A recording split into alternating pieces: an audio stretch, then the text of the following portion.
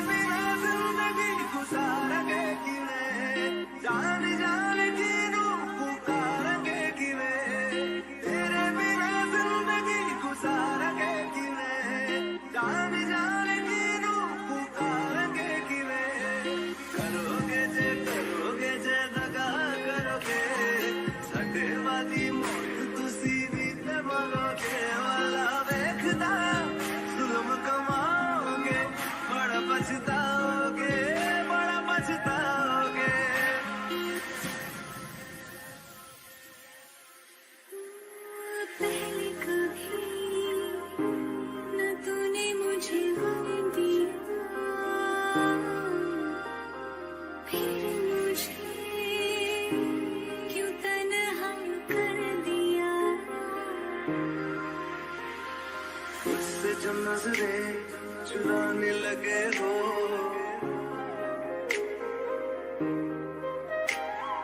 लगता है कोई और गली जाने लगे हो।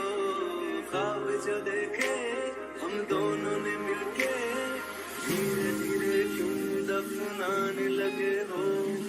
करना तू और बर्बाद छड़ दे, रोंदे आता लेना स्वाद छड़ दे। जे सानू प्यार लई है न तरसाओगे,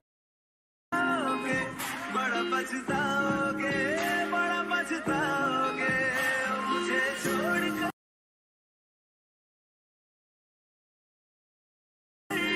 जो तुम जाओगे, बड़ा पछताओगे, बड़ा पछताओगे।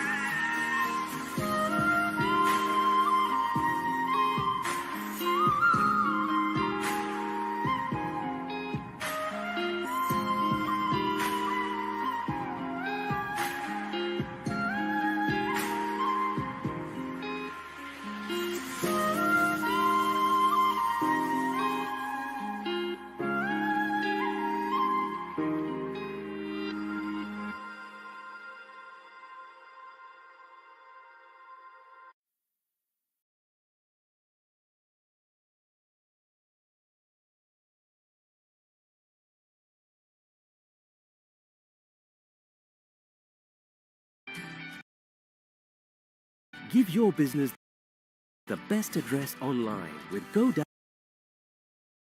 range of domain names. Choose from tons of domain names and fresh domain extensions to help make your business stand out from the crowd.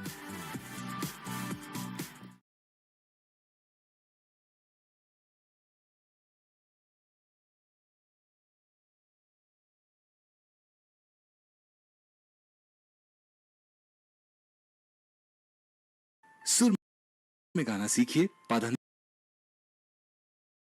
App के साथ। AI powered personal music teacher from Saregama. Lakh सितारों की एक थी दुआ, दिल पे तभी तो जोर न चला। खुदा इश्क रे, इश्क रे, इश्क रे, खुदा इश्क होते।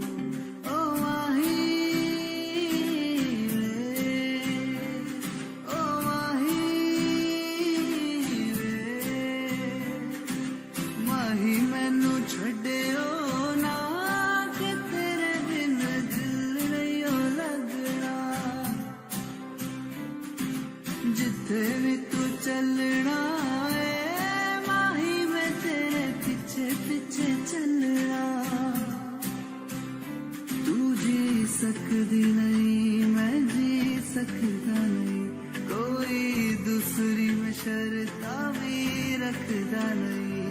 क्या तेरे बाजो मेरा सच्चिया मोहब्बत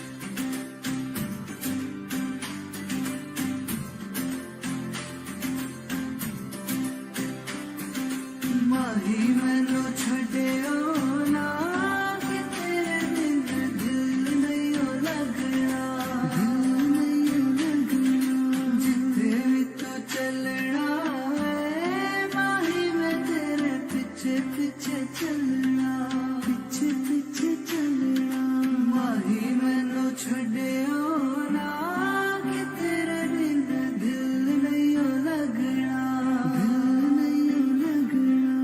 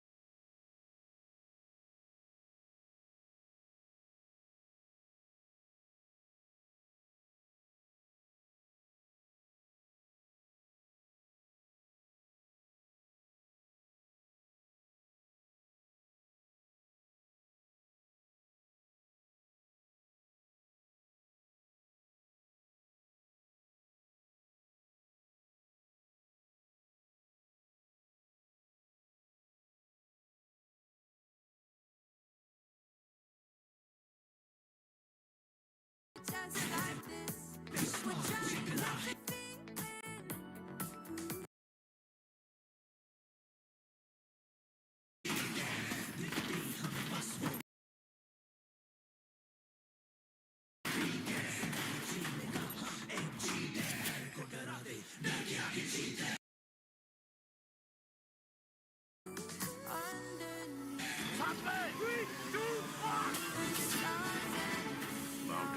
डर के आगे जीत है। जल्द करने निकले थे, फिर हो गया।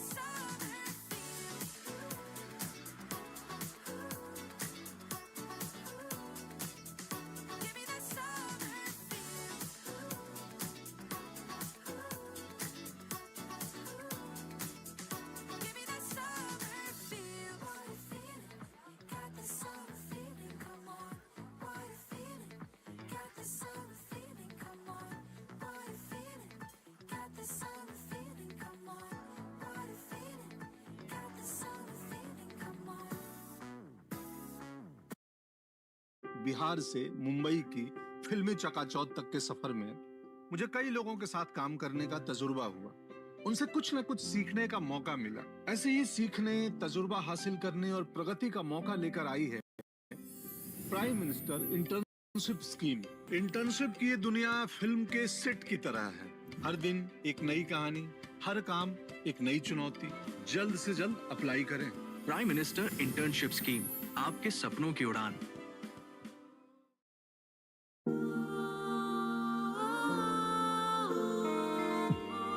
I was listening to the ocean. I was listening to my heart. A memory, a melody, a moment apart. Make me whole. Make me whole.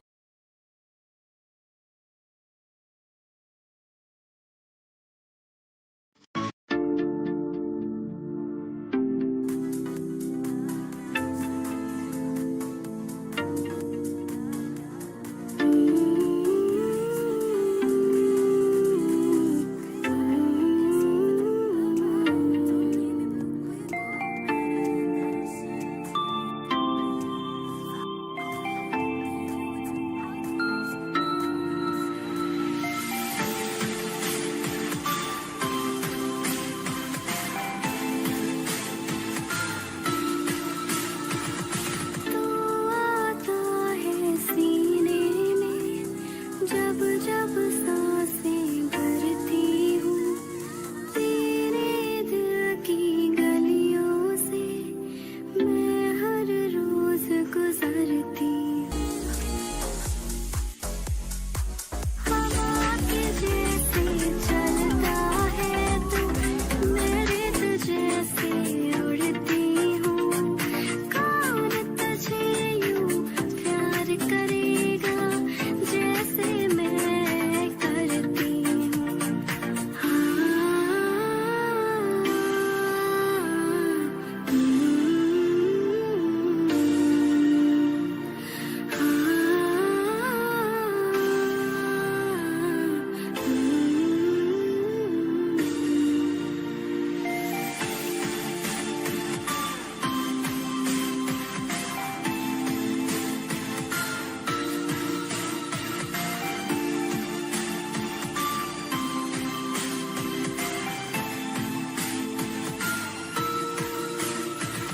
मेरी नजर का सफर तुझ पे ही आके रुकी, कहने को बाकी है क्या, कहना था जो कह चुकी। मेरी निगाहें तेरी निगाहों पे, तुझे खबर क्यों।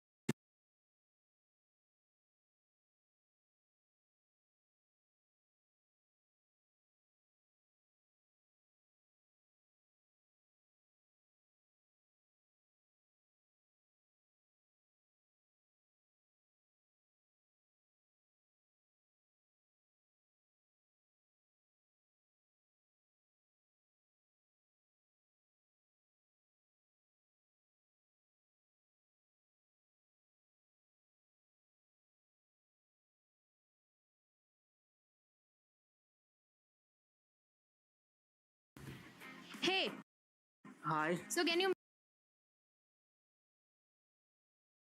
make a website using Python in 15 minutes? In 15 minutes,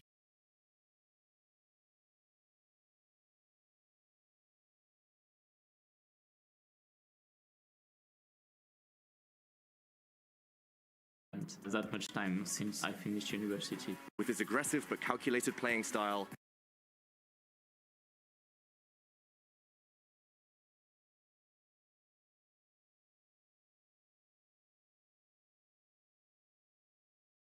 he's one of the top players of the world. Now, his next challenge begins. Freestyle chess. Well, what's challenging with freestyle is, of course, the fact that you don't have a ground.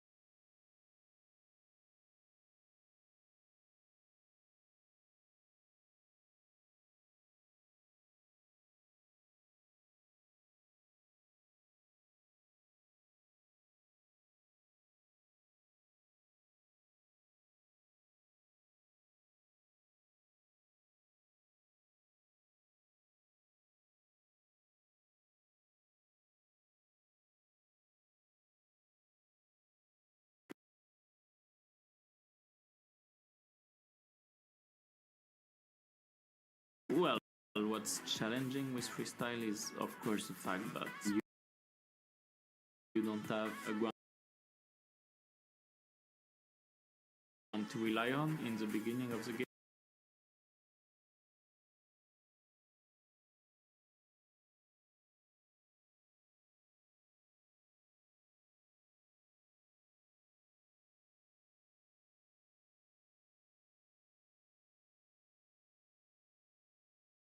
In general, it was always about interesting problems, and I'm trying to find the solution. And to me, it feels really tightly connected to my chess. And I am a bit sad that I haven't spent that much time since I finished university. With his aggressive but calculated playing style, he's one of the top players of the world. Now, his next challenge begins. Freestyle chess. Well, what's challenging with freestyle is, of course, the fact that you don't have a ground to rely on in the beginning of the game. And mistakes can happen very early, so it takes some time to figure it out. With an ELO of 27-22, he stands among the elite, an undeniable force and a true threat to claim victory. We live in a time period where chess has never been bigger. Getting chess into the big stages was always one of my dreams, and we are slowly getting there. Jan, the first day of the finals is over, and what a day it was. 4 decisive results. Jan, the first day of the finals is over, and what a day it was. 4 decisive results, action everywhere. I imagine you're a very happy man tonight. I couldn't be more happy. It's just so exciting, and especially like when Grandmaster plays each other once over. scream, you know, when I was in front of the door. I said, what happened? So I had to first.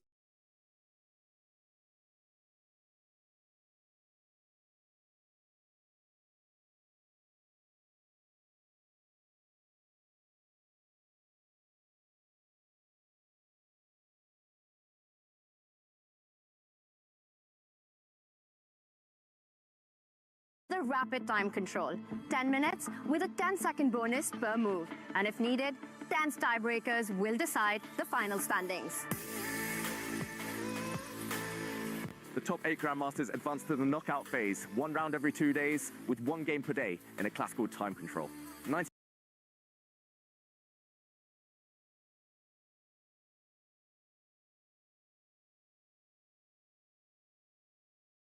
minutes plus 30 seconds per move. And to reward the best performers of the round-robin stage, the top 4 players choose their opponents from the bottom 4. Players who get eliminated don't go home.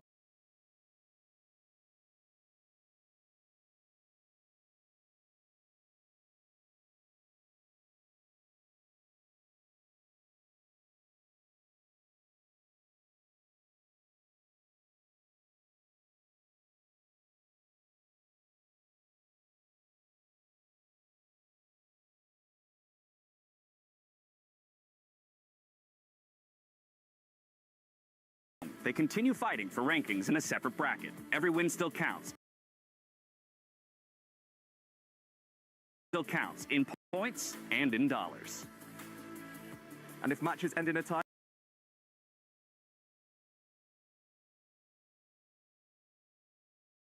and they couldn't find anything like after 94, anything decisive, so I decided to grab the queen.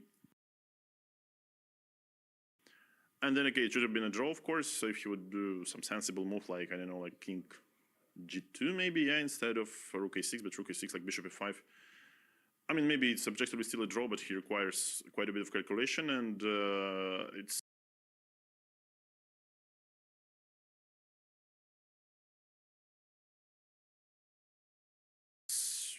I mean, it's not as easy as it was, as it used to be, and no wonder then in the time trouble he suffered, like he played a few incorrect moves and lost eventually. I understand it's a little bit frustrating to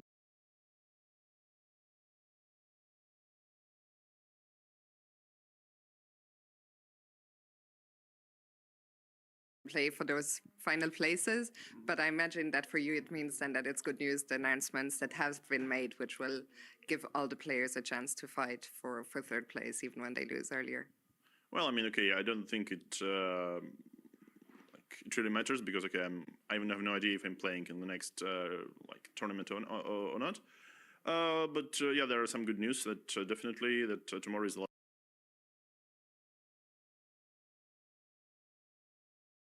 day of the tournament. Will you try to qualify for Las Vegas? Actually, no idea. So, well, let's see, like if I'll get a direct invite or not. And I mean, I can't say that I'm like such.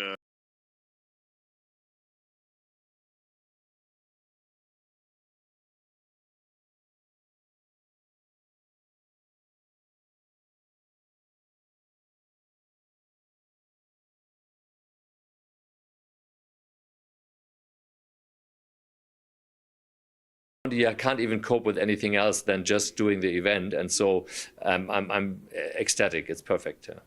Well, Jan, thank you very much for the show you've put on here, and I think we're all looking forward to a fantastic final day. Thank you. Thank you, Fiona. Thank you. Thank you.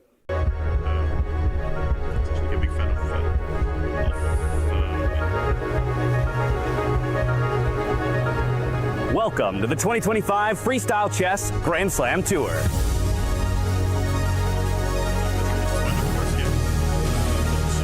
12 of the world's greatest chess players will battle in a unique and thrilling format. No opening preparation. No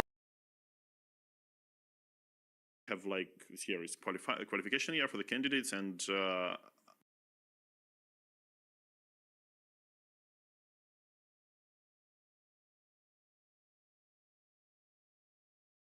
have to consider if I still try my best at other tournaments, let's say, to collect some circuit points. So, okay, April was completely free, so that's fine, and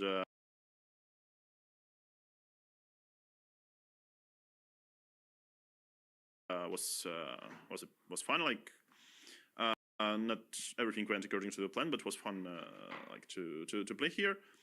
But besides that, I mean, I'm not sure like what's my schedule. Yeah, of course, like the second half of the year is crucial, like World Cup, the Grand Swiss, but maybe during summer I'd focus on classical chess. But you know, it's still quite some time to find out.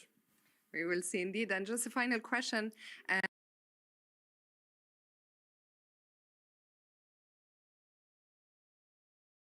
The final match is still happening between Magnus and Hikaru. Your assessment of that? I didn't check the position for quite a bit, but when I saw it, I think like I would probably pick white, and this knight on h6 looked quite dangerous, and also white was a pawn up. I'm not sure what happened since then, because okay, I was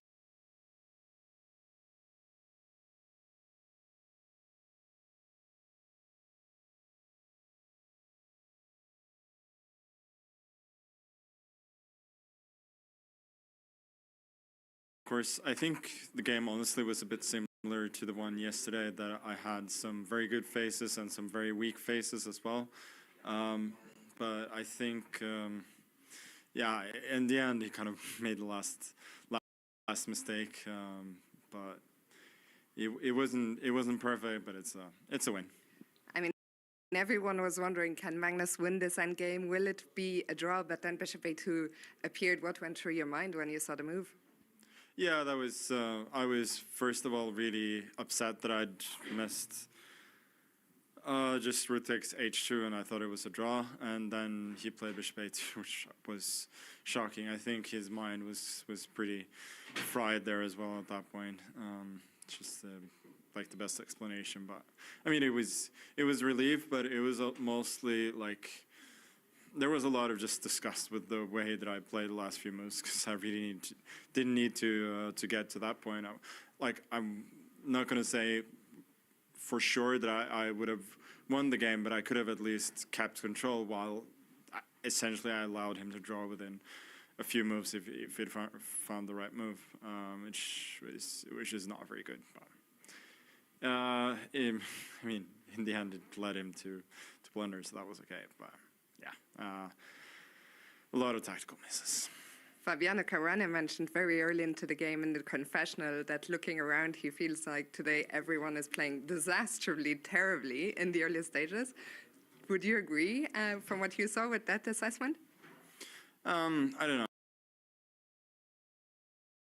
I think Hikari certainly messed up the opening in a pretty big way. But the thing about freestyle is that the positions are difficult and irrational, so you can often come back into the game because your opponent, in this case me, will make mistakes, and as long as you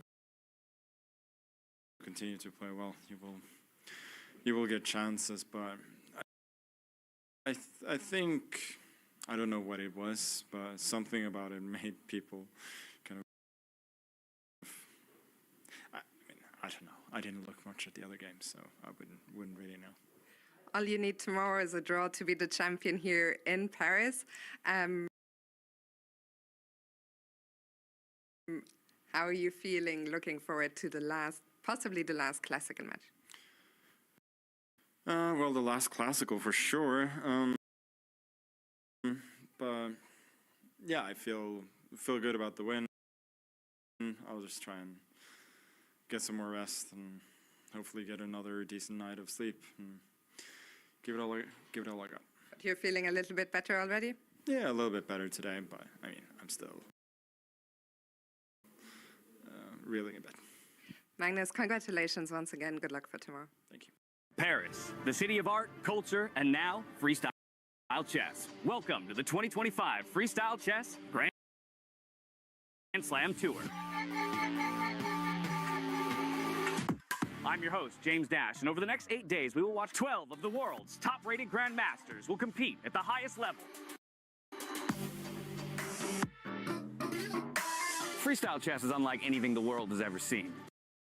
And who better to bring in this fantastic event than my incredible friends, David Howe and Tanya Sachna. James, it's great to be back with you boys. Paris is the perfect city for the second leg of the Grand Slam Tour.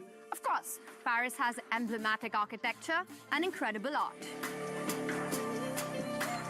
But the city is also home to iconic chess history, from casual matches in Jardin de Luxembourg to 3 global chess tournaments in the 19th century, to chess cafes that have attracted the likes of Voltaire, Rousseau, Ben Franklin, and even a young Napoleon. You're absolutely right, Tanya. Paris has been the setting for some thrilling chess tournaments throughout history, from famous artists like Eugene Delacroix to legendary chess players like La Bourdonnaise and Alexander Alekhine. Freestyle chess is now going to write the next chapter in Paris's chess legacy.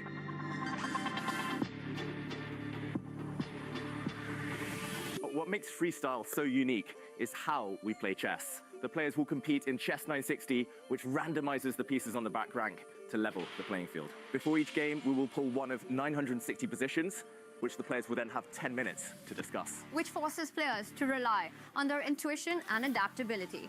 Every move is crucial. And as we know from the Weissenhaus Slam, drama is guaranteed.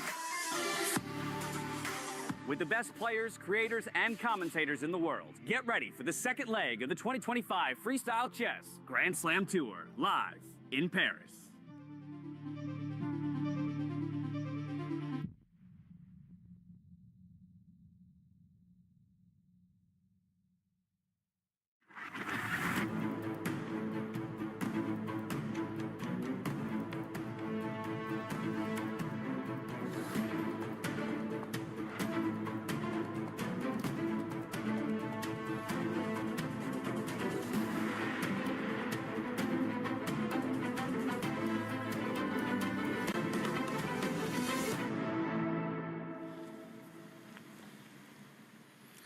Hello and welcome to the final day of chess action here in our beautiful host city of Paris, France. 7 days have brought us here to our final day and our final pairing of Magnus Carlsen versus Hikaru Nakamura. We enter this final day, though, of course, with Magnus up 1-0 in that bout. Yeah, what a week it's been. We were reminiscing earlier today. We were sad that it's about to come to an end, but still, of course, some intrigue. The big questions yet to be answered. Hikaru, he needs to bring his best today. It's that simple to have any chance of striking back against Magnus. At the end of these tournaments, I always get a bit emotional because what a roller coaster it's been. But I think for Hikaru, it'll be extremely important to not let any of those emotions play out from yesterday. His task ahead of him, he has to go all out, give it his all. It's the final day. A draw as good as a loss. So come out all guns blazing. Yeah, and of course, we will still have 4 boards in play today, as everything from 7th place all the way up to 1st place is still in play. And in kind of a very serendipitous way, every single one of those matchups somewhat mirrored that of the finals, ending in decisive fashion. So it's 1-0 score lines across the board in our tournament tree. But here you can see the fans are out in force. And lucky fans they are, because you can see all the way there at the back of the camera, Jan-Henrik Buechner, the one to usher them in for a bit of a tour around the venue, getting up close and personal with some of their heroes and seeing all of the chess action as it breaks down here today. Got to wonder who they're fans of. Who are they going to be rooting for? Is it Magnus Carlsen? Is it Hikaru Nakamura? The fan base is definitely split, I can tell you that much. I think both these players have I don't know, an equal number of people rooting for them, a bit of crossover. And we spoke about this yesterday, that you could either be a Magnus fan or a Hikaru fan. I think regardless of what happens, chess always wins. I am hoping that the final does go down to the wire. You know, we get those playoffs between. Hikaru does make a comeback. Yesterday, he got so close to actually saving a very difficult game against Magnus. It was just one move. Ultimately, it was just one kind of, well, slip of the mind. I don't know how to explain it. Just something, just in this incredible blunder that didn't have too much logic behind it, it seemed. It just felt like Hikaru, the moment got to him, the pressure of 3.5 hours of play. And yeah, Magnus, of course, will punish you for mistakes like that. But Hikaru has white. He's played great the last few days in general. There's many reasons to be optimistic. Yeah, perhaps letting the game slip in uncharacteristic fashion, but I think that's why so many of us are wanting for him to strike back, because up until that point, it did feel in a number of ways like a very even matchup. Absolutely, and Hikaru called that moment of slip, which cost him so dearly, insane. Yeah. And I think that's the only way to explain it, you know, because the most natural move in that position was the saving one. I think for me, the most astonishing thing about the whole matchup, James, was that how when we had the players in the confession, both thought that they were doing well out of the opening. They liked their own position better than the other. And I think for all of us, we felt Magnus on the push there, but Hikaru thinking that he's the one who's got the upper hand. That was very interesting to watch. Yeah, Hikaru, he will need to retain his optimism today. That's the one thing all the top players have in common. They always believe in themselves. Like when push comes to shove, they always think they're doing well. You turn the board around, they still think they're doing well.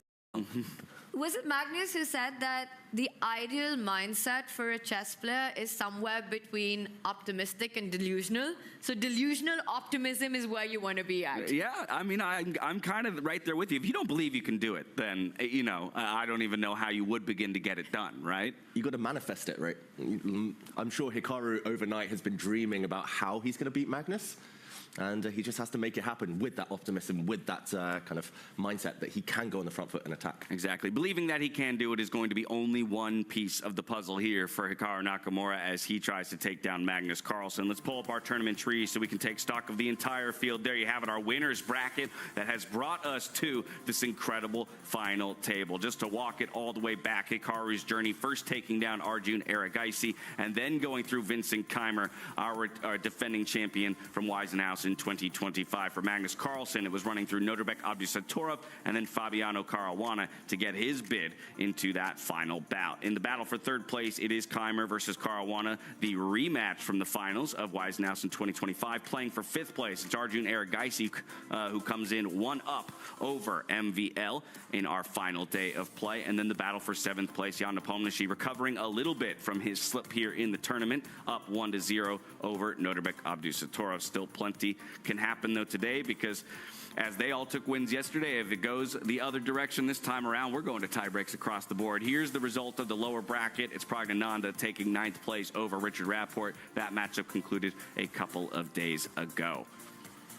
Just thinking about all the action, you know, the decisive chess that we saw in our main bracket right there, and just the road and the path that Magnus and Hikaru have had all the way through. For Hikaru, first taking down the Freestyle Friday, killer there in Arjun Erigaisi, and then the Giant Slayer in Vincent Keimer, and Magnus with an equally impressive path, first against Norbek Abdusattorov, and then a convincing victory over a very in-shape Fabiano Caruana. Yeah, that's true. And maybe Hikaru does need to actually look at that match against Abdusattorov that Magnus had earlier in the event as a bit of inspiration. Magnus struck first there, very convincingly. But the second day, he was on the ropes, he was struggling. I think Hikaru, in the same shoes as Abdusattorov there, would have struck back, would have taken the match to tiebreak. So Magnus isn't infallible. Yeah. Magnus isn't kind of the perfect player in freestyle, at least. Hikaru definitely has a chance. But it does feel that those human moments that Magnus has during the game are far fewer than the others. So when you do get that opportunity, you want to strike. We were discussing what kind of chess Hikaru needs to bring on, and I completely agree here. You know, he needs to get Magnus out into that chaotic dogfight, sort of get him out of his comfort zone. Because David, if both of these players play to their strengths, which is the strategic positional battle, it's going to be hard to win against Magnus today. That's Hikaru's one problem, I think, historically. His biggest strengths, Magnus' biggest strengths, they overlap slightly, but Magnus is just that tiny little bit better in those technical positions, as he showed yesterday in that endgame. I think in general, there's going to have to be some risks taken today, right? Again, you don't want to go into a stock standard, very subdued game where you ultimately end up time trouble, endgame situation against Magnus, and maybe have a repeat of what happened yesterday when you're feeling the pressure of the moment at the very end. High risk, high reward. When you're playing against the GOAT, you got to be the butcher there, right? You have to get those risks. You need to do that right now, and I think Hikaru knows it better than anyone. Well, that's a mental image. Yeah. I mean, there's literally no difference between a draw and a loss at this point. Zero. True. In prize money, in tour points.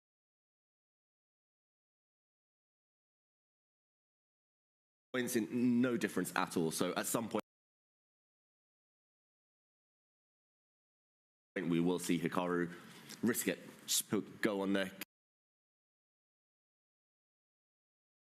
killing spree. I don't know what he's going to do. He's going to be slashing around with. Speaking of what's at stake, what's in play here today at the Paris Grand Slam? It's $200,000 in 25. Magnus Carlsen versus Hikaru Nakamura, world number 1 versus world number 2, the ultimate dream final. And the first game delivered. Magnus Carlsen with early ambition, sacrificing a pawn for activity, for space, and trying to put pressure on Hikaru right from the start. Oh, wow. Big move. Big move on the board. It's a pawn sacrifice from the world number 1, Magnus Carlsen. I was talking about setting up this move with a pawn push first, but Magnus says, no, I'm going to blow open the flank. But Hikaru is one of the best defenders out there. And for a long time, he held firm. It was tense, it was tactical, and it looked like Hikaru might just hold. But then, a fatal bishop move. One slip from Hikaru, and there was no way back. Calm, smooth, clinical. Carlsen converts and he takes the lead. An opening! No! I said it at just the wrong moment! Oh my goodness! He moves his bishop away. It's very unclear the point of that move. What? Does Magnus have an immediate knockout? And now Hikaru needs needs to win to take it to tie breaks. In the match for third place, with a ticket to the next Grand Slam on the line, Fabiano Caruana made a huge step against Vincent Keimer. He enjoyed a tiny edge for a long time. Vincent defended with incredible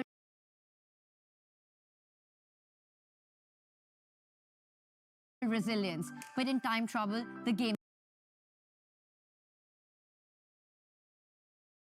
slipped away. Fabi had an extra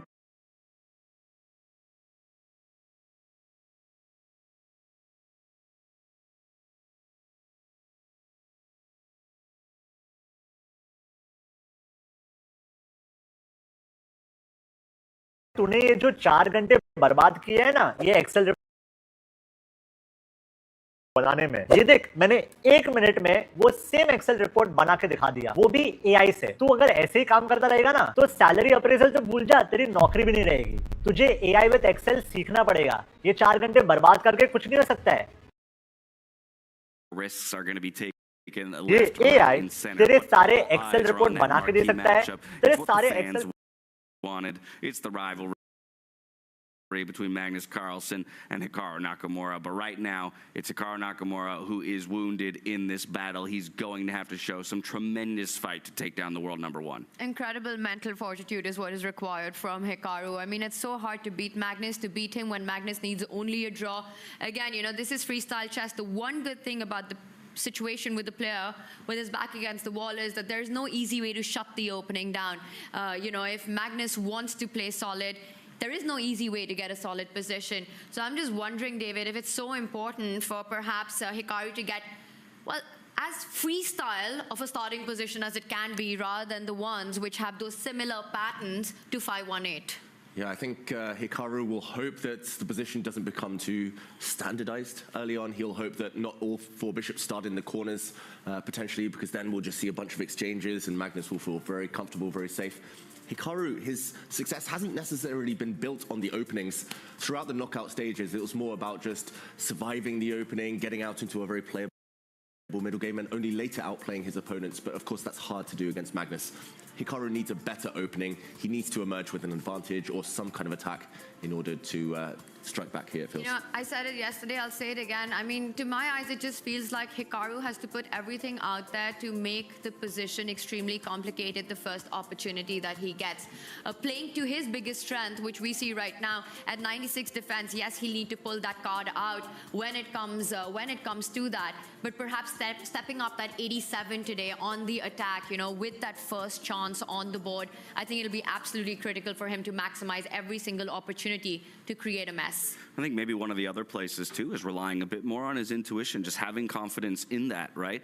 There was a couple times throughout a number of his matches in this tournament where we see him in deep calculation late into the game, and obviously you want to make sure you're checking all your boxes before you make a move, but at the end of the day, we've seen him also kind of creep down into time trouble, and Magnus is the kind of guy who will keep applying that pressure to you. So trust in yourself, right? And maybe play a little bit more to that intuition and really believe that you can bring, you know, your top level, and maybe that's going to be enough for him today. Hikaru always stopping to say hello to his adoring fans on his way in, even having the shuttle stop right there, you know, before taking him the rest of the way into the venue. Yeah, not all of the players do that, we should mention. Hikaru always making a point every single day.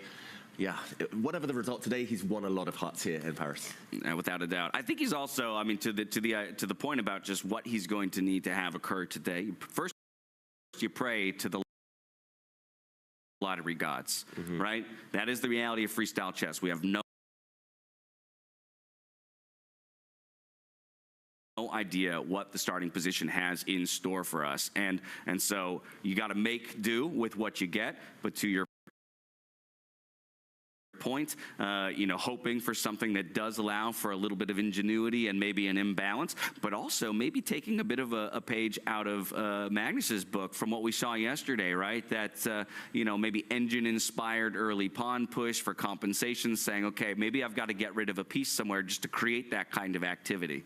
I think that was a Magnus-inspired move right there. You know, when he pushed that pawn early on, it was such inventive, innovative ideas on the board, getting his knight stuck at the corner right there, which funnily enough, Hikaru thought would play out to his advantage, saying that, you know, having the knight there the way Magnus did should be better for him, but it was in fact Magnus's biggest strength. So exactly, you know, the way Magnus pushed that early pawn, getting the imbalance going, is what Hikaru needs to be aiming for today. But awesome to see those pictures with fans coming in. It just shows that Hikaru is in a good mood and hopefully in for a big fight today. And to your point just now, obviously we had the benefit of the engine all day yesterday, as well as Magnus's own perspective on his opening. But we heard Hikaru say in those post-game interviews, I felt at many points that my position was better, or I was stronger and had winning chances in this game. We also had an opportunity to speak to Magnus as he came away from his game just yesterday. Let's take a look. It was interesting, Magnus, because Hikaru seemed to feel that he was doing quite well out of the opening, but evaluation said that you were pressuring quite heavily. How did you feel about the game at that point? Yeah, I felt great, honestly, from about 3-4 moves. I thought he would have to play quite precisely in order not to essentially get run over. Yeah, it felt after about 7 moves that I had such a good choice of continuations. It was hard to pick, really. And my original idea there, I think, was probably the best, which was just to exchange this bishop and go for total dark square control. And somehow I decided it wasn't quite enough, and I wanted something that won even more convincingly. And then, you know, he started, as he does, started to defend and come back in the game. So I was really not happy about that, but I think as a chess player, you know, it's better to be optimistic than pessimistic. So I think maybe that kept him going. If he thought his position was good, it's better maybe to think that than that it was not good. Just to summarize quickly, are you happy about what you create today, or disappointed that you let the position slip away? Yeah, it's a bit of both. It's a bit like yesterday that I just don't have the energy to play to play really good games. Like I can still be creative. Like I can still understand the position and like the dynamic and strategic ideas. But I cannot implement them without blundering, which is what happened today and yesterday. And it's also strong opponents that will take chances if you give it to them. So it's kind of what it is right now, that I shouldn't expect too much of myself. But I'm happy with the fact that I managed to solve some problems out of the opening at the very least. And essentially I had to win the game 3 times today. Like I got 3 winning positions and I gave them away, or at least I got 2 clearly winning positions, and both times sort of threw it away. Yeah, it worked out in the end. But you kind of want to play good games. Like I don't want to be too hard on myself, but I want to actually be able to finish some of what I created. So when it ends up like this, just, you know, I'm just winning because he made the last blunder. It's not as satisfying, of course. Thank you so much. Thank you. Not as satisfying for Magnus Carlsen to win off of a blunder from Hikaru, but either way, he gets the result he wants and needs coming into today to set himself up, you know, really ahead of the pack here in Hikaru. But again, even somewhat aligning with what you talked about earlier, better to be optimistic than pessimistic, he says here, you know, and so maybe that was really what fed into Hikaru's evaluation of the position. I don't want to just tell myself I'm already in a dead loss position, then where's the fight going to come from? I think it's really important to stay positive about what you have and believe in your resources, and I think that's exactly what makes Hikaru Nakamura such a fantastic defender in positions that so many of us would immediately give up on, that he sees these resources, he sees these chances, you know, that cliche of it's not over till it's over. It's really true when you're playing against against these guys. And to Magnus's early point as well in that interview, that it's sometimes not about how you do it, but the fact that you get the job done, that you finish it, especially in these mini matches of best of two. He gets the lead. It's a dream position. And he might have been inaccurate in those couple of moments. But David, overall, still a very beautiful game by Magnus start to finish. Yeah.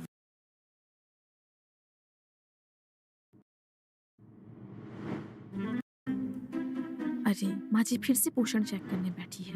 अब क्या होगा? आज तो मेरा भी number है। बड़ी बहू का वजन ठीक है, छोटी बहू का पोषण ठीक है। गुड। वाह मेरी लल्ला। अरे माँ, ये सब आपने कैसे ट्रैक किया? देख, बस 3 आसान स्टेप फॉलो कर और जान ले सारी पोषण जानकारी। अब घर बैठे मिलेगी सारी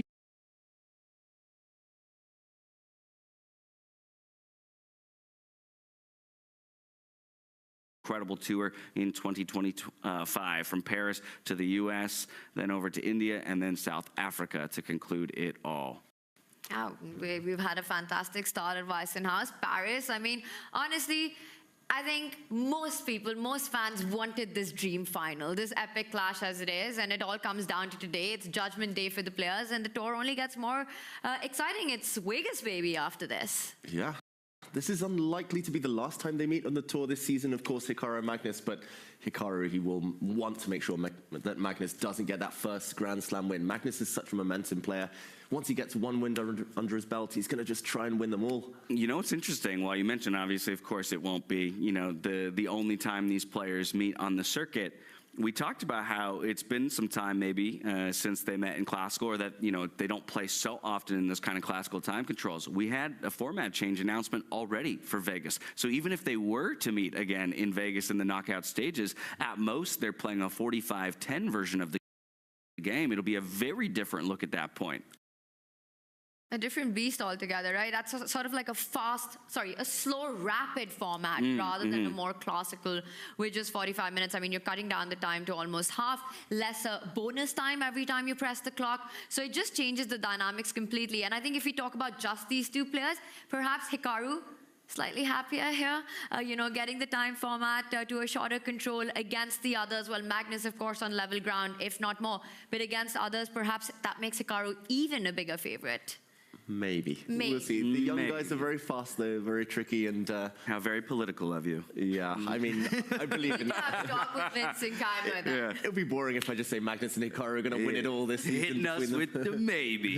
But speaking of Vegas, I think as well, let's consider that Vegas is in play for our third place battle as well. Winner of that will book their ticket straight to Vegas, and it's a rematch of our finals from 2025 Weissenhaus in Vincent Keimer against Fabiano Caruana. So maybe a quick touch on that matchup. Again, it was Fabiano this time around who came out on top through day one. That's the exact opposite picture of what happened in their final in Weissenhaus, where Vincent won on day one and then held him to a draw on day two to ultimately take it. Now, shoes on the other foot. Fabiano, that's all you need is a draw or better, my friend. Yeah, Fabiano's looked great. Maybe one bad day against Magnus, but other than that, the last few days have been fantastic for him. Vincent, though, now 2 losses in a row in 2 consecutive days, both with the white pieces in the classical against Hikaru, then Fabiano. It's been a bit of a rough ride for him, the first real kind of hiccup for Vincent Keimer, and it does feel like maybe a slight run out of steam here. He's given everything. He's done so well.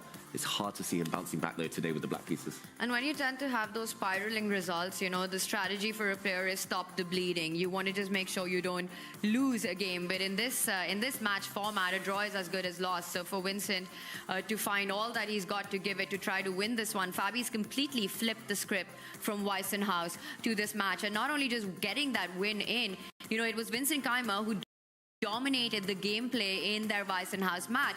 But yesterday with the black pieces, again, from the very start, Fabi had that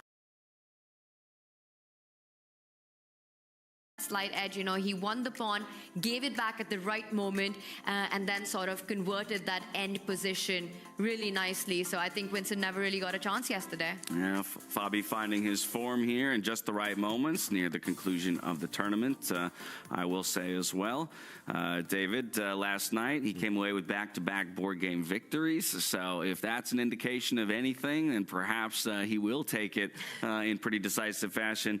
By the same token, I did share an elevator ride with Vincent coming in from his evening walk, and he seemed in very high spirits, regardless of the result that happened yesterday. So maybe there is still an opportunity for him to bounce back and end on that high note, while maybe sour in his mind just because it doesn't match his Weissenhaus performance. Yeah, if he does recapture his Weissenhaus form, then he's got a great chance, of course. Vincent, he does look in good spirits here, looks very healthy these days. Yeah, just always fighting hard on the board. But yesterday, just some slightly uncharacteristic decisions, I would say, from Vincent. Strategy, those kind of technical decisions tend to be his big forte. But yesterday, even in a difficult position against Fabiano, unable to really kind of show his strengths. So yeah, we'll see. I do think Fabi starts as a big favorite, though, to clinch the match.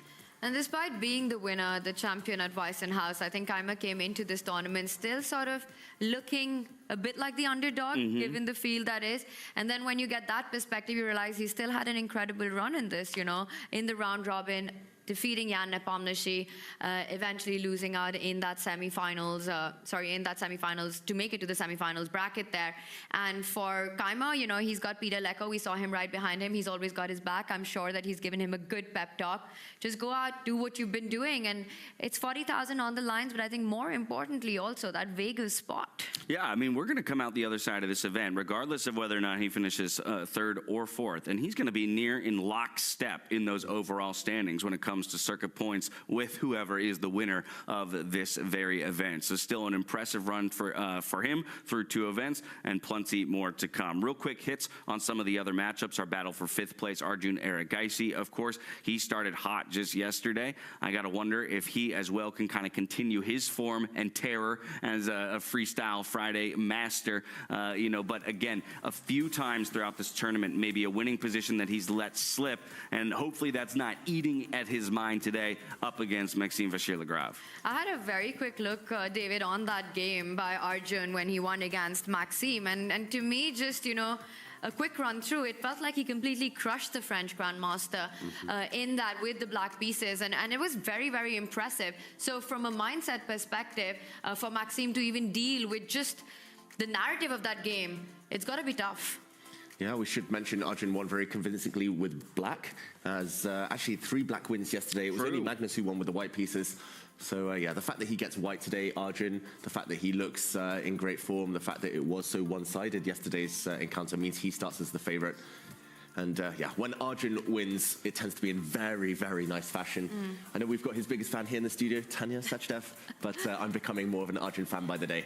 That being said, Maxime, we cannot understate the fact that all the home fans will be on his side, and yeah, egging him on. Definitely cannot discount him on home turf and taking his turn to greet all of the Parisian locals. You love to see it. I do wonder, especially with those graphics in mind, right? Again, the highest score there for Arjun Erigaisi, his attacking score. We talk about flipping over to the white pieces. That, if anything, that to me bodes even better for him, considering that he played so well with black to begin with. Absolutely. But again, you know, the good news for Maxime is that it's freestyle chess. So for Arjun to really even sort of guide the play to the kind of positions you want, it's not a given. It's not obvious. So much of it depends on those 10 minutes before the start of the round when we've got that lottery going on, what gets pulled out. So Maxime will get his chances. He's a player who doesn't back down when those opportunities arise. I think it's going to be a big fight. I wonder, what are our predictions? Does this match go into tie breaks? Arjun and Maxime? No. You think Arjun takes it? I think Arjun takes it, yeah. I love Maxime. I want to say yes, but I can't see him bouncing back. I think Arjun's just too in form right now. He really is. I mean, despite his loss earlier on, I think just the consistent play he's had, whether it was faster play or rapid or classical, very impressive. I agree with you. I mean, we'd love to see this one fight it out because these 2 players, again, fearless chess by them on the board. But I think Arjun just yesterday, it was it was awesome to watch that game, actually. Yeah, one more battle for us to touch on before we reorient towards that marquee matchup and our final. This is, of course, the battle for 7th place between Jan Nepomniachtchi and Norbek Abdusatorov. It was Jan who took a win yesterday over Norbek, and what a necessary thing it almost feels like to put a stop to the slide that was kind of his performance following such an impressive round robin. Again, I'll remind everybody, 8.5 points scored in that round robin, #1 seed. He picks the poisoned player in Vincent Keimer. He chooses his own death by way of the defending champion, and from there it kind of went from bad to worse. But with a little bit of a recovery yesterday, I wonder if he's just going to be playing, continued fast, loose, put the pressure on Norbek. He ended the game yesterday, Tanya, with the win, still 30 minutes of time in his bank. It was amazing, and it was again a very crushing victory. A similar storyline to Norbek, right? You talk about the slide through after the round robin. This guy's got something to say about that as well. Runs into Magnus, loses to him, gets the win against Maxime Vachier-Lagrave, eventually goes down to lose that match. It almost feels as if Jan Nepomniachtchi and Norbek Abdusatorov came into the match yesterday just wanting to vent out all their frustration that had been brewing up over the last few days, because that was an explosive game completely, and for Jan Nepomniachtchi to get it done with 30 minutes on the clock, a crushing sort of a checkmate on the board, a very difficult one to deal with. It was, another fiery match. Yeah, and how about that? Abdusatorov, all business, straight, just beeline into the playing hall there out of the shuttle. He wants it too. He's a fighter, he's a warrior. He has not been lucky, I'm going to say, throughout this run. Running into Magnus Carlsen, had chances there. Against Maxime Vachier-Lagrave, he was almost getting the job done. Maxime made a big comeback, and yesterday, it just didn't go his way. Also, Abdusatorov, it feels like he's due a big breakthrough in his career. Right. Ever since 2021, winning the World Rapping Championship, he's always been thereabouts. He won the Olympiad, of course, in 22, but just that next step, it's eluded him. To your point, it's hard to have that big breakthrough when you keep running into Magnus Carlsen. It's like, well, that's who I have to have my breakthrough against? Can't there be a ramp-up period? Can I go through somebody else first?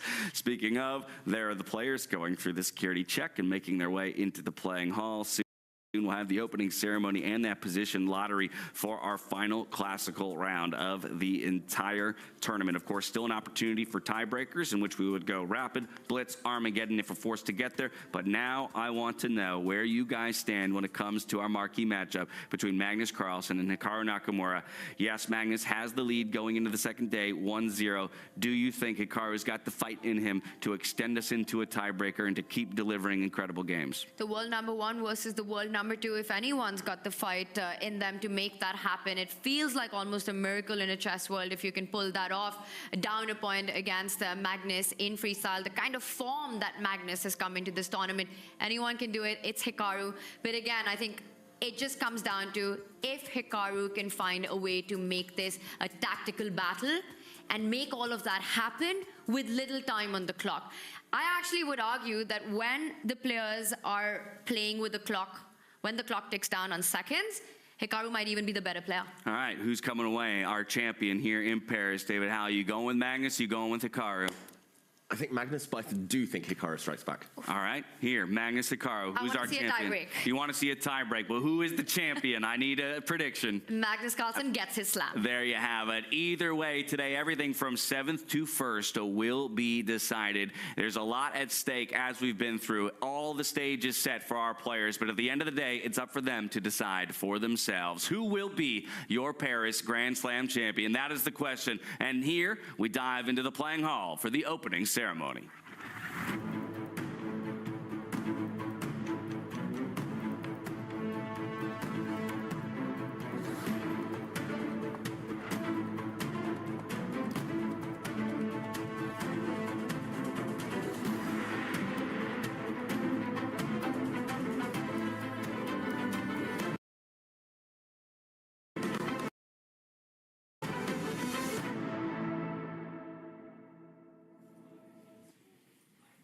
Bonjour Paris and welcome to the day 2 of the grand final of the Freestyle Chess Grand Slam in Paris.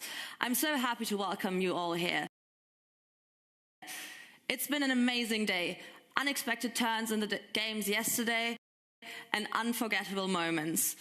So now we would like to watch the highlights of the first day of the Freestyle Chess Grand Slam.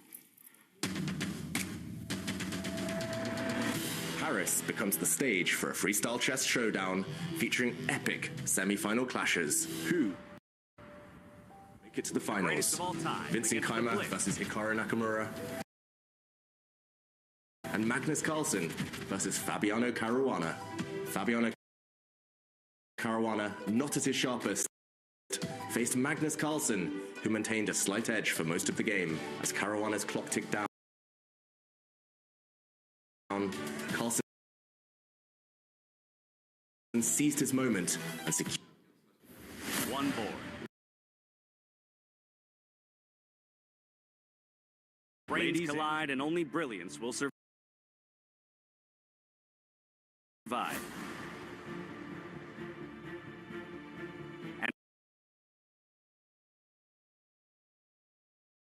And across the battlefield, other titans are clashing too. Vincent Keimer versus Fabiano Caruana. Arjun Erigaisi versus Maxime Vachier-Lagrave. Jan Nepomniachtchi versus Norbert Abusatoro. Who will win the games?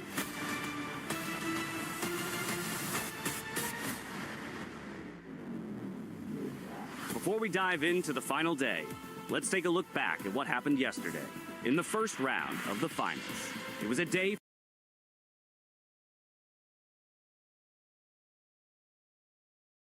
full of tension and spectacular moves. In a surprising turn,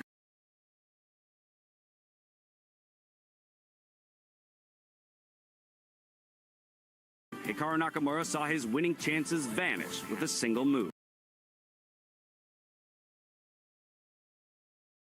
An unexpected slip that opened the door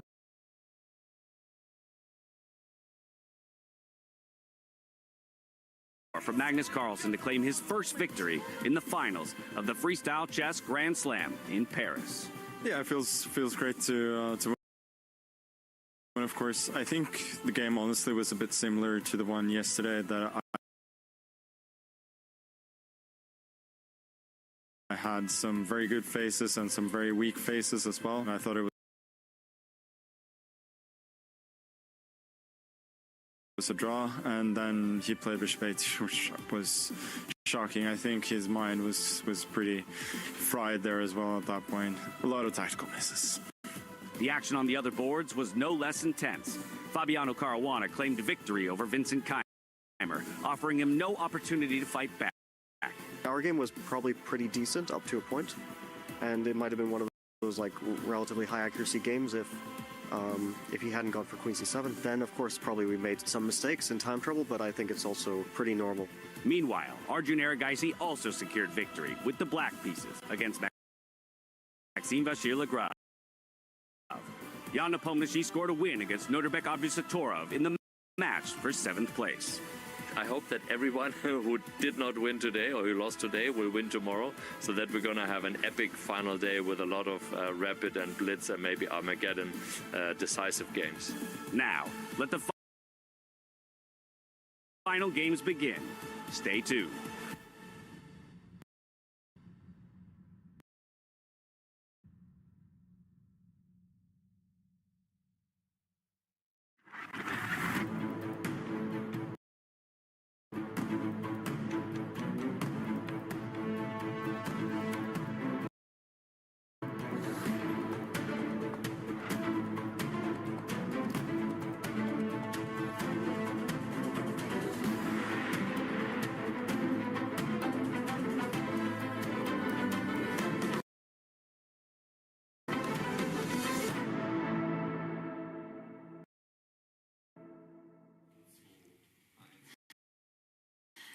Now I would like to introduce the finalists to you again. He came in on a wave of success, going into the final completely on fire. So then he had yesterday, the game where one mistake made him come under pressure. Today he has to win to go into the playoffs. But if we know one thing about him, is that he is more than capable of a comeback. Please welcome with me Hikaru Nakamura playing the white pieces from the USA.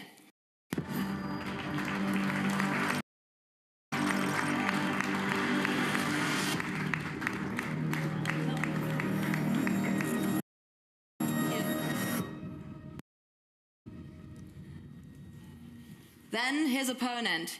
He won an incredible game yesterday and seems to be the all-time favorite. The GOAT, focused, calculated, and cold as ice under pressure. Today he has the black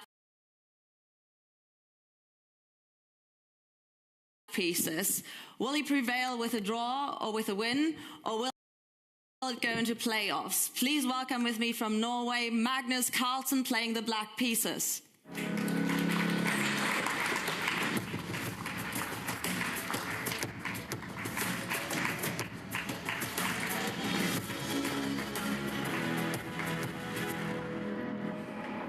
And just as yesterday, players, good luck and may the best one win.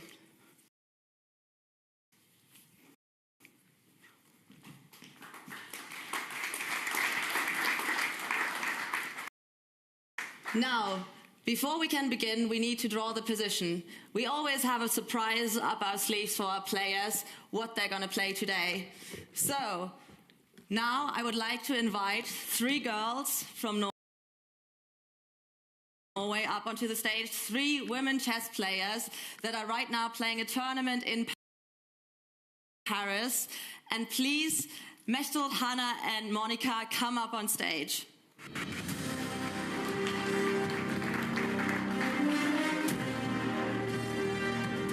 Let's go.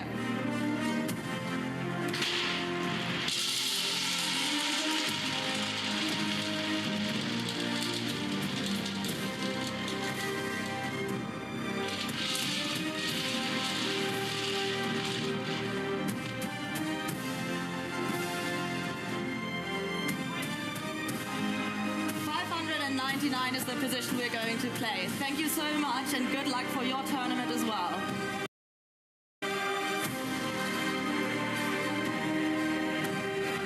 All the players will now have time to prepare on their side of the room, and thank you very much for your attention.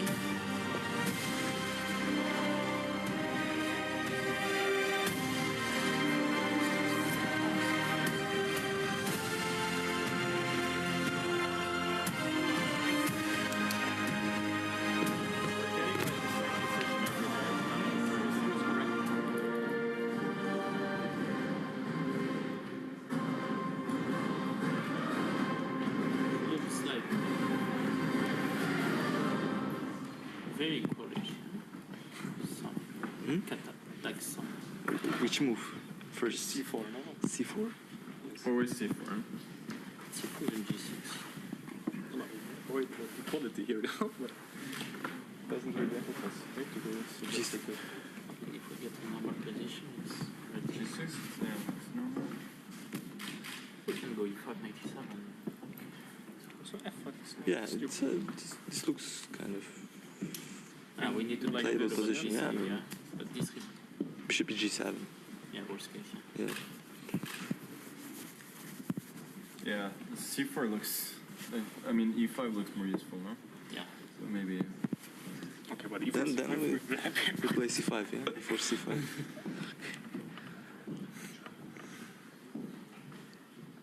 Okay, D4. D4, G6, yeah. I mean, why not C5? Okay, let's start with this then. Okay. Why C5? G3? Oh, retake. Okay, knight F3. Knight F3, Queen C7. No, that's good. This I don't mind. B6, Bishop D7. Oh, that's also great for us, right? Yeah. But knight F3 is. I mean, yeah, here, yeah, you mean?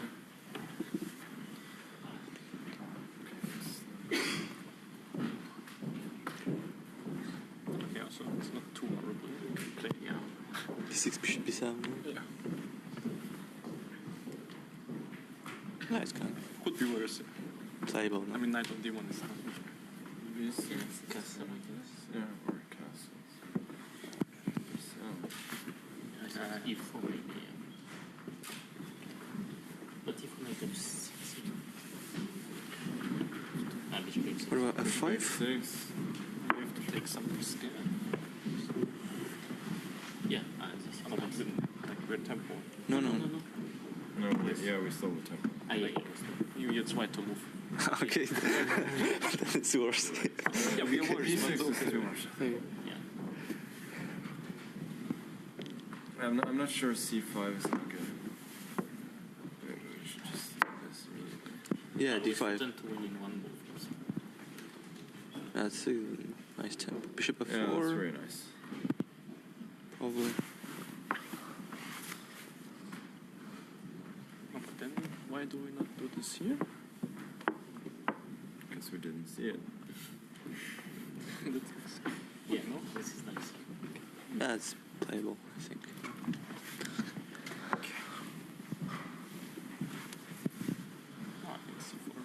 I think this is good. C5. C5. Okay.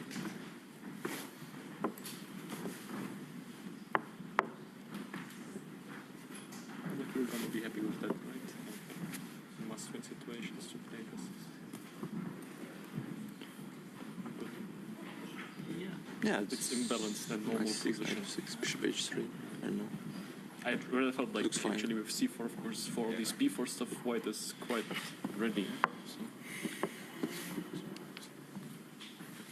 c4, g6.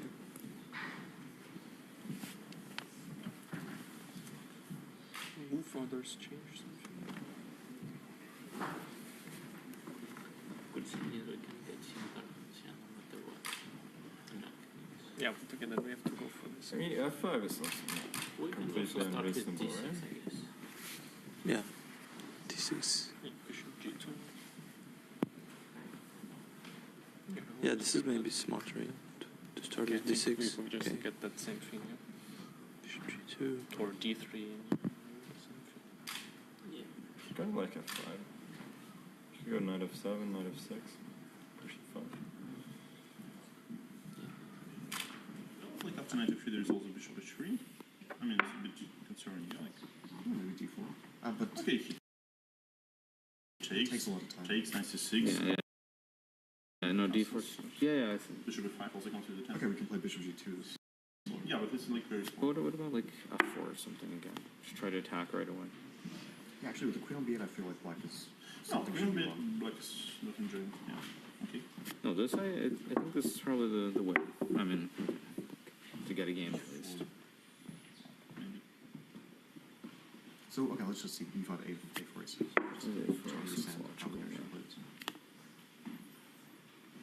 Maybe bishop e2. Or g3. Generally should be happier with g3, bishop e7, knight f3. And let's see if knight c3, do we proc c6 or not? Ah, knight c3 is nice. But knight c3, c6 maybe is good for that, yeah, actually. Knight on c3 a little misplaced. Yeah, but still, I mean, c6. And he goes d5. So which one? You mean, what about this? Something like this? Takes knight c3, something like this, maybe? Knight c3 immediately. Ah, knight c3. Okay, yeah, probably more logical. More logical. I mean, we do have like take and c4, take queen h7, knight Yeah, f6, c2. I was thinking about that, but I thought the b pawn's probably weak. But I think like h7 pawn is not so meaningful. Well, it probably depends what happens here. Maybe first bishop b2, bishop b7, knight c3. Yeah. Because now knight c3 is maybe forcing bishop c6 or something. No, this looks like this looks playable. It's a bit annoying. Oh, we don't threaten the pawn, so it's kind of close. No, yeah, that's true. Just choose knight of 6 or something. I mean, I thought taking d5 twice. Yeah, we can. Like, I mean, yeah, that's true. There is So no fine, bishop yeah. c6, the bishop c6 is Yeah. so. But there's nothing else to move around one, right? I mean, besides b4. Like, Actually, not that knight f3. I think like all moves are maybe playable Knight here. f3 is fine, like knight f3, knight f6, d4. I mean, it's a bit solid. no, it's just normal. Yes, but we sort of we intend to play c4. I think yeah, that's the big difference. Knight f3, knight So f6. it's a d4. So big here, I don't like c5. Ah, yeah, c5. That's right. That's I'm the not problem. sure if c5 is good. Yeah, no, If c5 maybe like d5. maybe it's just great for it. I want to play this one. No, but actually it was G6 first. This was the Knight f3. this is the one you want to. So whenever you go c4. Yeah. Okay, c4, so bishop b5, for example. Okay, so first d5, c4, bishop b5, yeah. Would be the shortest game, yeah. But no, but here also, can you play knight e3 and c4 maybe, or something? Or knight c3 and c4. But I'm not sure. Like, what about knight this? E3. What about this? Knight f6. Bishop h6. So c6, d4. Bishop f4? Or no, sorry, yeah, sorry, e4 or g3? Which, okay, e4? Yeah. I just don't like doing this for a but maybe it's good. No, but you're also castling in one fine. move. It's super helpful. So let's say if he takes on 4, takes and so on. Knight f6, I guess. I just think you can take on bishop h6, yeah. Yeah, also, yeah. So, no, this is... Yeah, this is... Bishop g4 here. Bishop g4 here? g3? Oh, I don't know. Takes and takes on g4, yeah? Ah, you want to grab the pawn. Yeah, probably it's safe to take this pawn. Probably, yeah. And if c3, then you take on the 3 and you... Yeah, this I don't like. And especially for us, it's crazy. Yeah. No, for you guys, it's crazy. It's crazy. No, but yeah, probably... I like b4 first. Yeah, I mean, probably d4, b4. Probably the two best moves. Is b4, c5 possible? Ah, you want to do the same line? Just go knight f3, I think we can. Or g3. Yeah. But also I assume taking Just take something. Take knight f3. Yeah, I mean, it's hard to believe that this should be good. So, well, I think it's way more important, no? Normally it should be better. Like d4 maybe? b6.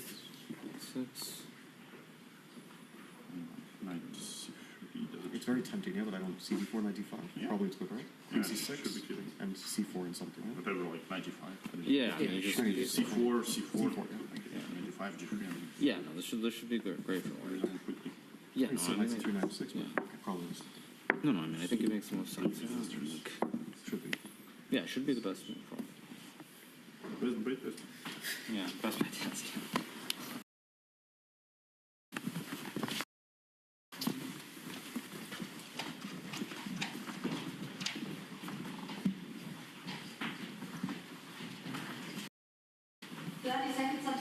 Position 599 is the landscape of our battlefield here for the final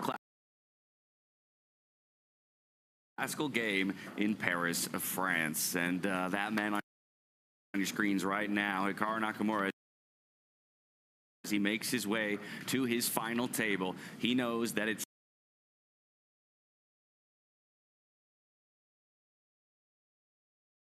nothing less than a victory required for him to keep his tournament hopes alive. Extended to a tiebreaker against the world #1 in Magnus Carlsen, and maybe vie for that all-important top spot. Directly into the chairs we go, and soon the games will be underway. How about those discussions, though, David? They initially all over the board in terms of where they're looking at initial best moves. I will say, though, there Hikaru with the white pieces. They did, or he at least in particular, seemed to land on 1 or 2 moves that he felt were the best setups for white overall. Yeah, fascinating. And for Hikaru, a bit of a dilemma. He's the only player with the white pieces in a must-win situation. So he starts with something a bit chaotic. We might see something a bit safer from his fellow white team players. Hikaru, of course. Yeah, such a strong player at his best. He needs something special, though, against Magnus, especially in the opening, it feels like, to start this game on a high. He has pushed one of his pawns on the left flank. The black team were mostly focusing on the other side of the board. That black team, of course, including Magnus Carlsen, who would love a solid, stable position from the opening. Yeah, wants a solid, stable positioning. Also wants to regain that top spot here when it comes to freestyle chess, falling down in uncharacteristic fashion in Weisenhouse, but coming back with an absolute, as a man on a mission, if you will, Tanya. This position in general, just at first glance for you, do you think it lends itself to the kind of game that Hikaru needs, or is it going to be an uphill battle for him just against what the position provides for itself? Mixed feelings on that, right? Because it does have certain characteristics of the 5-1-8. It's kind of easy for the players to imagine, especially on the right side of the board, it developing to a very standard setup where the knight comes out, you create a castle for yourself, you push that pawn, open the diagonal, what we call the ready system. And this first move by Hikaru, I think this is a power move by him, and also the speed with which he played. Yeah. You know, while the other players might want to be more solid with the approach of starting with one of the central pawns and the ideas on the right side, Hikaru was the only player in that analysis to suggest this idea. And we had a reaction in the studio when this came up, a what on earth reaction, if I'm a little polite about that. The wordings were a lot stronger than that, but I think this is exactly what Hikaru needs. If he goes for the approach on the right side of developing, of castling, getting the bishop out, how do you outplay Magnus in those kind of strategic middle games? Here, this move, he opens up, he wants to push further that pawn in front of the rook, get more space, and go for those early imbalances, hoping to trade the dark squared bishop if Magnus attempts to activate his own. Yeah, essentially you get the white pieces, you get to go first, and it's clear that Black's plan is to open this bishop on the diagonal. So as Tanya points out, Hikaru getting ready to challenge that piece. And not easy for Magnus to maintain symmetry. If Magnus tries to do the same and push his pawn, the players were discussing a break on the side of the board, and white is the first one to create some tension. Magnus was also looking over his shoulder a moment ago, looking at the screen, looking at the other boards. We can confirm that Vincent Keimer against Fabiano Caruana has opened in the same way. Fabi pushing this pawn forward. It was Arjun Erigaisi also pushing this pawn forward, but Jan Nepomniachtchi went his own way, developing the white knight first. So 3 games started with the same pawn push. Yeah, but I love your point as well, Tanya, about the speed at which Hikaru was willing to sit down and play that move. You know, perhaps tying into what we talked about earlier. Rely on your intuition. You have a feeling that this is the best move in the position, go with your gut. You're gonna have to bring everything you have left in the tank to the table today to take down Magnus Carlsen. So let's go. Let's start firing on all cylinders. He needs to use every single weapon that he has, and of course it's just move number 1, too early to say, but this is how you start building small pressure, you know. We've seen the players sit back, take their time on move 1, and I think when we saw Magnus and company from the black side figure their way around, this was not a move that they were expecting. So Hikaru, the first sort of off balance, I'm going to throw you off balance, come at me approach, you know, I'm ready for a battle today. He's come, I think he's come in a mood for a fight, and this first move, it really implies that. So I really like this approach from Hikaru. Yeah, I love the first move, I've got to say. I don't think Hikaru was the luckiest in the position draw. It's not one of those positions you can immediately go on the attack against the opponent's king. It's yes, one bishop in the corner, but not really teamed up with any of the rest of your army. It feels like this could transpose into very kind of normal chess type waters. But ultimately, yeah, Hikaru found a great first move to at least hit Magnus with the first surprise. Surprise value is so important, at least in the clock times and the early pace of the game. Completely agree. And look at that bottom right board that we've got, right? Jan needing only a draw, goes for that more solid approach that we were discussing, focusing on finishing development on the right side of the board, trying to navigate the position to a more standard, conventional chess middle game. Yeah, and just so everybody at home is aware, because sometimes castling can be a little tricky here in freestyle chess, as soon as that knight jumps forward, the white king is free to castle to the right-hand side of the board. So that's available to Jan going forward. Far more pieces would have to vacate their starting squares if you want to castle over to the left-hand side of the board. We'll see if that comes into play a little bit later on. Either way, while the first moves were blitzed out by all of the players with the white pieces, you can see immediately the foots hit the brakes, everybody slows things down, and now it's up to the players with the black pieces to craft responses. Should we play predictions? Ooh, okay. Let's see here. Well, there was discussion of just matching, right? Symmetry with the b5 push, in which the players with the white pieces were kind of thinking about even throwing that a pawn forward and creating a lot of tension immediately on, early on rather, and maybe a possibility to get the rook into play super early. I think we'll see that on one board at the very least. I think one player who'd be happy to see that would be Hikaru, because that's the line that he was checking, and it would be something that might play to what he wants, opening up that rank at the edge of the board with a quick pawn moving in front of the rook. I wonder if the players also are thinking about focusing their attention to the right side, going on the way which we were expecting white to do, get that knight out, get that pawn in front of the bishop ahead, avoid the bishop trade as quickly as you can by blocking the diagonal with your knight, and then get into castling. We might see this game develop where we see the players go on opposite flanks, white playing on the left side and eventually black trying to play on the center or the right side of the board. Yeah, I think Magnus might push the same pawn that Hikaru just pushed, kind of in front of the black queen, just one square. One square. Magnus, yeah, he doesn't always push 2 squares. He likes to kind of keep something up his sleeve. I've played a few 960 games with him. I don't know, I just have a feeling. But, okay, other prediction. How long will it be before we see Magnus Carlsen reply with his first move, already having spent nearly 7 minutes on move 1 here? I think maximum like 3 more minutes. I don't think he goes below like 120 without making a move. I'd say closer to 115. Okay. I think he thinks for another 5-6 minutes. David, I want to ask you, I mean, you make your prediction on the time, but what was the best move according to the engine in the starting position we had?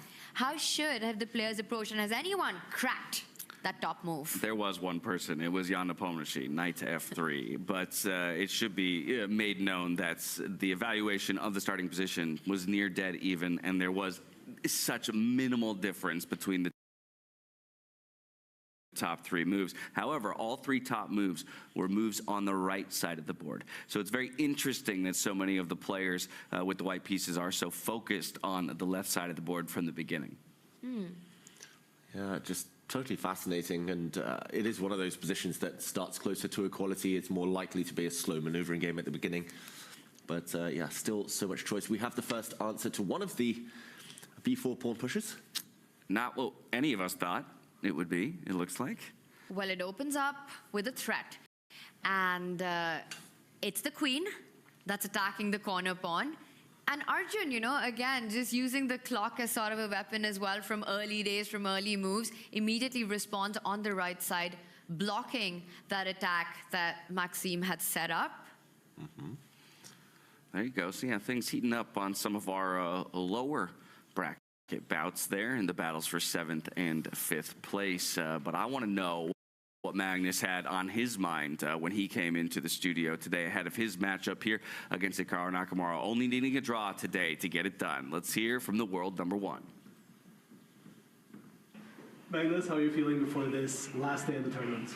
I feel all right. I think there are a lot of people not feeling fantastic, and even though chess is incredibly fun, I think some people are probably happy to get the tournament over with soon, but I feel like I'm going like slightly in the right direction, so I'm happy with that. Good luck today, and how are you gonna go about trying to get a draw today? Just gonna play. I think in certain starting positions you can be a bit more cynical than others. Like you can go for symmetry a lot more. We'll see what happens. I'm just gonna take it as it comes. Good luck. Thank you. We'll take it as it comes, and that's kind of the approach that he'll have to take with the black pieces. Onus is on Hikaru to bring the fight, but we're going ahead to our 7th place matchup between Jan Nepomniachtchi and Nodirbek Abdusatorov, because these guys have been willing to move at a little bit of a faster clip overall. As you can see, a number of moves made, and still each of them with over an hour and 25 minutes to their name. Yeah, it just feels like in the lower brackets, in the 5th and 7th matches, they feel freer, they feel looser. They know a win would be nice, but ultimately they are the faster players as well. True. Nepomniachtchi, known for his speed, he's now already got 4 moves down on the board. This last pawn push, it's something we've seen in recent days, Tanya. A bit of symmetry in the center. You need to break the symmetry, go for the queen's gambit without gambiting the pawn, and challenge black's stronghold in the center. I do like what Jan's doing, I must confess. This actually looks much more like conventional chess already. Similar openings do exist in normal chess. White's going to push a pawn forward. White has already castled the king here. As James mentioned, very easy to do so for both sides. And we're already fast approaching the middle game. Very interesting, because yes, you want to open up that bishop at the corner of the board, but an idea that we saw appear yesterday might be something that we might see today. The moment that pawn moves one step forward, you're leaving a weakness behind, and black would have direct access to that square at the corner of the board with the light squared bishop jumping in and attacking the rook, which has just castled. So something to keep in mind before rushing with that. You were talking about breaking in the center, David. The pawn in front of the bishop moving 2 steps forward. If allowed, white would love to move the other pawn 2 steps forward as well, putting a lot of pressure on that central d5 pawn that Nordebek has. You know, Magnus in his interview said that some of the players are just looking forward to this coming to an end. And Jan Nepomniachtchi is perhaps one of them. You know, he said that in his interview, that the good news is that this is the last game. And that's what happens when you have this dream start, but then suddenly one by one, the pieces start collapsing, right? The dream starts coming to an end, and then the whole thing becomes a nightmare. And it's a marathon of tournaments, 8 straight days of chess action, right? And it's not something like, you know, maybe a tournament where you're playing the same time controls the entire way, you're playing with the same starting position the entire way, right? Every day the players are challenged a little bit differently, either coming up against a new starting position they've never seen before, or a quick switch of pace, and all of that can ultimately take its toll. Yeah, and we should mention that although not technically a Grand Slam and not maybe one of the biggest tournaments on the tour, in 3 days' time, on Thursday, in Karlsruhe, Germany, there is a tournament starting, the Grenke tournament, where most of these guys, the top players in the world, they will be competing, the likes of Magnus Carlsen and others. And Jan Nepomniachtchi at breakfast this morning, he did say to me, he was like, oh, I'm not signed up, but maybe I'll play. I want to play more. Wow. And, he was like, I feel like I didn't do myself justice here, basically. And yeah, although he might want this tournament to be over, I think he wants to get back to the board as quickly as possible. Make amends. Bitten by the freestyle bug. Exactly. Over 3,000 players registered there, by the way, in Grenke. And there will be tour points at stake. The top 10 will get points added to their overall standings here. That's going to be a big celebration of chess, right? A big party of freestyle chess. And like you said, despite having a tough event here, Jan wants to get straight back at it. Did you notice the expression that Jan had when he saw this last move by Nordebek? And I think if we just back up, David, we can explain what just happened and why Jan was slightly surprised and perhaps happy with the way things have turned out. Now, with that bishop move that was made earlier on by Nordebek, somewhere he wastes a tempo to get that castle going, which perhaps should have been done first before opening anything up, before opening the bishop up or getting it out. Because look at the way it followed through. Black eventually develops the knight, and just when Nordebek is ready to get the king to the corner to safety, because of that extra tempo, Jan Nepomniachtchi puts his own bishop on a diagonal where it targets a central pawn, not giving Nordebek the time to get his desired setup here. Yes, you can defend this pawn by bringing your knight out into the game, but if you do that, you're coming in the way of a very key pawn, your queen behind it, the development, the harmony in development, much harder to achieve. And I just wonder if a slight inaccuracy has already occurred by Nordebek Abdusattorov. Yeah, at least in practical terms, this is really uncomfortable. I've been there myself when you really, really want to make a move. Here, you just really want to castle your king as black. But the opponent stops it, and you suddenly get a bit flustered. You suddenly start looking for convoluted ways to kind of enact your plan anyway. And yeah, not so easy to figure out how to defend this pawn. As Tanya mentions, the black knight definitely doesn't want to sit on this square. Suddenly, white will challenge the center, and you want to support your center with pawns. Here, black has almost no pawn presence other than this one that's about to get traded off in the center. So really nice move there from Jan Nepomniachtchi. Maybe there are other ways. Maybe the black pawn will step forward. The queen will take a move out to defend her pawn here. But it takes a while. And Nordebek with some big, big things to ponder here. Well, a good look at our 7th place match. Now let's jump up to 5th place here. Arjun Erigaisi versus Maxime Vachier-Lagrave. This was one of the matchups in which Arjun did take a note out of Hikaru's playbook there early on, saying, I like your suggestion in terms of what the first move here should be for the white player. And now we can kind of see how MVL has crafted a response. When we make our way back to that final table, we'll see if Magnus went the same way or decided to go elsewhere when it comes to how MVL responded with the black pieces. Yeah, let's backtrack and go to the beginning of this game. We did see Arjun employ the Hikaru Nakamura opening, I'm going to call it for now. Pawn forward to b4, and quick as a flash, Maxime Vachier-Lagrave created a big threat. There is one hanging pawn for both sides on the edge of the board.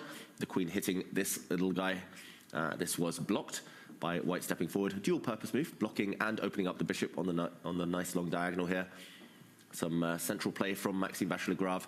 And now this white bishop lands on the long diagonal. And I must admit, I'm half expecting Maxime Vachier-Lagrave to try and occupy the center as quickly as possible with pawns. Flank strategy versus central strategy. But first, MVL makes another threat with his queen, bringing her out, hitting an undefended pawn here. It feels a bit odd for black, I've got to say, the queen on the square. But then again, if Arjun has to waste a move now, pushing his pawn on the edge of the board, for example, then Maxime will have time to occupy the center and probably feel quite confident about life. I love that plan. And then, you know, your knight, it develops in front of the king. You open up the diagonal for your own bishop, and then you get your king to safety, and it feels like you've achieved the perfect opening setup that you would have desired out of the starting position.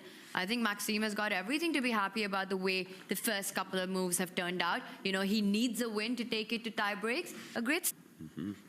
I really like black's position, I've got to say. Arjun might be sitting there cursing Hikaru this time, being like, why did I push a pawn on the flank? Why not just go for something symmetrical when I only need a draw?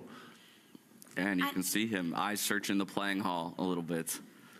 James, I'll tell you one thing about Arjun. You know, if he was to defend that pawn, he would allow Maxime to get his dream position, right? You push that A pawn, the pawn in front of the black king moves 2 steps forward, everything looks beautiful for Maxime Vachier-Lagrave. But the one thing that Arjun does is not give his opponent what he wants.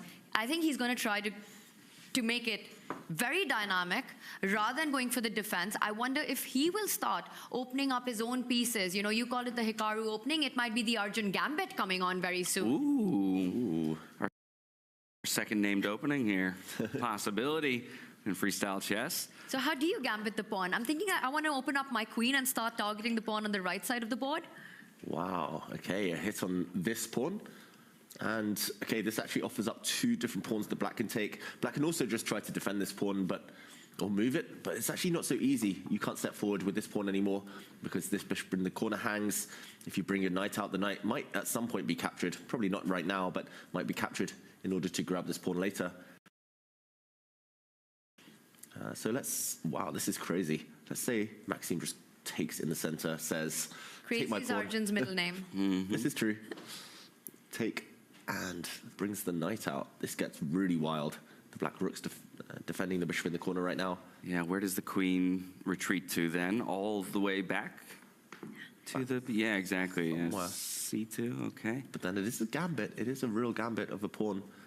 Arjun here will have given up 2 on the left side just for 1 on the right side. Maybe this is the best thing to do, and then you bring your knight out, hit this guy, you bring the other knight out, you castle quickly, and it's a very open position. Yeah, you're far more developed in this case as the white player then. The bar doesn't hate it. Doesn't hate it, doesn't love it. Indifference. Roughly level. Bar is hot. Opposite of love is indifference. Okay. It's not hate. Love, hate. Love, maybe a bit of both. This pawn move, that would be maybe the principled way. It's a fun idea. I really like it. Have you seen Arjun's thinking pose? He's been like this for the last 3 minutes. Hasn't even glanced at the board. This is him calculating. And if Arjun had to play that other pawn move defending the attack pawn, he would have played it much faster. So this is what's going on in his mind. How do I make this fun? The madman. You mentioned another nickname of his, Tanya. And will he go for some madness on the board? Well, yeah, mayhem. I'm glad that fun is on his mind, because that'll make it fun for us. Let's check in with our third place bout, Fabiano Caruana against Vincent Keimer. For Fabiano, he came away with the win yesterday, so he enters today up 1-0 over our defending champion from Weisenhaus 2025. So onus is on Vincent to strike back here today, but he's going to have to do it with the black pieces of all. So first of all, waiting for what Fabiano's initial moves would be. Fabiano agrees with Hikaru. I'm going for that early B4 push. And here we can maybe roll it back and see how this one developed in terms of Vincent's early responses. Yeah, pawn to B4 met by a central thrust by Vincent Keimer. I've noticed Vincent just loves to push his central pawn forward with white, with black, no matter what. He doesn't really care where the pieces are, as long as he has some influence in the center. Others are much more happy to go for flank play. Here, Fabiano The whole purpose of the first white move is to put this bishop on the long diagonal, challenge, maybe pin this bishop into the corner. We see Vincent bring his knight out, very healthy. And now this move. I just want to point out, this sets a big trap, because in this position, the current game position, there are some ideas of hitting this pawn in the center. At some point, you might be able to remove the defender and capture it in the center. If you ever want to defend your pawn, whoops, your queen gets trapped. And the black queen, nowhere to go. So essentially, wow, yeah, you cannot move this pawn. This is going to be a bit annoying. I think in these types of positions, it's very helpful to connect your pawn chain in the center, but impossible to do so. And yeah. Well, I was going to say, and that's quite strange because we've already seen a couple other boards, very purposefully move that pawn that you're now talking about can't move here in order to unlock the queen and get her involved early. Yeah. Vincent's going to have to find another way. And probably that other way revolves around development, right? You get your bishop out first, create a square for the queen so that it's not trapped anymore, and then get that pawn chain that you want, a sort of a wall against the white bishop. Yeah, that would be a very logical move, bringing the bishop out, for example, to a square such as this one. Maybe black can just castle as well in the meantime. But Fabiano going for this kind of f4, b4. It's clear there's a dark square strategy here, controlling some nice squares in the middle of the board. Fabi not playing kind of conventional, risk-free, symmetrical chess, which is nice to see. Despite the fact he's got a lead in the position, he's playing what he feels are principled best moves here. Vincent with some big questions to answer. Big questions to answer, and when he's got questions to answer, he will spend the time to think. Already got hand on forehead there, and you can see already a 17-minute deficit there up against Fabiano Caruana. Fabiano essentially losing no time in his bank at an hour and 29 minutes with that 30-second increment that he gets per move. So while Vincent considers what his response will be, I want to zoom out, take stock of everybody's heart rates, because we saw it first there. Fabiano looking really calm down at 66, not feeling any pressure as of yet. Abdisatorov and Nepo, yeah, they're always the ones who come in right around that triple digit. I don't know if that's just because they get awake and moving early on or what. I mean, obviously can just have a higher baseline, but either way, the blood's flowing in that one. From here, let's go to the accuracies just to see how the computer evaluates those early opening positions. Has anyone gotten themselves into dire straits? It doesn't look like it just yet. I think Arjun's 95 speaks to the fact that, like you said, Tanya, he just wants to make it fun. It's not even that inaccurate, but, you know, a little bit. It's 100 for Nepo, of course. Not too far into the game, but playing near perfection, if not perfection, so far through the early stages. And Nepo's the only one who chose that solid, contained approach in the opening, right? Playing on the right side of the board. You pointed it out. It was the top line by the engine. Get your pieces out. Get your king to safety. And we saw earlier with the heart rate, Fabiano, the coolest customer in the building right now at 68, feeling good with his controlled chances there. 99% accuracy. I was going to say, I tell you what, if you can't have 100, 99.3 is not so bad there for Hikaru Nakamura. And if he can maintain 99.3, we might be heading towards a tiebreaker in our marquee battle between him and Magnus Carlsen. Down 1-0 in the scoreline with the white pieces. It's his turn to move here, Hikaru. He, of course, did proffer that B4 idea and went for it himself immediately upon sitting down at the table. David, let's roll it back just so we can go through the move order up to this point. But looking kind of similar to some of the other boards, notably Magnus is already able to unlock his queen, though. Yeah, and here we see Fabiano try to take a leaf out of Fabiano Caruana's book. Let's wind it back, as you mentioned. Pawn to b4 at the first move.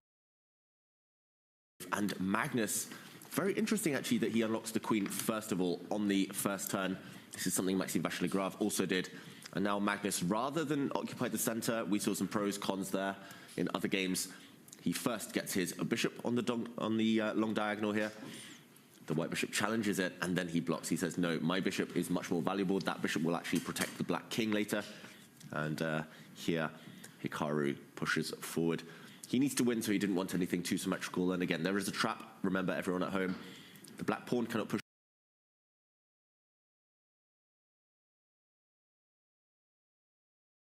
two squares, because then the black queen would find herself locked in and lost. So essentially he's reducing Magnus's options with the central pawn structure here. Hikaru, he just wants to get his knight out next, castle his king. I really like what he's done, actually, just in terms of making it as imbalanced as possible. But of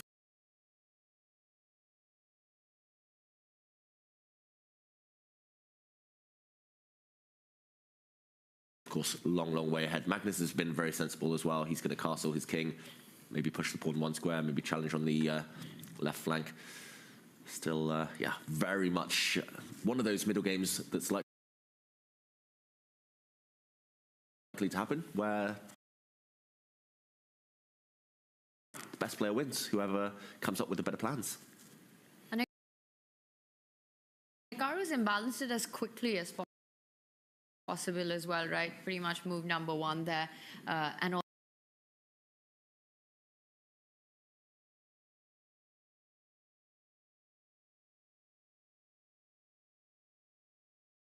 also stopping Magnus from getting that pawn chain against the light squared bishop. I really like your idea of, after Magnus gets the king to safety, to strike on the left side of the board by pushing the pawn 2 steps forward. Because that one little pawn move that Magnus made in front of the bishop,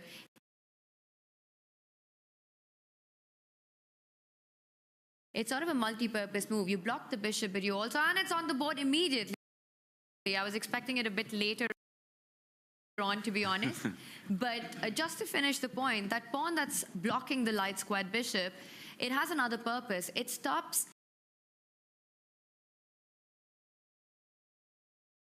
Hikaru's desirable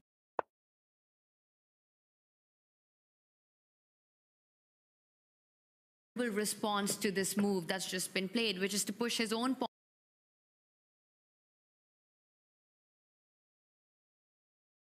pawn 1 step forward, gain more space on the left side of the board.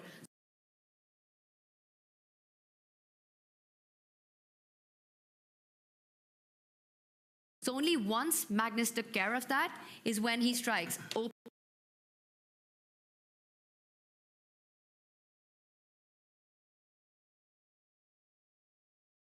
Opens up a square for the queen to slide to avoid any of those traps David was mentioning. And the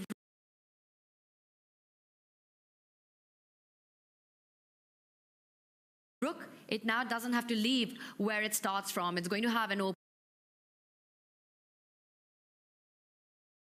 open file to develop itself. Yeah, very likely Hikaru doesn't want to break his own pawn structure. He might just step forward 1 square and defend, but then this is one of those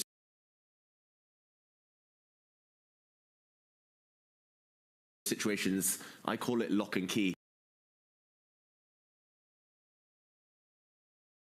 And that's where Magnus holds the key. He can unlock this open line on the edge of the board at will. It's very much Hikaru.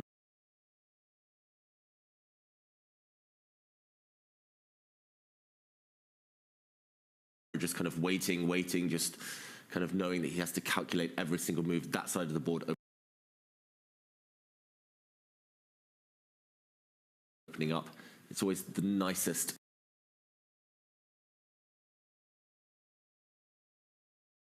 to be the one to decide when to trade, when to open things, to have that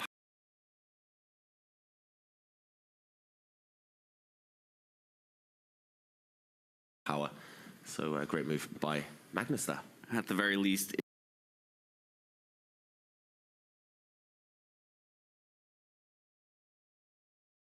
if and when that line was opened, the rooks can be traded, at least evenly, right? Because the bishop or the queen can recapture down here on the bottom left-hand side of the corner. But it would be quite a lot of tension to sit on the board until, as you mentioned, Magnus is the one who decides to relieve it. But how do we feel Hikaru is doing in terms of making steps towards a messy game that ultimately is winnable? Mm-hmm. I think he's trying. He's trying. Oh boy, that is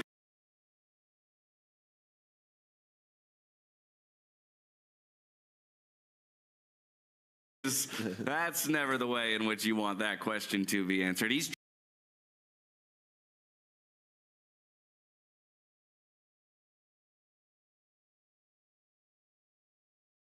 trying. It's A for effort when it comes to Hikaru.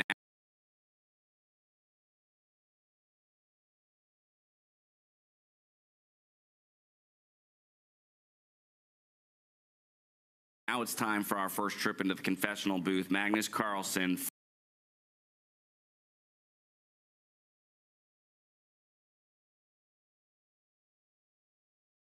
First as ever into that glass box. Let's see what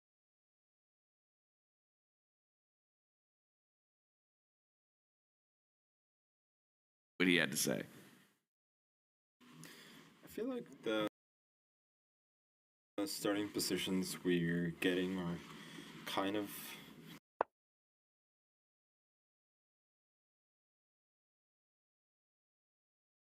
similar.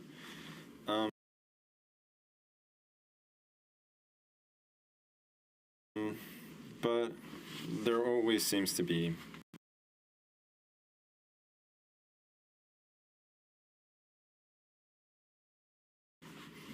different themes from game to game, though.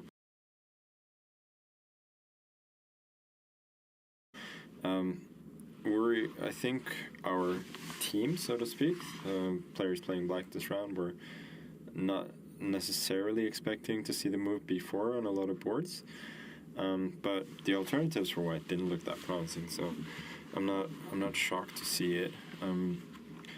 I think maybe the biggest issue for both players is how to develop the respective knights on D1 or D8. The rest of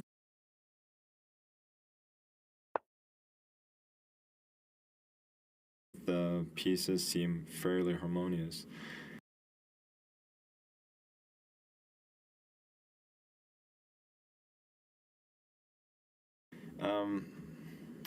On the previous move,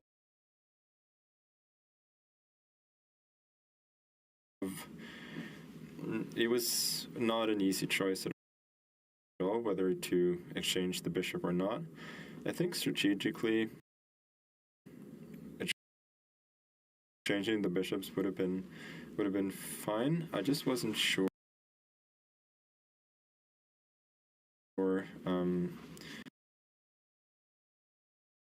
if he sets up kind of the way Fabiano did with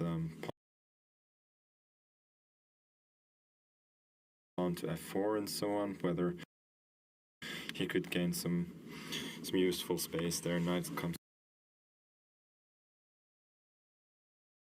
to f2, knight f3 and so on. Wasn't quite sure how to develop there. The advantage of keeping the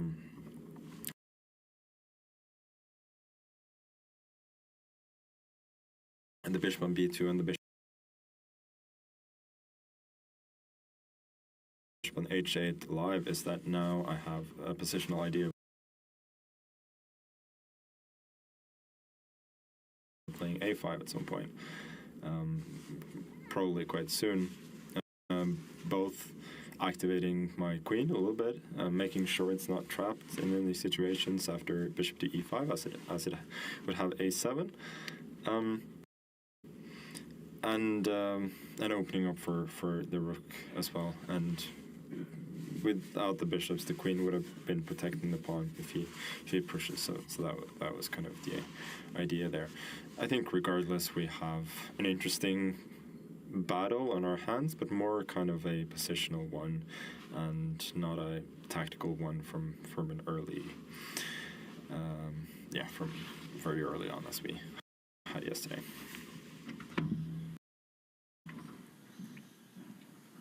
Getting the confirmation from Magnus there on most of what you had displayed for us there, David, when it comes to the risk of trapping that queen in, but of course vacating now a square for her to escape over there towards the a7 position.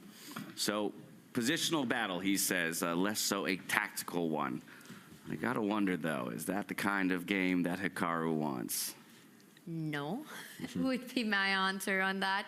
I think it's just so tough to create your chances against Magnus when you're strategically trying to outmaneuver the guy. He just squeezes you to death in those kind of situations. So you don't want to be on the back foot there. But the question is, what we have, is there potential to really make a mess out of this position? At some point, you want to get those pawn breaks in. At the right time, you want to open up the lines. And he does go into that lock-in key that you mentioned right now, locking up that pawn. Magnus will not take immediately. You know, it's up to him to decide when he does, expecting him to continue with his development. Magnus didn't look very concerned with this first surprise by Hikaru. Yeah, Magnus, he just takes things in his stride. That's the problem. It's very hard to throw him off balance. And yeah, maybe Hikaru just got slightly unlucky with the position draw, unable to get any chaos, any tactics. Yeah, strategic battles, it's very hard to throw Magnus off, that is for sure. What are we calling this pawn formation, David? James? Ooh. All 5 on the dark squares, a triple on one, a double on the other.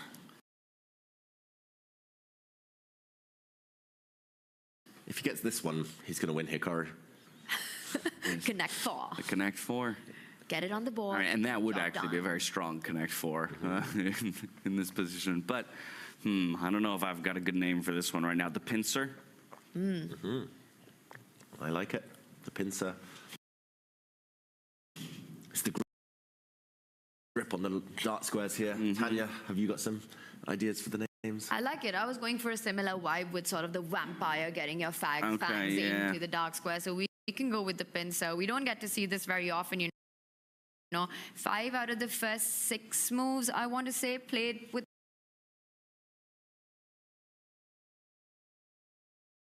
the pawns. And all of them placed on the dark squares, controlling some more. So an interesting controlled approach here, but I can't wait for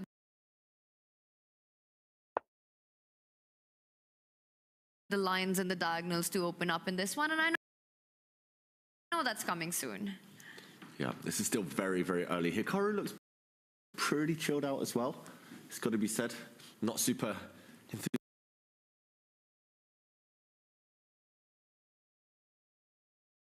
enthusiastic necessarily, not super positive, but I don't think he's too flustered. Yes, it might be a slower type of opening.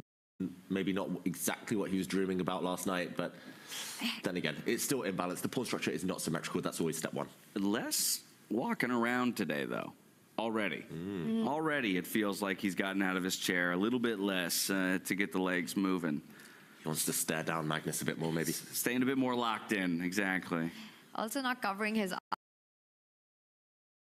eyes as much as yesterday. So perhaps a different strategy, a different approach. But you know, Hikaru is also such a practical guy, right? I can totally imagine him going on his recap later on and saying the position was such, couldn't create some chances early on, and I tried how it develops, but just from the opening perspective, that it's fine. I got this position, and you know, he neutralized out of the opening. What to do, logical, and he kind of keeps a very straightforward human evaluation of what he had. I mean, compared to what Magnus had with the white pieces. David, which of these 2 freestyle positions do you think were more dynamic of the 2? Yesterday's, for sure. Magnus, maybe he just made it dynamic. It didn't look so kind of rich and full of potential, Magnus's position yesterday, but he made it look that way. 4 moves in, pawn sacrifice, fireworks early in the middle game. This one looks far, far slower. Pawn sacrifice on the same square on which Hikaru keeps the pawn on the first move. You know, the one that we were talking about, it was the key move for Magnus yesterday. Who knows? Might turn out to be the case for Hikaru today. Yeah, that was the pawn the day before and today as well. The b4 pawn is the key battleground at the moment. But Magnus, I'm expecting him to castle to get his king to safety. Maybe at some point push this pawn. I think it will land on a dark square rather than the light square, just to stop any harassment of the black queen. But either way, black is super solid, and that's step 1 for him. A slow positional battle. Shall we go to somewhere where just a tiny bit of progress has been made?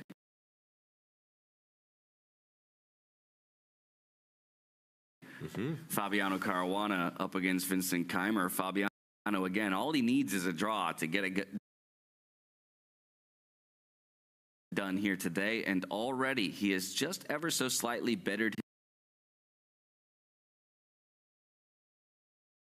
his position from the start. Okay, we've only had a couple of moves since we were last here, but it's a very similar pawn structure to that's occurring between Nakamura and Carlsen. So maybe just a quick backtrack, because the reason Hikaru doesn't have an advantage is because Magnus doesn't have any bad pieces, but here Vincent does have one bad piece, I would say.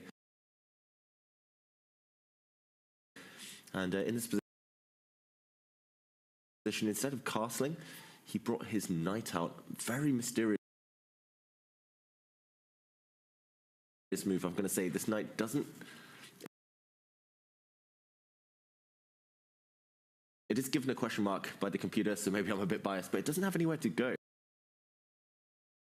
It also blocks the black bishop from entering the action. It also blocks the black pawn that often wants to step forward.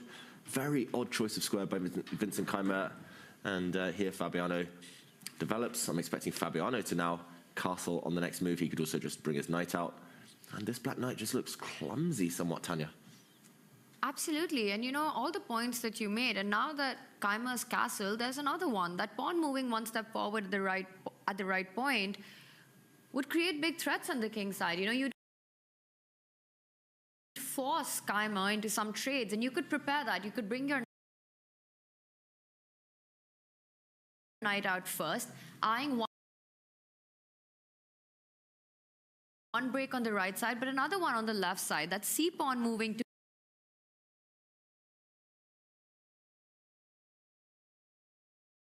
two steps forward as well, opening up the queen for a potential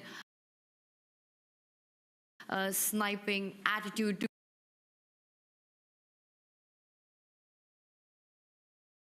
towards the king. And I just feel that it's gone very well for Caruana. You know, you don't have the opportunity to still push the pawn in front of the bishop. Those traps that we were talking about, still a big threat on the board. White doesn't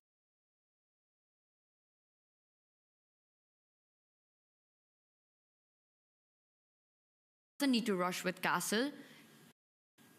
Great start for Fabi. Great start. Fabulous Fabi in this opening. Yeah, very difficult to understand this move. And Keimer normally never makes any strategically suspicious moves. Sometimes tactical mistakes, we all do. But yeah, this knight just looks like a target. And I love your move, Tanya, just trying to go for it. Go for this pawn break, kick this knight away, gain time, go in the attack. And Fabi, yeah. Fantastic start. He couldn't have dreamed it better. Yeah, and in a lot of ways, these feel like easy moves to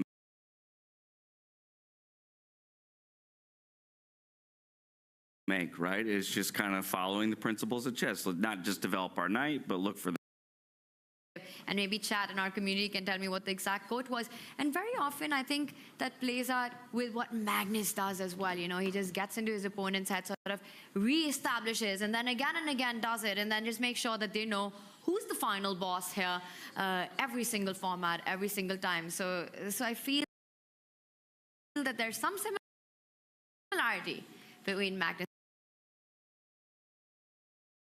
ভারতের শীর্ষ কোম্পানিগুলির সাথে কাজ করা,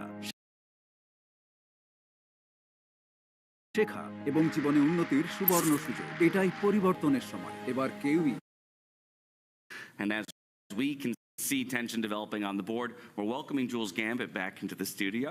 I'm very happy to have you, but my first and immediate question to you is, since we're up here tucked away in this studio, what's it like down there right now? Can you relay for us? I mean, how tense? Can you feel it in the air in that player arena?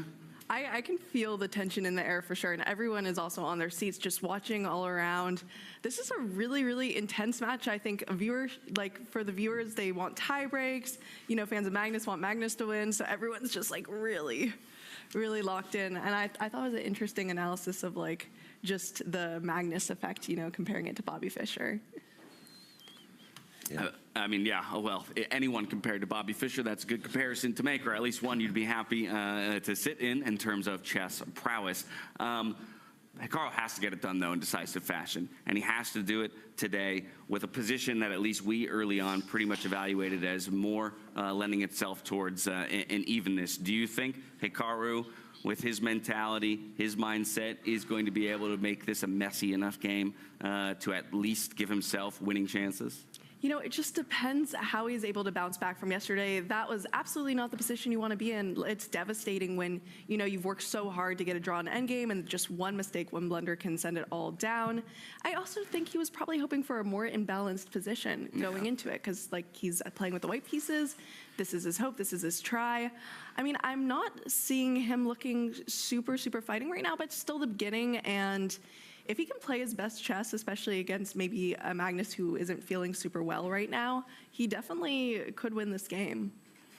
And speaking of, moves to follow from here, David, I'm kind of eyeing already. We've got bishops staring at each other across the board. Who wants that trade?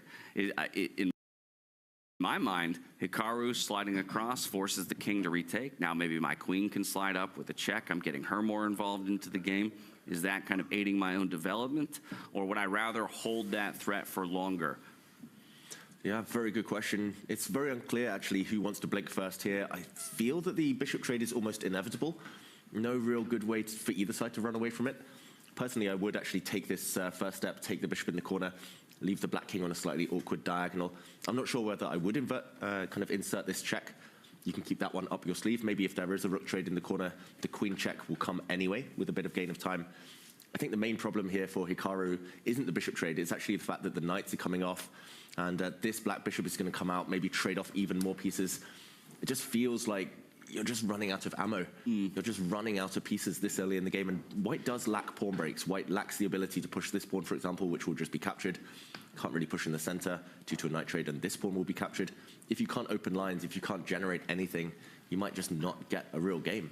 You might just find yourself shut down very quickly. Blocked position will favor knights as well. So if this, if for example, these pieces disappear, white castles, these bishops disappear, it's actually the black knight that might become more powerful than the white bishop long term, just because it is so closed, the position. And Hikaru keeps thinking on what are the ways that he can keep the minors on the board for as long as possible. And I'm trying to think of the same, because you really want as many pieces as you can. And I wonder if he can avoid the trade by getting the knight to the center of the board, eyeing that pincer squares that he's already got controls on. And at least for the time being, you keep the knights on. And that's something that might give you stuff to play for, especially eyeing that e5 square later on. Yeah, he has to try something, Hikaru. He can't allow all these trades and just be left in a dead equal endgame. I think you win 0 out of 100 of those against Magnus. You probably draw most of them, but a draw, of course, not enough. So I agree, Tanya. He needs to try something. Probably you start just keeping pieces on. Step 1. Draw most of them? I think that's optimism by David Howard. Hikaru draws most of them. I would not.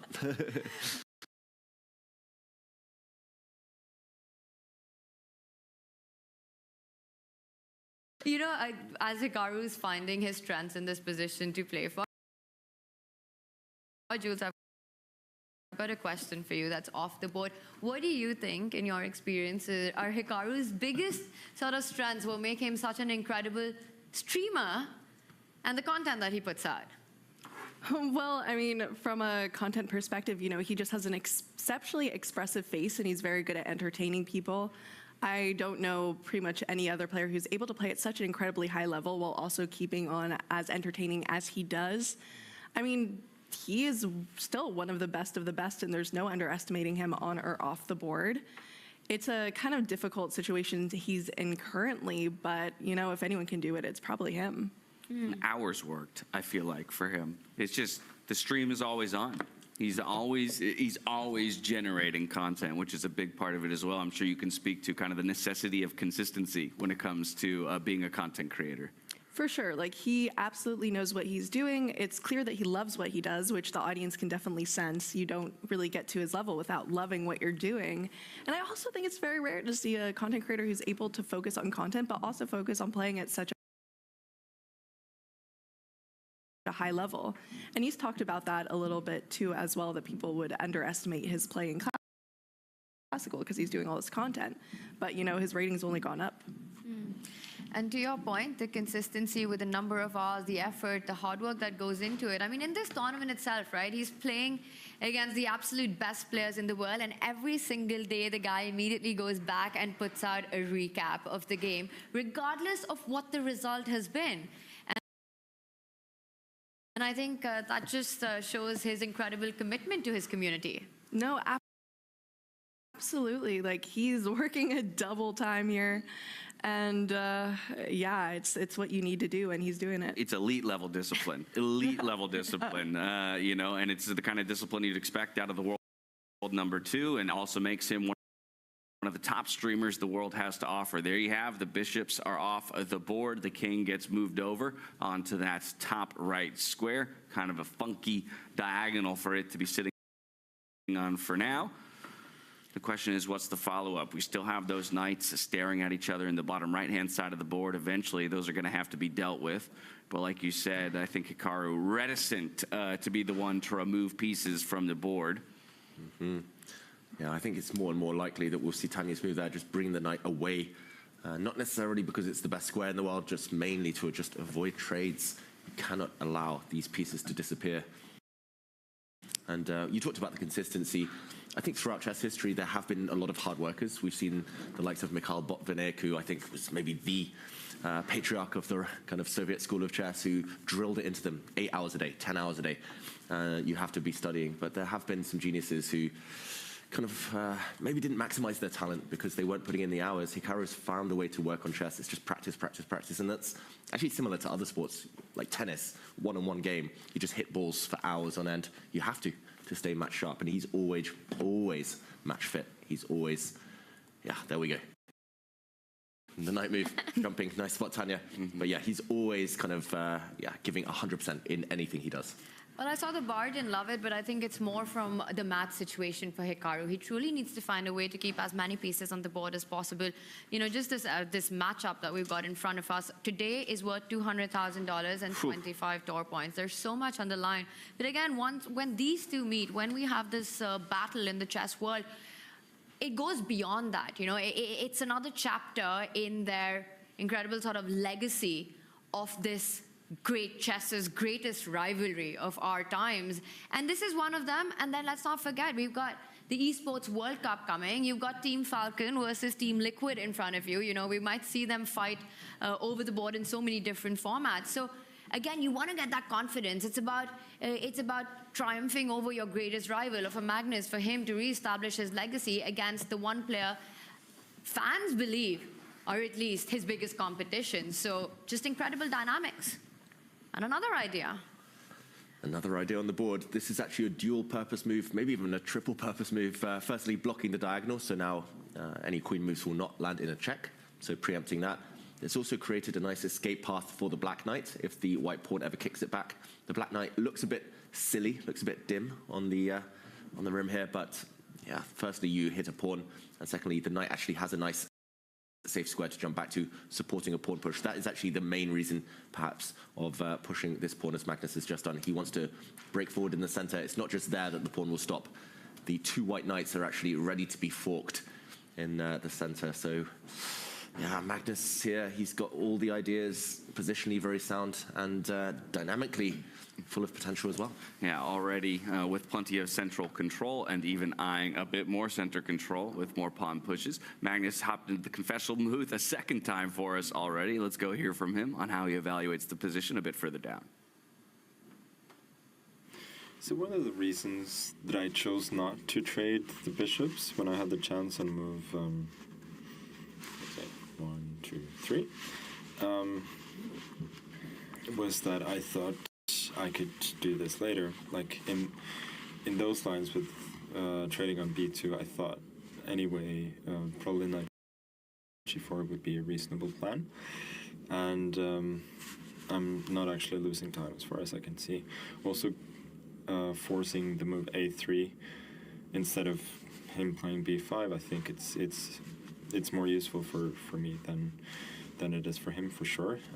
As I said, it gives my queen a little bit more space and so on. So I'm curious as to what he has up his sleeve here.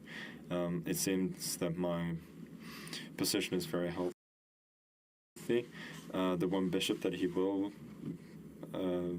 have left on h1 is not super effective at the moment, and because it's sort of being blocked by my pawns and the other bishop, I can maybe trade off for a knight at some point and set up a light squared sort of pawn chain. So I think I'm doing well, very, very solid, and yeah, it's up to him to try and create something.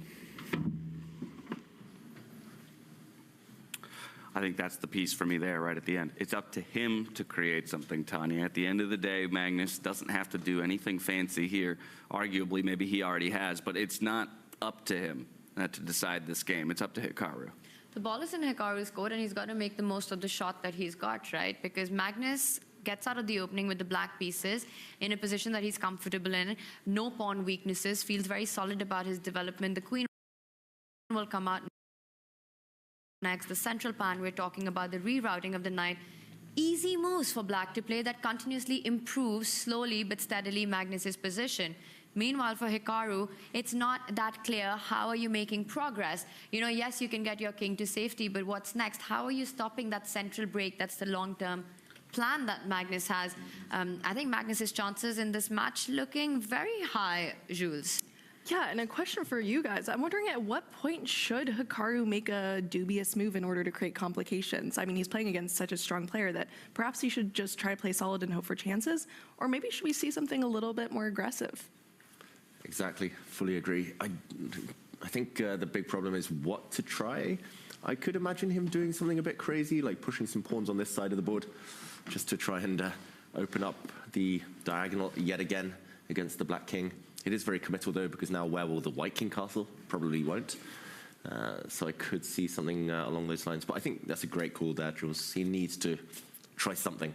Whether it looks good or not, you just need to confuse your opponent. I do think it's a brilliant question, and an internal debate I'm so glad I don't have to be having right now, right? The idea of when is it necessary for me to take the risk or make the move versus waiting for an opportunity for Magnus to possibly slip up, right? You know, because there is also that, you know, play stable enough to the point where, oh, I recognize one inaccuracy and now I take advantage of that inaccuracy. But can you rely on Magnus to make an inaccuracy? I just don't know if that's really something that you can enter the day saying, that's my game plan.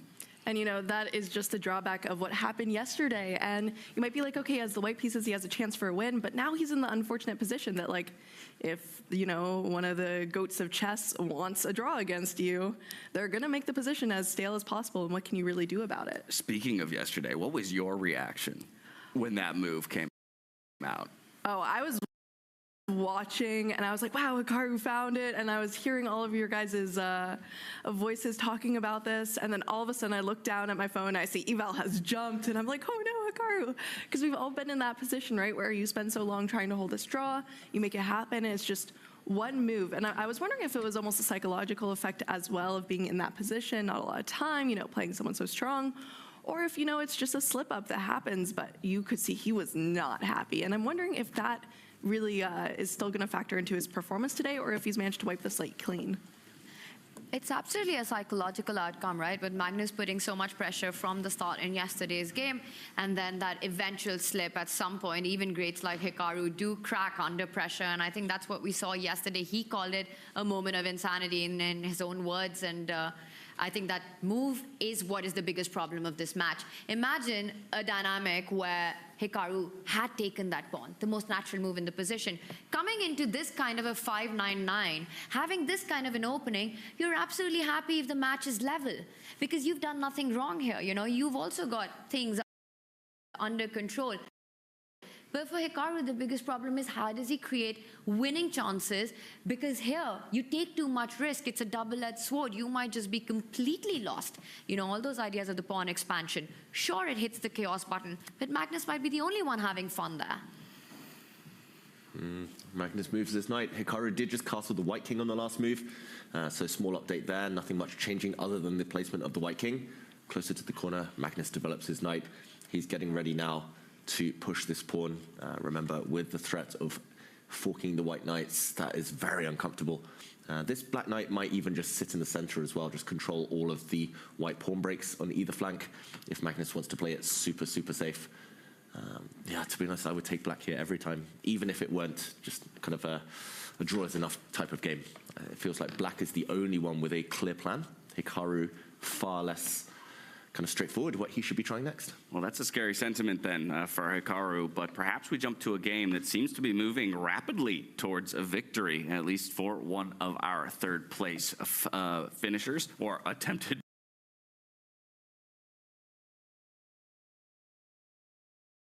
finishers. Fabiano Caruana right now. Again, last time we checked in, he had already gotten a bit of an advantage, and he seems to have only taken it further as we hop on over to that board. Okay, another pawn push, an exclamation mark appears next to Caruana's last move. I'm looking at the clock times as well. Fabi, so fast, so confident today. Feels like he's really, just come to this match with revenge on his mind after Weissenhaus, inspired by that. Let's just do a backtrack as well, the last few moves, because Tanya called one of the key moves a bit earlier. Fabiano also mentioned it in his confessional, so no surprises, it landed on the board.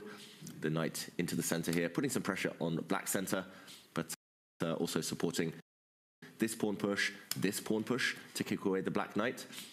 Here, Vincent Keimer slid his rook across to support the central pawn, very logical. Now the assault begins on the black king. This pawn stepping forward, hitting the knight, is unthinkable to capture. Allow the white knight further in. Inviting it here to attack this pawn would be, suicidal here almost. And okay, the black knight drops back instead. And look at this domination of the black knights. This black knight especially. Ugh, looks horrible. You want to fianchetto bishops, definitely not knights in these types of positions. Not only this knight, but the bishop behind it.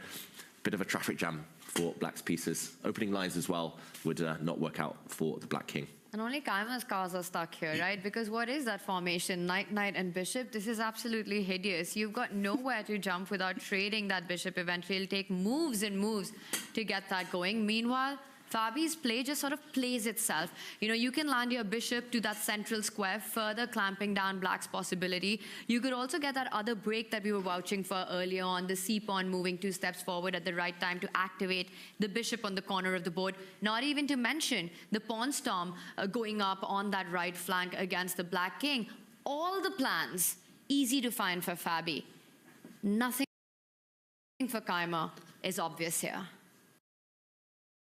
I think Keimer's probably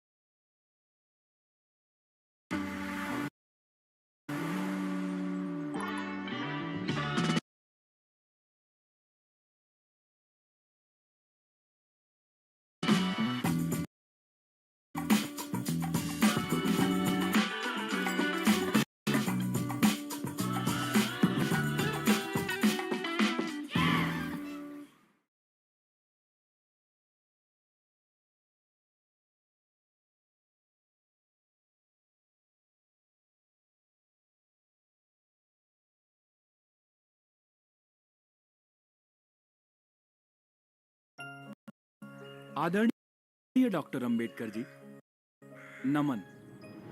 आपने दिया भारत का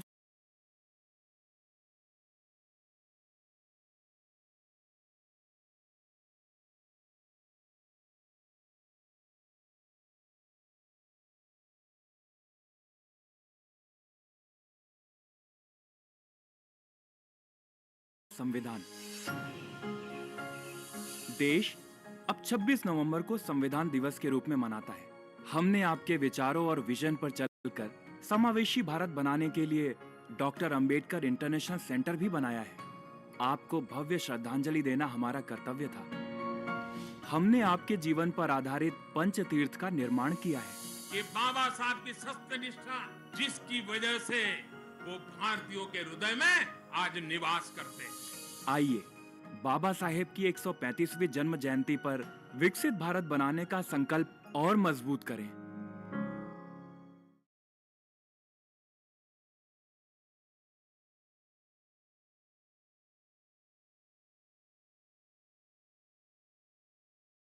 10.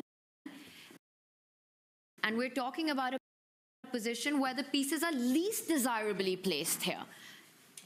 Absolutely. It might just also be a style thing where, you know, sometimes you see two players whose styles kind of clash and create some interesting complications. Like, Fabi is such a calculator. You look at his games, you know, he tends to be very aggressive just because he can calculate everything.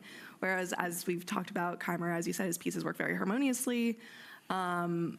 But here, I don't know. Maybe it could also just be the game didn't go exactly how we wanted yesterday, and they're just not finding its way today. Now, technically, David, there's a super long reroute here for that knight that's currently fianchetto. I mean, already made one step. We drop it back to the first, you know, to the 8th rank, and now it gets to jump out behind a pawn. Yeah. A pretty standard and normal developing square.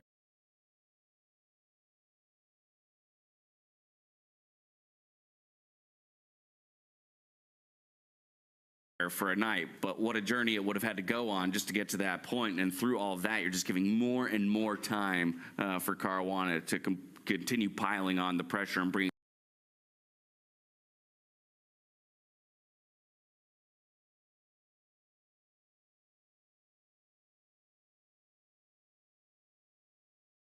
more pieces into the fray. Yeah, Vincent looked like he couldn't even believe it, just wiping his eyes there. He was like, what's happened? I agree, this is a nice nice path for the Black Knight to use. Let's put it on the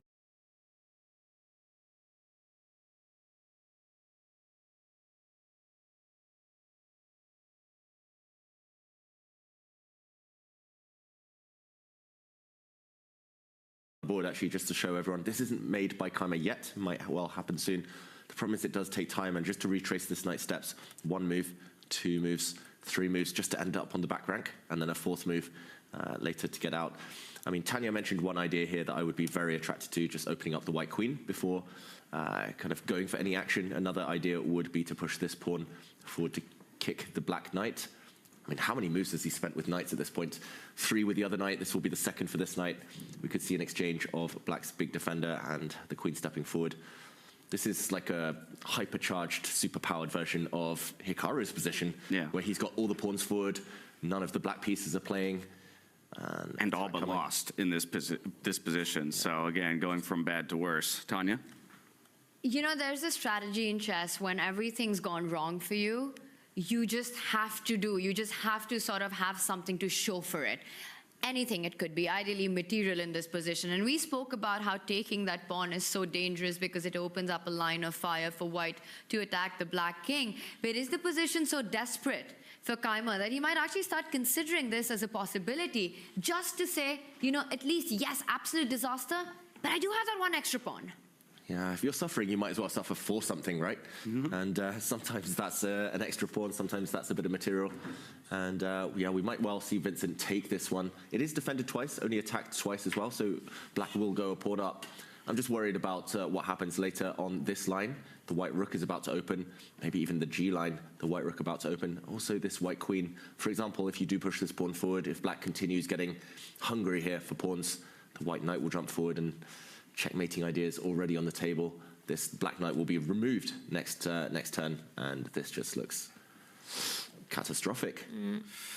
That's kind of the harsh reality of chess, right? Sometimes you have to suffer through a game. Not every game is going to be you know, all sunshine and roses. And right now, that's it kind of looks like Keimer's having to wade his way through a swampy game, if anything. Do you think an H-pawn push would be an overextension of the position? For which side? Both? For Fabi, just going in with the H-pawn eventually. Would it actually create issues for him? I don't know, I quite like it as well. And that would really hammer home the fact that Vincent's powerless. I think the only downside behind advancing the white pawn here is that the black queen might come along this diagonal at some point, but for now, just again to put it on the board, she can never really use this diagonal. This is kind of one of the big themes of this whole opening that we've seen across multiple boards. Keimer hates his position. Another person in this building who absolutely hates it, it's got to be Peter Lecco, right? On our pro stream right now with Judith. I think he would be having the reaction to just change this board. He can't watch it. It would be painful for him to see where Keimer's pieces have landed up. Yeah, I forgot to ask Peter yesterday at dinner what he thought of Keimer's G4 pawn push yesterday, which just ruined his fortress-like position. today G4 is Fabi's star move. I got good news for you. I'm sure Peter still has an opinion if you ask him tonight. So there's an opportunity to get that answer if you so desire it. Jules, it's time for us to let you go, but I want to thank you again for being such a lovely guest for us here in the studio.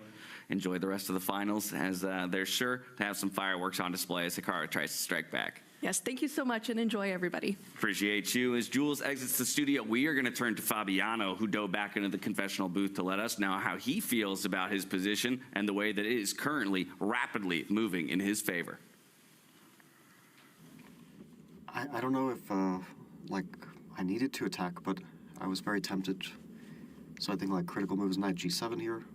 I mean, he can't take for sure on f5, so knight g7 or knight f8. Knight g7, g4, I'm going to play. And if he takes on f5, gf5, knight f5, there's c4. And then it's the queen gets into the game. The problem is still he can never play c6, his bishop e5 just wins. His queen, so c4, he takes on e3, not to lose the piece. D takes c3, and then any move I play knight g5, bishop f6, and queen h7 mate. And knight g5, if he plays, I mean, he can play like c6, bishop f6, queen h2. Actually, that's not so bad. That kind of makes sense. Because bishop 8, I should actually probably consider that a bit more. But I think after DC, even without knight g5, I'm probably winning. Maybe knight g5 is not the way because of c6 or c5. But I should have something else which is winning. Like I always have rook g1 check, bishop g7, and then take on f6 and something to attack g7. But yeah, that should be winning. Also, rook g1, bishop g7, knight g5 now might be very strong because now c6 take, queen h2, there's knight f3. So okay, this should be winning if he takes the pawn. Also, if bishop takes f5, I play knight f5, c4, same ideas. So, and he can never free his queen. And if a5, like let's say if he plays knight g7, knight e3, a5,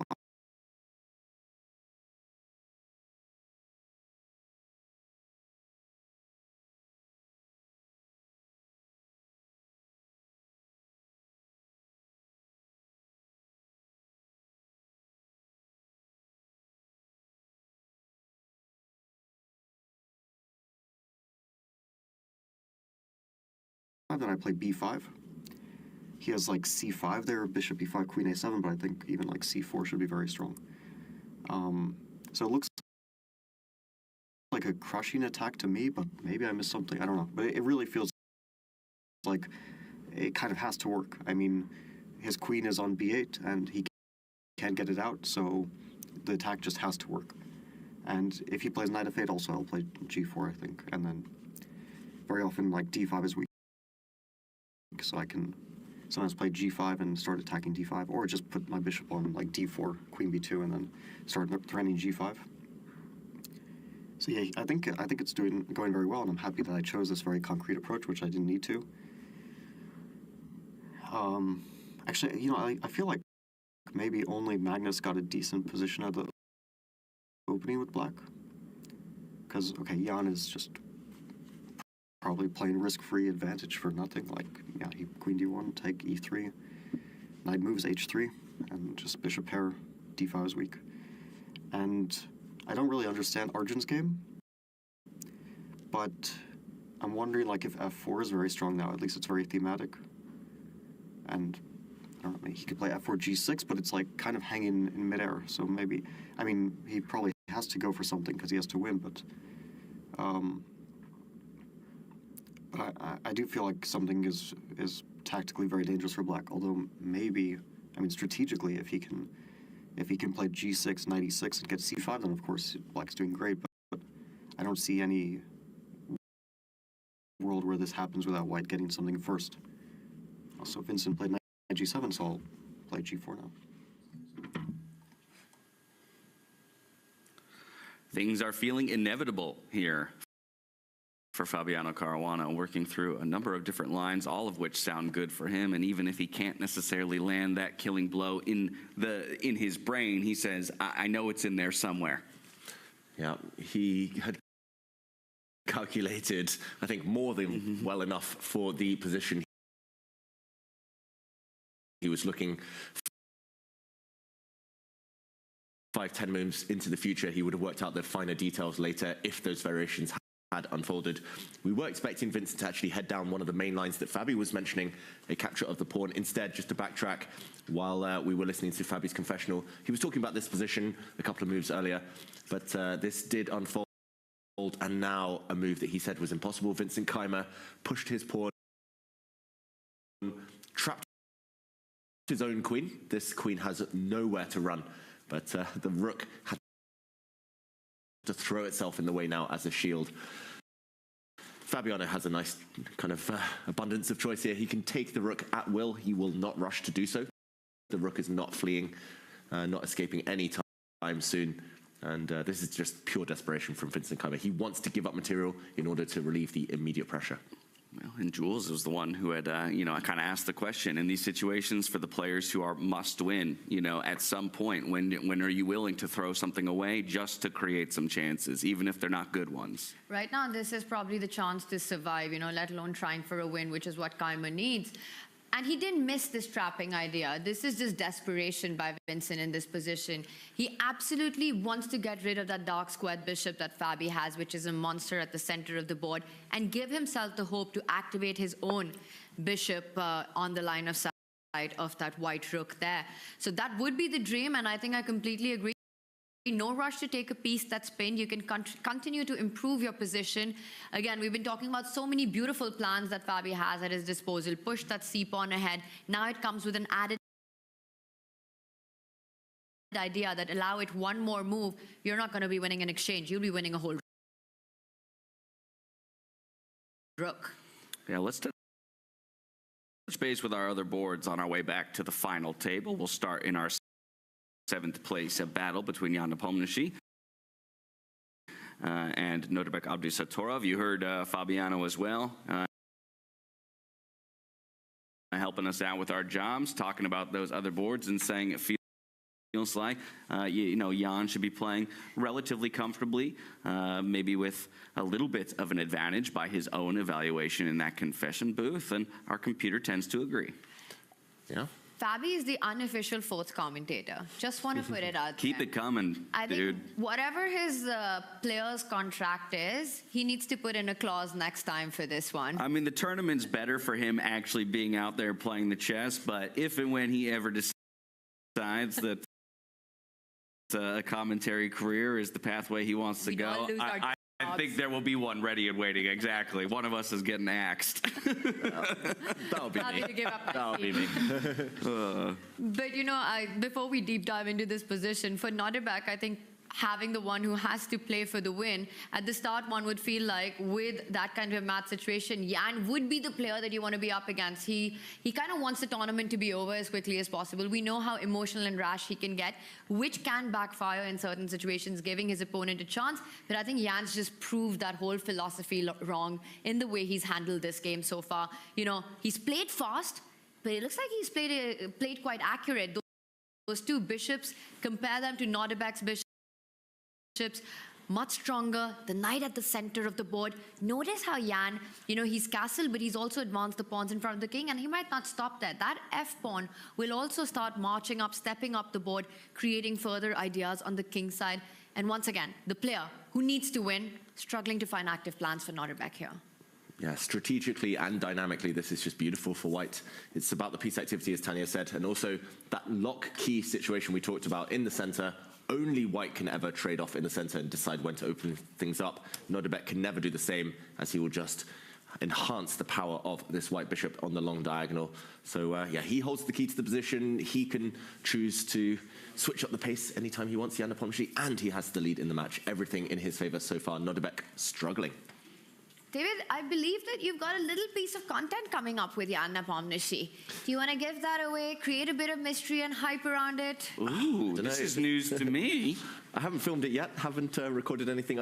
I did sneakily ask his permission at breakfast to record something after the closing ceremony later. So I kind of hope he's in a good mood for that. But it will be a bit of a retro rewind reenactment video of something from our younger days. Nice. All right. So where Follow can people David expect Howell that? on Instagram. There you go. Instagram and socials. Make sure you go check David Howell out. Won't disappoint. I am certain of that. From here, we go to our 5th place battle. It's Arjun Erigaisi versus Maxime Vachier-Lagrave, the hometown favorite here in Paris, France. Arjun once again with the white pieces, an ever so slight advantage here, but a much more balanced looking game overall, I think, between these two. Maxime has decent space and good control of the center, although there is tension. Yeah, there's tension everywhere, and this is just chaos. You mentioned that pretty much is the way he plays chess, Tanya. Arjun Erigaisi, he thrives in positions like this. I will say the main factor in this position are, again, the white bishops. He's positioned his bishops exactly like Jan Nepomniachtchi has. One bishop on this dark square diagonal, another light square bishop just cutting across the board. Maxime doesn't look too happy right now. He has not developed some of his pieces, Arjun Erigaisi, so when those white pieces come in, that's when the real action will happen.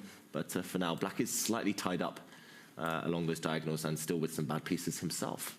You said Arjun's middle name, Chaos, Wild. Maybe chat can throw some more of those. And you know, Fabi earlier in his confession said that I don't understand what's going on in Arjun's board. And I think for the top players, that's probably the one line I've heard the most about Arjun Erigaisi's play. It's just so hard to take control and figure out what's going on. But right now, I think the one thing that's pretty clear is that Arjun's the one who's calling the shots here. You know, I love how his queen and bishop are lined up on one side of the board, making it very difficult for Maxime to get his own king into safety because they're eyeing the knight, x-raying the rook.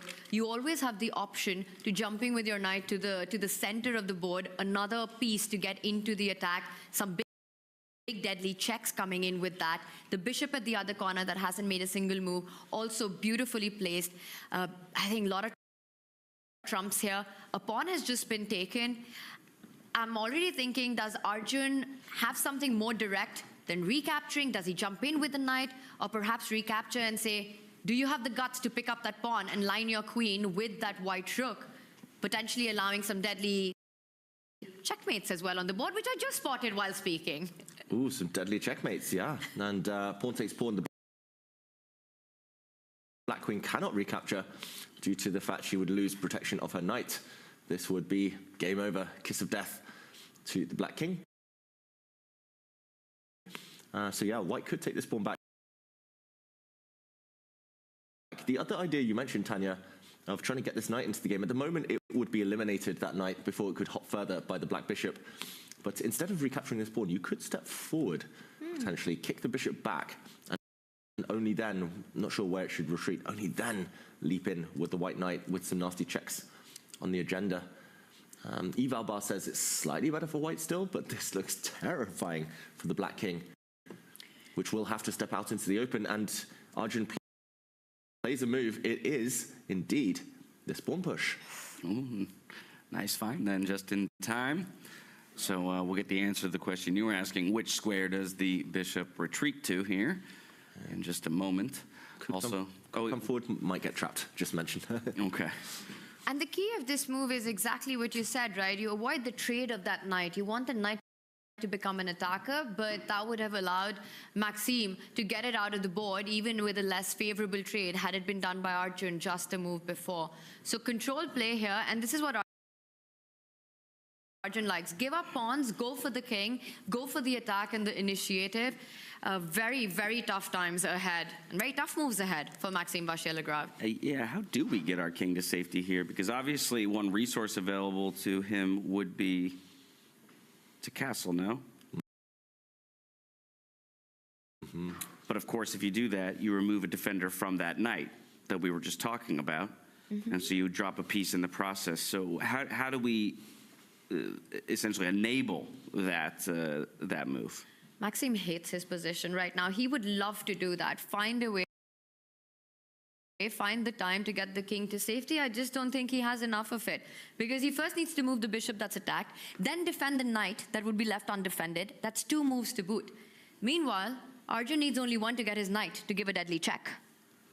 Yeah, I mean, I'm not surprised at all Maxime hates this position. He hates being on the back foot. He loves sacrificing pawns, not grabbing pawns. Black is a pawn up, we should mention to everyone, but That pawn is irrelevant. I'm pretty sure he's going to go back somewhere with his bishop. I would actually choose this square just to keep this square vacant for the black knight. Also, because just to point out a trick, if you drop back to this square, you can stop this check with your own knight, but you'll fall prey to a nice knight fork, queen sacrifice, and then a knight fork here, royal fork, picking up the queen with interest. White is a piece up. If you drop your bishop back the whole way, you might be able to use this square for the black knight to guard against any checks. But still, as the bar shows, this is maybe not even black's best. This is still horrible for the black pieces, all camped out on their back couple of ranks. Psychologically, such a difficult move to make. You know, it's freestyle chess, but you're sort of just setting the board up for standard chess by bringing the bishop back to that square. And not the easiest find on the board, but it might be necessary. From a human perspective, you just cannot allow white's knight to that square. And head and hands, you know, the screen tells the story. Horrible for black. Difficult position for MVL, and as we make our way back towards our marquee matchup in just a moment, both of these guys took their turn in the confessional booth to share thoughts with us midway through their match. Let's take a look. Things didn't really go black's way after I came, so I guess Vincent is just lost. Nodibek is like no chance, basically no practical chance to put up a fight, and my position, I mean, I missed some ideas by Arjun, but I still feel like if my pieces are a bit awkwardly placed, and of course there are some tactical ideas on this with this queen and bishop battery, but I feel like I'm defending, and then if things go well in a few moves, if I consolidate, then I'll actually have a chance.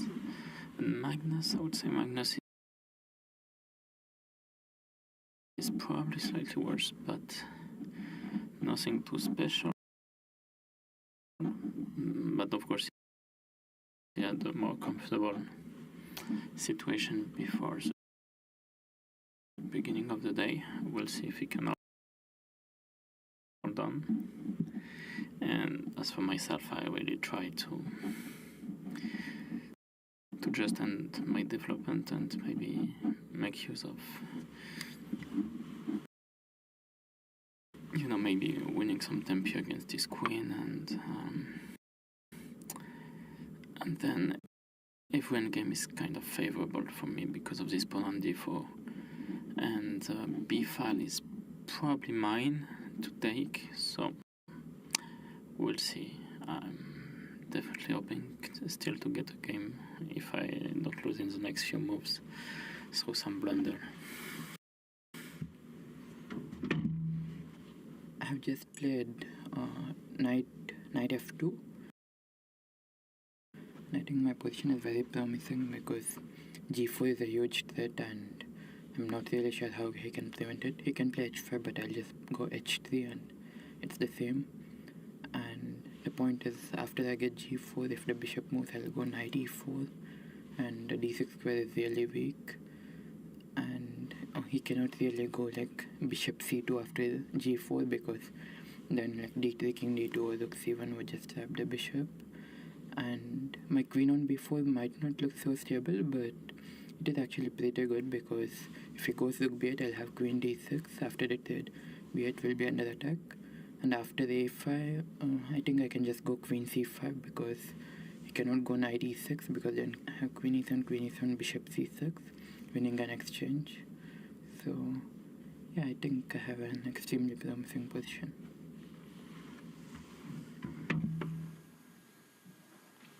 So Arjun loving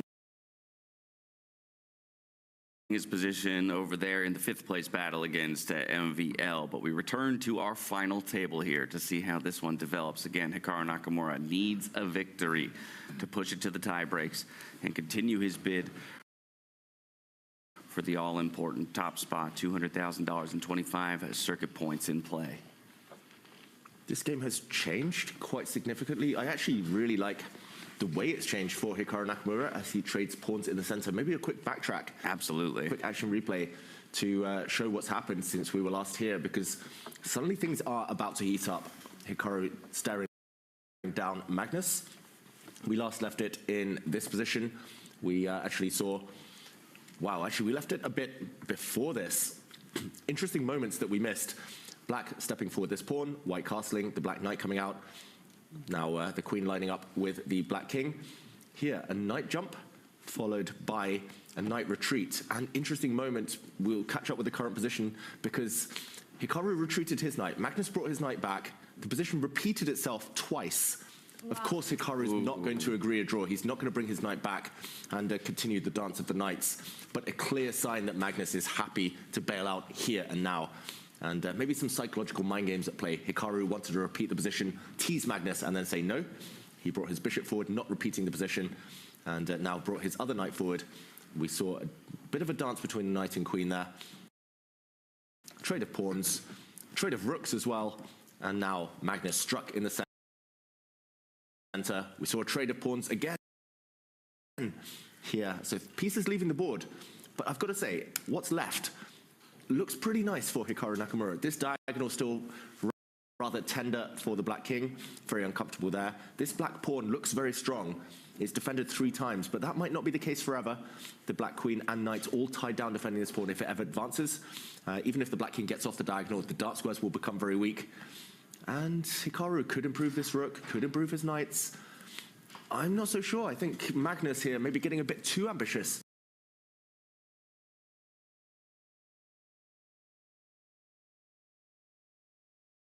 By stepping forward in the center, Hikaru has a pawn break of his own.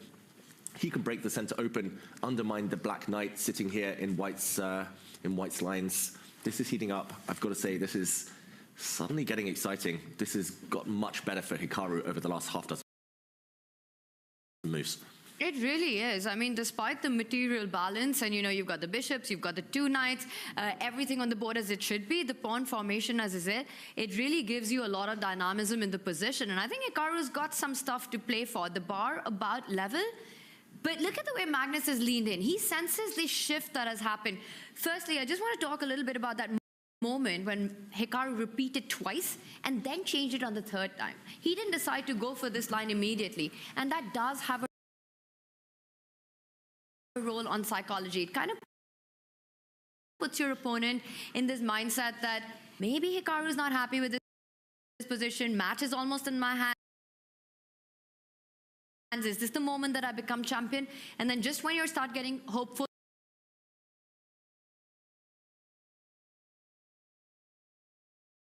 your opponent in that 3rd go decides to deny repetition, and that can play with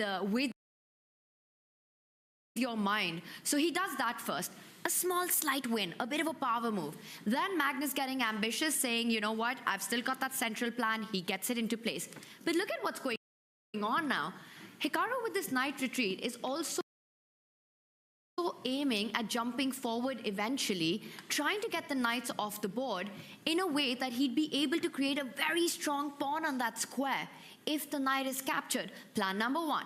Plan 2, to destabilize that knight. You could push your central pawn at the right moment and get that pawn out of the way. Open your bishop, and along that path also start targeting Magnus's knight on the board. One knight jumping to one square, the other knight jumping to the other square. This central pawn break, the queen lined up against the black king. Hikaru's rook on an open file, looking for infiltration and also the flexibility to slide itself to the other side of the board. This position is not balanced at all. All right, so our eval bar is lying to us. Well, at least from the human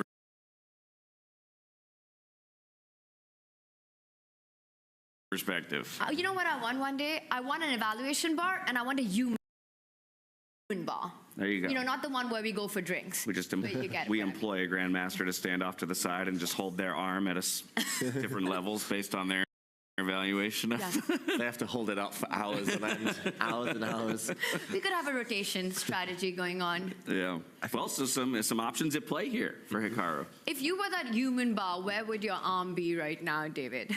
Oh, slightly above level, slightly above the right angle. But the heart rate here does tell a big story. Hikaru's heart rate's got a lot higher just over the last Oh, and then it drops. It got a lot higher. I was going to say it went over 100 because I think he's getting excited. I think he realizes he's provoked Magnus forward. And I've joked about it in the past, but with great space, here Black has the space, has the pawns in the center, also does come great responsibility. He's got a lot of squares to cover Magnus Carlsen. The Black Queen's very passive. The Black light square bishop doesn't really have anywhere good to jump to. Hasn't moved so far this game. If it comes out, for example, to challenge the knight, then this idea that Tanya mentioned, pushing this pawn forward, blocking it, undermining the defender of this knight, it starts to get tactical. It starts to get sharp. Magnus needs to be accurate now. He cannot just curl up into a ball and defend anymore. He cannot just sit still and do nothing. This game, Magnus is going to have to take some high responsibility decisions, and that's not what he was dreaming of from such a solid opening. Yeah, and we do have a lot of time being eaten off the clock now here for Magnus, so possibly realizing, much as we are, that all of a sudden he's given Hikaru a game in which there very much are winning chances.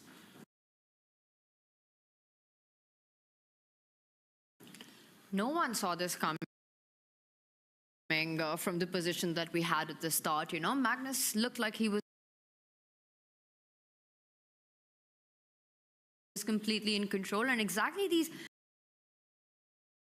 small skirmishes where you pose these problems, the start of a tactical battle ahead, is the dream outcome for Hikaru in this matchup, in this final classical game. Perhaps could be the first time he's left his chair as well, because he knows that this is what I wanted. This is the kind of fight I want against Magnus, and it's starting to appear. It's starting to shape up on the board. And again, you know, David's arm would be somewhere between 4 and 5, as he said, almost level, but giving a slight edge to white. Again, against Magnus, you take what you get and you fight from there. As long as there are pieces on the board, as long as the pawn formation is not symmetrical, there are weaknesses to start targeting. Like you said, he's got a game. I'd imagine part of the plan here for Magnus is to look for ways to trade off pieces, right? Get more and more of those threats off the board. Of course, to do it in a way that doesn't, you know, create more opportunities for Hikaru, right? You don't want any passed pawns, any threats for later in the game. But with that in mind, and considering some of the plans that Tanya laid out that Hikaru might have in mind, where do we feel like Magnus is putting his attention right now with all this time? If it was a blitz game and I had to make a move instantly, I would get that bishop out to the square where it stops that pawn advance. And also, to your point, hoping for some trades of more minors off the board. That would be my first move. David, what about you? If you had to make an instant decision here. Oh, I'd probably move the Black King off the diagonal just because I'm a scaredy cat. I don't like being stared down by the opponent. But I agree, Tanya, the move he wants to make work is bringing this bishop out. I think he would not hesitate for a heartbeat in trading for this knight, removing some pressure from his center, but that would walk into complications. Just to show on the board very quickly, the bishop coming out would allow this pawn to step forward.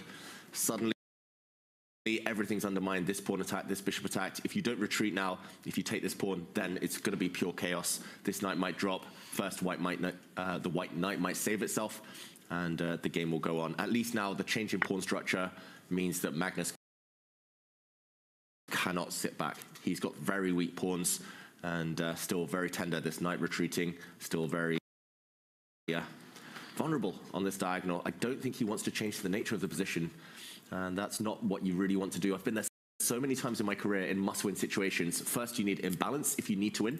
Hikaru has achieved that. Then you need to give your opponent no easy moves. Give them a lot of choice. Give them kind of room to go wrong. Make them stuck in their own heads. Hikaru's achieved step 2. Next comes the concrete variations. So we'll see. But Magnus, definitely pressure on him. 49 minutes against 55. What are we predicting? Do we still think Hikaru is going to make a comeback? Do we think Magnus has still got this under lock? I mean, I think the point we keep coming back to with Hikaru is emotionally driven, confidence driven, you know, momentum driven, and needing to believe that he can do it. And coming off of yesterday, I had some concerns, right? Just because to maybe feel like you had thrown away a game, that can have devastating effects on a mentality. But now, based on this game state, and even maybe the fact that he's reasoned his way to a potential, or winning chances from what started as, kind of a more even starting position, a draw starting position, I'd say actually, I'm starting to believe more and more that we're going to tie breaks. I think it's too soon to call a result, but I'm inclined with you, James. It's a start of something. It's a start of a fight here. I mean, if we look back at yesterday at their game one, Hikaru never actually objectively was better in that game. Magnus was on the advantage, putting the pressure from the start. And this is the first time in the match where it's Hikaru with the plans, Hikaru with the slight initiative, despite it's Magnus's knight. That's sort of the only piece that's crossed the halfway mark, but it can be easily destabilized. Also, Hikaru's bishop with the potential of opening up. Best chance of him in this match so far, and I think would love to see those tie breaks, would love to see a playoff. The thing is, we've seen Magnus hold so many positions, right? He's just so incredible at these difficult moments. It's still hard to bet against him. Yeah, I'd love a tiebreaker. Let's go Hikaru. I will mention that the last time Magnus was in a knockout kind of situation, one-on-one, head-to-head, he did take the lead. This was in the World Blitz Championship. He was 2 points up on Jan Nepomniachtchi with only 2 games to go in the finals there in New York, and he did lose both of the games. He did get really, really nervous, Magnus. As soon as he got closer to the finishing line, he very rarely in his lifetime has let a lead slip, but that was the most recent knockout match. That was the biggest tournament in recent history for Magnus, and that one did feature the strike back. He wasn't able to hold his nerve. Well, the good news for us, David, here is that in Paris, there are no co-champions. Hopefully not. Unless this one goes... yeah, actually, Armageddon. There's no possibility, exactly. I was going to say, they won't stop it early and just shake hands and say, let's share this thing. Yeah.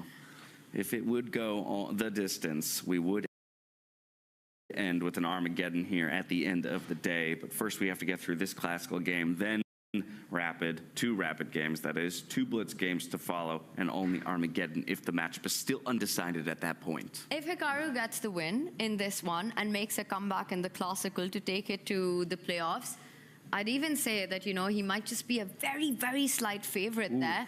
Hard to bet against him, but we've seen how momentum has shifted in previous matches, right? Maxime Vachier-Lagrave getting his win on day 2. Arjun Agassi doing the same.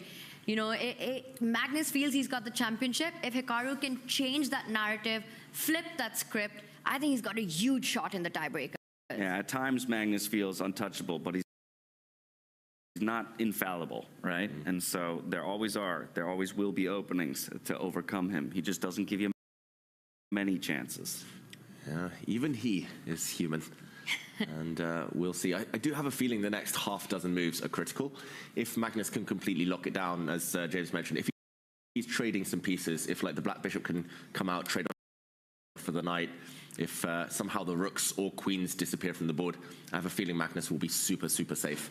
But if Hikaru is able to, for example, step forward, blow things open, or swing the white rook and put some pressure here,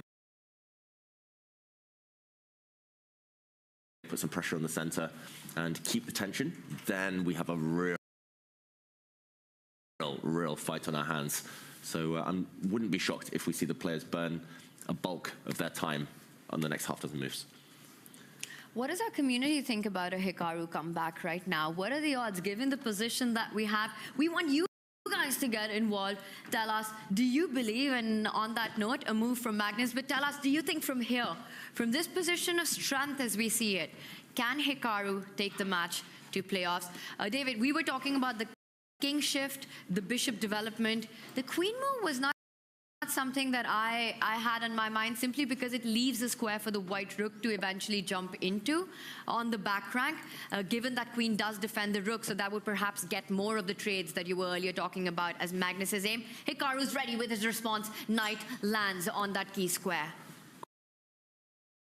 Great move, and one you call out earlier, Tanya, there's pressure now on this far advanced black knight. If it steps back, avoids the trade, it's not on a great circuit. The other white knight might jump forward. If it trades off, it will be replaced by a pawn. Let's just quickly put that on the board. Yes, it's an isolated pawn, but it is a potential future queen. A pawns are famous for being great kind of team members. If they have a bishop on the long diagonal, they promote on that square. And black actually has a backward pawn that can be easily targeted now by rook, by knight. This is torture for Magnus if he trades knights. And I'm not sure how else to avoid this. You can maybe back up your knight, but that looks really ugly as well, leaving some backward pawns behind. Magnus does trade. Hikaru's going to get a very strong pawn on the edge of the board now. Okay. And it's always pawn takes over rook takes. Just creating imbalance feels correct. Also, taking with the pawn carves out a beautiful square for the white knight that can never be challenged then by a black pawn. That black pawn would be locked down if you do catch with the pawn. Taking with the rook does have some merit, though. Active rook. I wouldn't be totally shocked. I just think taking with the pawn, just switching things, changing things up slightly makes more sense. This pawn isn't... There we go. He takes with the pawn. The pawn on b4 was going nowhere. Might as well kind of transform it into a potential future queen now. If this was a level match, I think Hikaru at this moment would have taken more time for this decision and perhaps even kept it more balanced with the rook trade, you know, kept it more symmetrical and closed the pawn formation. But that's not a luxury that he has here. Any small dynamic that he can create in this, that open line that eventually the white rook can land on now will tie down Magnus's bishop to defending a pawn at the side of the board. An incredibly strong pawn taking control of dark squares, opening up a beautiful file for the rook. The one problem piece here for Hikaru might be the bishop. Queen beautifully placed, knight at the center of the board. And I think for Hikaru, the next plan, step 2 in this whole path of how do I give Magnus the biggest problem is how does he get that bishop into the game?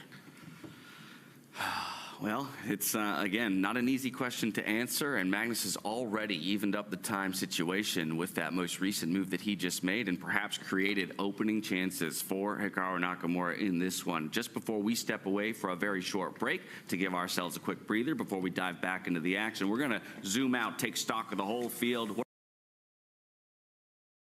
are those heart rates looking like?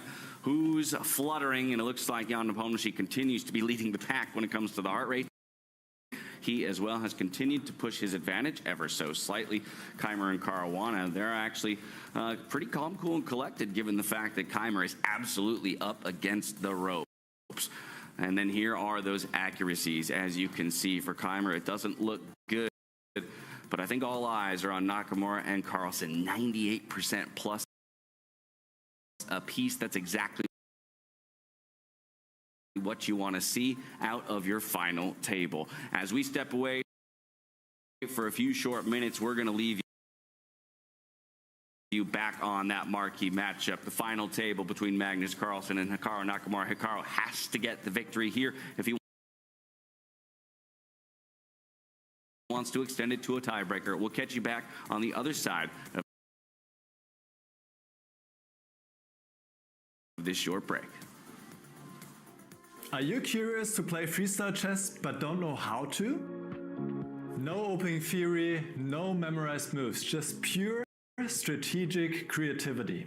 But how do you navigate 960 possible starting positions with confidence? That's exactly what I'll teach you in my freestyle chess masterclass. You'll learn how to develop your pieces effectively, recognize key positional patterns, and avoid early disasters. I'll break down some of the best freestyle chess games ever played, featuring Magnus Carlsen, Alireza Firouzja, and Fabiano Caruana. Freestyle chess is still in its early days. This is your chance to get ahead of the competition. Sign up now and let's take your freestyle game to the next level. Join my freestyle chess masterclass today and save 20% only during the Grand Slam.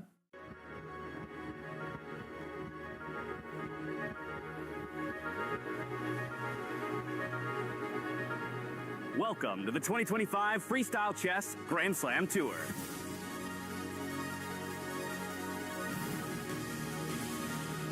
Twelve of the world's greatest chess players will battle in a unique and thrilling format. No opening preparation, no memorized lines will help the grandmasters here. Only creativity, skill, and instincts. With knight takes h7, and like to really hammer the point home, there's also a line that goes bishop f5 back, e3, threatening the knight, knight c2, attacking the queen, queen b1, and knight takes e3, and then queen takes f5, knight takes f5, knight takes h7, checkmate. Again, this is not going to happen, but it just goes to show how careful you have to be in some of these positions. Arjun, congratulations. You just won game 1 against Maxime with the black pieces. Today we saw so many wild games. What do you think it was about the starting position? Yeah, I saw today there were at least 2 black wins. Maybe one of the reasons is like it's a bit similar, like there were chances of it getting like a bit boring and normal. So maybe white players were trying to take some risks to keep it interesting, and maybe that was one of the reasons. Fabiano went into the confessional early in the game and he said most people today are playing terribly, disastrously chess. Was that your impression when you were in the playing hall in the early stages as well? Not just in your game, but in all games. I was mainly focusing on mine because like after move on itself, like it got deviated from the other 3 boards. So I wasn't really keeping track of the others. And mine, I thought I was playing pretty well, at least till a point. Yeah, unless engine points out some clear mistakes, I would be quite happy with the way I played this game. We just had Jan Nepomniachtchi here. He said, you know, it's very frustrating for these to play for places 5 to 8. But for you, do you still take some pleasure, or do you consider it a learning experience, or how do you see those matches? Yeah, it is slightly disappointing to not be able to play for first, but it's also like practice for like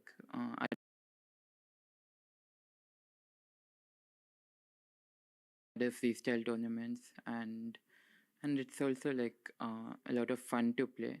So yeah, I wouldn't really call it frustrating. It looks like you, I think, have qualified already for Vegas by rating. Is that a tournament you're looking forward to? Yeah, of course. Have you been to Vegas before? No, I have been to US only once, in New York for the World Rapid Blitz. Well, Arjun, it's been fantastic following your games here. Congrats again on today, and good luck for the last one tomorrow. Thank you. And note how Hikaru, he waited till Magnus ran off to the toilet, then instantly made his move. So he actually gained a couple of minutes on the clock there while Magnus was away from his seat. Great strategy. Yeah, I do that all the time as well. I must admit, any advantage, right? As you should.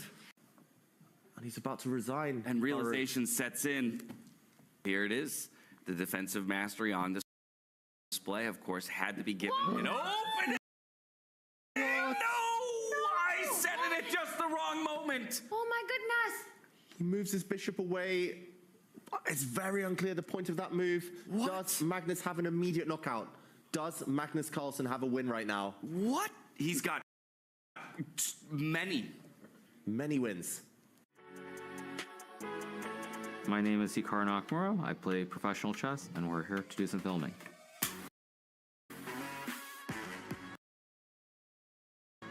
Ranked number 2 in the world, he stands out as one of the most intuitive and adaptable players in modern chess, a game that has been part of his life since his earliest childhood. I was exposed to chess at a very young age, I would say about 6 years old. Both my brother and my stepfather play chess competitively, and I naturally became interested in the game, and I started playing in my first tournament at the age of 7. As a 5-time US champion and a leading figure in the streaming world, he's been instrumental in popularizing chess online and introducing the game to a broader global audience. It's quite nice to sort of see some of the people, to see those who have followed me as a streamer, and just to meet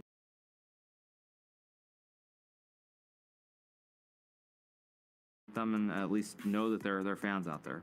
Holding an ELO of 2,804, he takes pride in the path he's followed and the player he's become.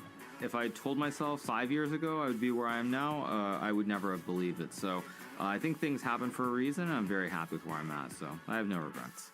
His approach reflects a deep confidence in his experience and instinct, sharpened over years at the highest level of chess. His focus remains clear and grounded in the present moment as he looks ahead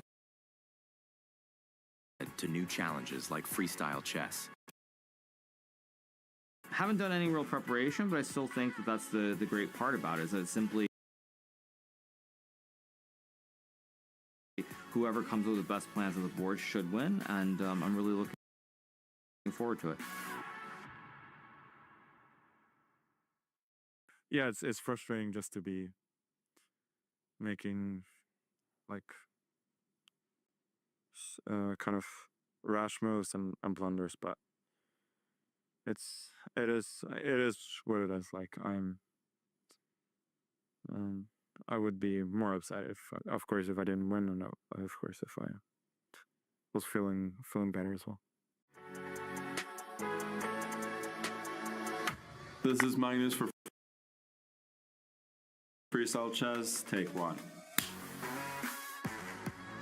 The Norwegian Grandmaster Magnus Carlsen, widely regarded as the greatest of all time, began his journey at an early age. I learned the rules of chess at about 5 years old from my father, and then I got into it at the age of 8. One of my first goals starting out in chess was to beat my older sister. I generally wanted to beat her at everything.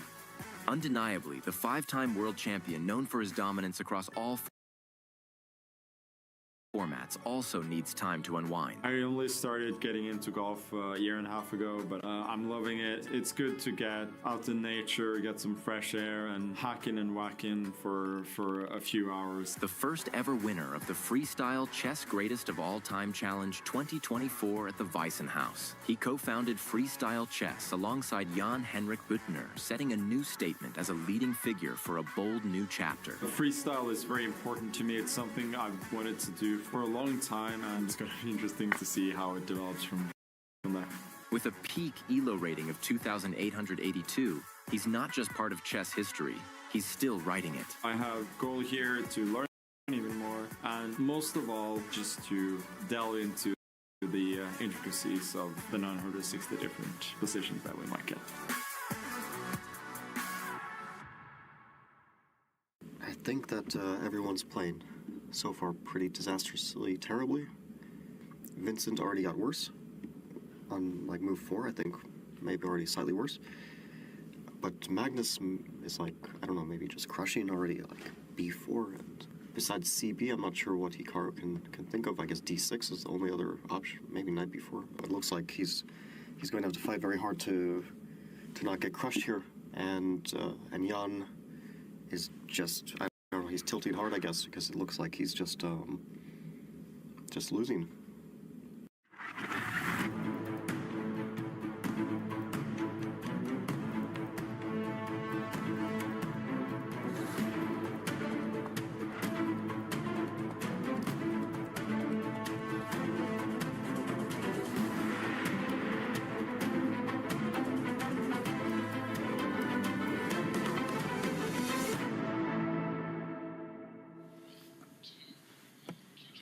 Hello, everybody. We're happy to be rejoining you right in the middle of the action here between Magnus Carlsen and Hikaru Nakamura. We're going to get you to that board, and we're going to recap all of the moves that were in play as we stepped away.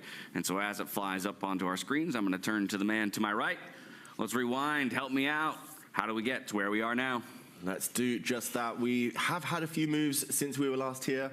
The biggest moment was seeing Hikaru Nakamura jump with his knight to the side of the board. We saw this exchange, the knights disappearing. Magnus trading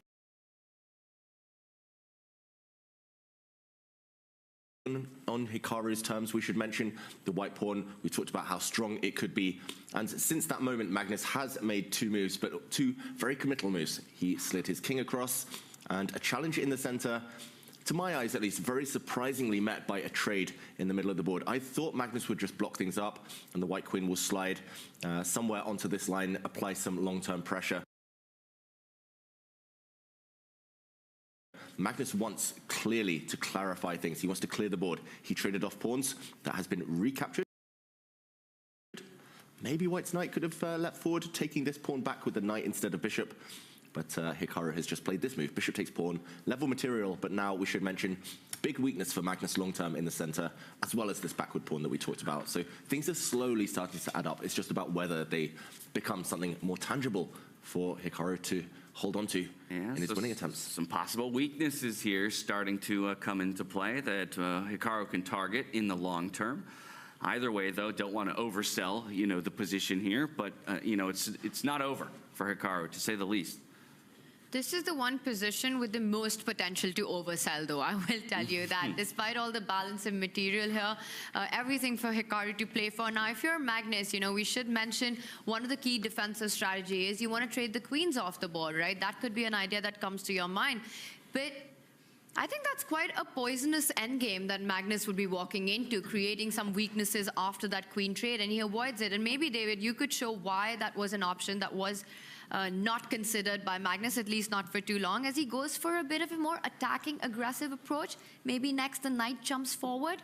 Ideas of his own. I mean, I can already see makings of some mating threats along that square right next to the white king. A major lands there, it would be game over. Yeah, Magnus showing his ambition here. We do say that the best form of defense is attack, but just to show the queen exchange, no safety if queens come off the board in this position.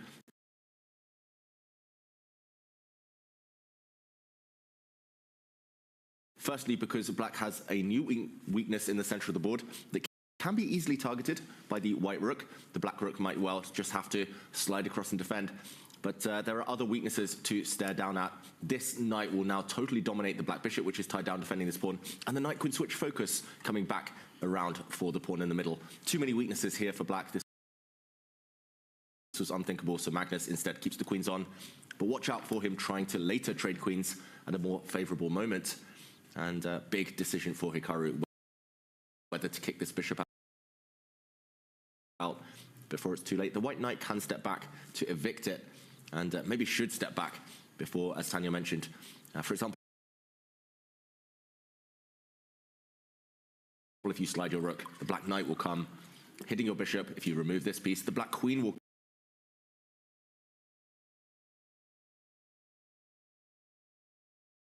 come, and suddenly we see threats of a queen sacrifice and a checkmate. The white king totally caged, actually, on this diagonal along this line. This would be terrifying. Hikaru needs to prevent this from happening. He has a small window of opportunity to repel the attack. I think that's one of the things about the the position that's interesting for me, right, is that the majority of Hikaru's pieces is still sitting on the left-hand side of the board. Obviously, queen's got long sight lines if she can get through that central pawn eventually, but at some point we got to mount an attack on that king, so it's going to maybe take some time for those pieces either to come across or take advantage of that now backwards pawn, right, that sits over there on the left-hand side of the board. But by doing so, maybe you're giving Magnus exactly the amount of time he needs, like you say, to create that counterattack and bring some counterplay to the table. I like this strategy. Offense is the best defense. Magnus creating some big threats on the right side of the board, and there's no real healthy way for Hikaru to actually stop that knight from landing to that square, threatening some checks, getting rid of a key defender, lining up the queen and the rook next. I see the evaluation bar still prefers the strategic elements of this position for white. You've got a pawn weakness to target. You've got that open line, another pawn weakness that's easily targeted, a strong pawn of your own. The knight has beautiful squares. But Magnus's immediate threats, at least to me, feel quite powerful. And they're coming very quickly with tempo on the board. They are very powerful, potentially. If Hikaru plays the move I was recommending, I should mention that Magnus, firstly, he doesn't necessarily need to retreat the bishop. He could just jump his knight forward anyway, but even if he does step back, at least in the process now, you've rendered the white knight slightly passive, and the black bishop could challenge its very strong counterpart in the center. Huge step in the right direction for Magnus Carlsen. You've basically said, you've gone back, you've lost a valuable move, I've gained time, and the attack ideas are still in play. Where would your human bar arm be at this moment, David? In the middle, but ready to drop or raise at the smallest sign of a mistake from either player. Okay, so a precarious position, still looking like it can go in any of three directions, or I guess two directions, and one would be staying right where it is. But that's the thing, even if it stays sort of around the equal line, right? It's every move could just change it drastically. It's such a rich position in tactics and strategic element. Yes, the computer, with its absolute brute force, can find the precise way for defending this position for both sides or putting the right kind of pressure. But again, that human element, you know, the move with the heartbeat, it's very hard to get that going continuously for a series of moves to be accurate. So far, we're considering that Magnus, or rather Hikaru, wants to kick that bishop out.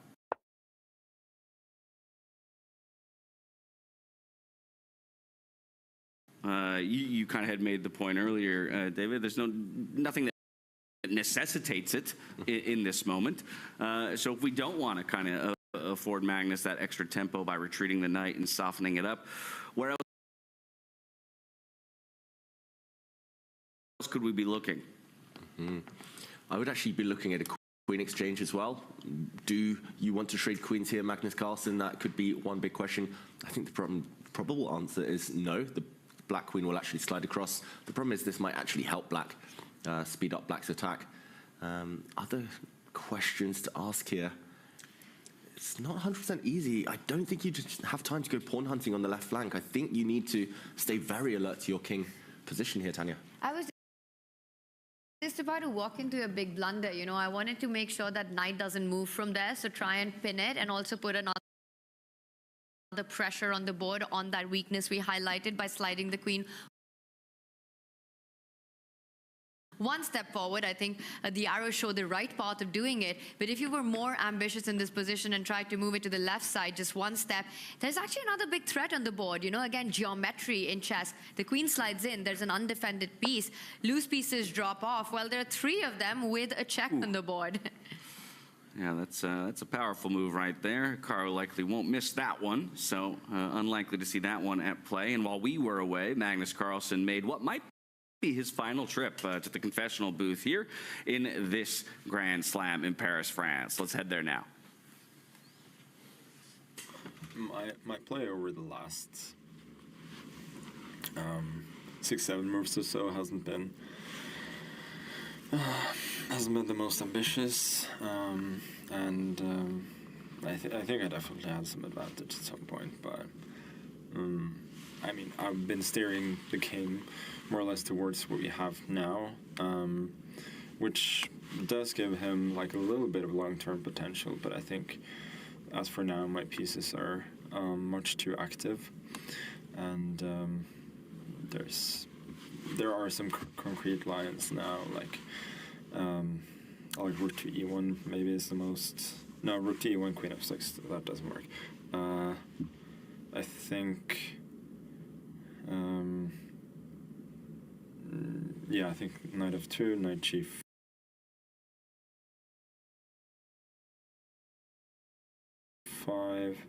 bishop h1, maybe queen f6, queen e3, then bishop f5 I think is quite clean, because the idea is that I'm threatening the pawn on c2, and if you're protected, then I can go knight to h3 check, which kind of exchanges off more pieces and removes kind of what intrigue there is left in the position. So I think for now I'm very comfortable, but we'll see. Magnus feeling solid, comfortable in this position. He says he likes his piece activity and very much has his mind set on trying to remove more and more of those minor pieces from the board. Feels like he's somewhat setting it up in exactly that way right now. Yeah, and the bishop going back the whole way. This was Hikaru's move while we were listening to that confessional. Yeah, that feels a bit wrong. Feels a bit odd. The bishop just came from that direction on the last move, and this could play into a variation that Magnus mentioned, the black queen sliding, the black knight coming, and it feels like Magnus very confident in his chances to hold, underplaying it, pretty much all risk factor in this position. Magnus relying on piece play here to take care of the strategic weaknesses that he has, and I think we're going to see that. A shuffle of the move. Magnus was expecting first Hikaru to draw back with the knight and then fall back with the bishop, but we might land in the exact same position, and maybe we can just have that on the board. The most obvious move in the position. We've been talking about a key square for the attack, you know, that square right next to the white king. Line up the queen and the rook, and eventually forcing Hikaru's knight to try to block that file. And I believe it's been played, David. We've got queen to f6. On the board. On the board. And now Hikaru, he must fall back with the knight, hitting that bishop. And this is what Magnus had in mind, right? He wanted to go back to a square, which actually attacks, first come up with the knight, forward, defend the bishop. And once the queen slides over, this was his calculation, fall back with the bishop, attack a weak pawn with a threat, and Magnus was quite happy with his position. But David, did you see the bar actually thinks Hikaru is still doing well? And I wonder, what is it that Magnus Carlsen has missed in his calculation? Yeah, I'm not sure he's missed much, but maybe slightly underestimating the danger here. Just to check with the computer, apparently White's best move is to ignore the threat on this pawn that Magnus was talking about. Yeah, this is very deep stuff, so I'm getting a helping hand here, but pawn forward to attack the black knight now best. He did mention the idea of trading knights, a knight check, and after a trade, the game isn't over. Most importantly, maybe one thing Magnus has underestimated is that there's no more checkmate pattern here.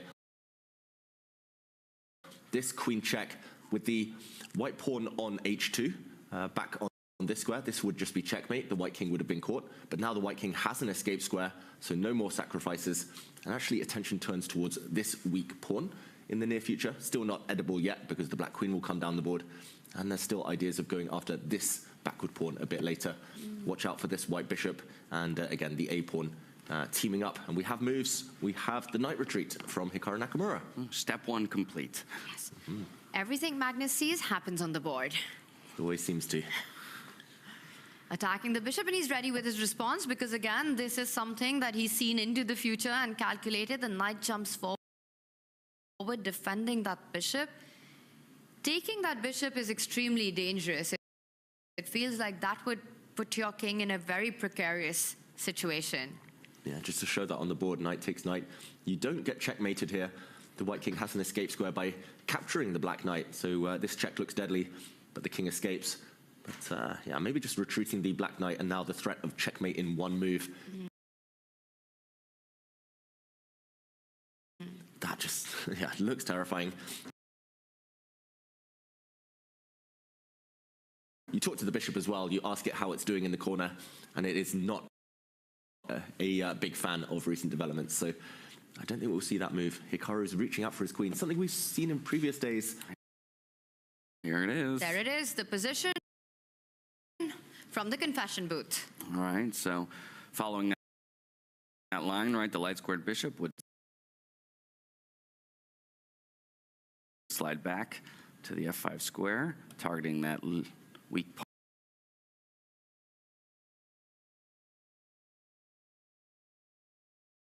pawn. Do you think he blitzes it out, or does he pause and look for perhaps alternatives here, or does he just stick to what he's calculated? Good question, because just leaving the computer to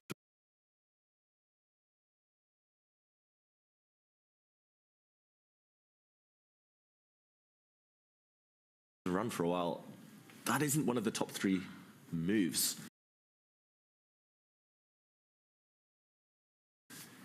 At least on my Slightly weaker engine. No, but on my stronger one, you're correct. It's still not one of the top 3 moves. Yeah, and there isn't a rush necessarily. I think Magnus is going to play it, you know. I think he's going to retreat because in a drawing mindset, when a draw is enough for you, you want to force the issue. That move comes with a threat. There's not many other moves that create a threat. This attacks a undefended pawn. It also creates the idea of the knight exchange. Other moves that come to mind would be just to pass, just to kind of move the black king, maybe I don't shuffle want the to black pass, rook up. David Howell. I've got a move suggestion. Ooh. Can you move that e-pawn 1 step forward? LPDO, loose pieces drop off. Watch out for that rook in the corner. Ooh, interesting, interesting. Definitely possible. And the big question would be, what happens if the white rook saves itself? Does black have a continuation? Because this pawn now, slightly vulnerable. The bar doesn't react, so still thinks this is totally fine for black. Totally viable.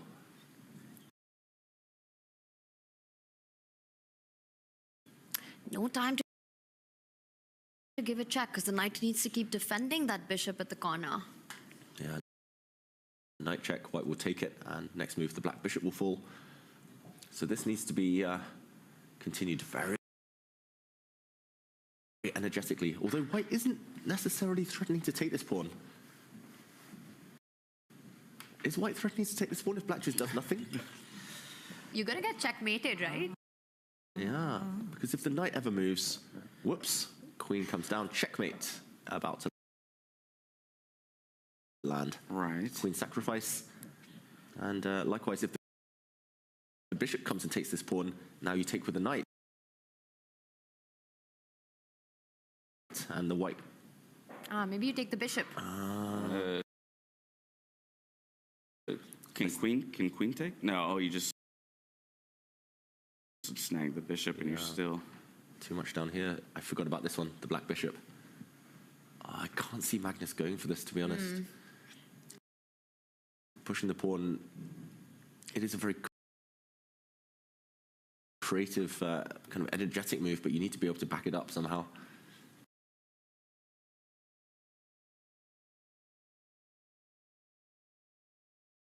Not finding the follow-up. Maybe it's just good, though. Maybe it's what he should be doing. Normally, once the momentum's on your side, you don't want to let up. Create threats, and things turn in your favor. But notice how he hasn't rushed through this final move of the sequence that he mentioned in his confession. You know, everything else he played really quickly. And now he stops. So there are definitely some other options that are in his mind to continue the pressure. Sorry. Do you think having confessed his sins now and said bishop f5, he feels compelled to follow through? Ooh, some kind of moral obligation to back up his words to the world. Yeah, that's interesting. I've been talking about the confessional booth as a useful tool for players, right? Just to verbalize their thoughts, talk through some ideas, you know, and switch up their environment just a little bit. I hadn't thought about it in that sense. You feel a sense of obligation to to live up to your confession.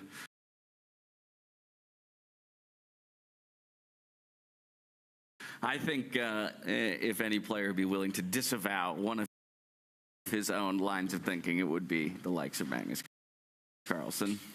Yeah, he knows when to be dogmatic and when to switch things up, be a bit more flexible in his thinking. He does settle back.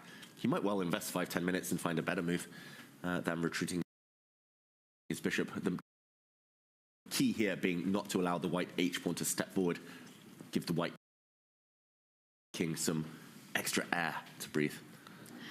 When was the last time you guys were in a confession? Never. Never. Never. Not yet, at least. No sense to confess. Yeah, sure. Don't close the door on anything in life, right? Waiting for my deathbed, and then I'll just... there you go. I'll confess it all. The secrets come out. I mean, to your point, David, I think a waiting move, right, is really just the other option if it's not going to be targeting a weakness of your opponent. opponents. So exactly as you're highlighting, maybe just the rook slides up, keeping it on the same file, king as well, and that that pawn there on the right-hand side. Another move Magnus could consider, if he's playing for tricks, this is what I would do in a blitz game. I would move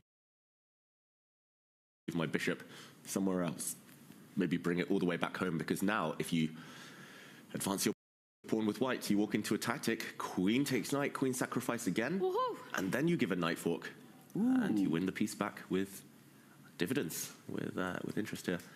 But of course, Magnus isn't just a trickster, and dropping the bishop back to a different square would allow white to maybe just cover any potential checks from the black knight. And it feels like a step in the wrong direction.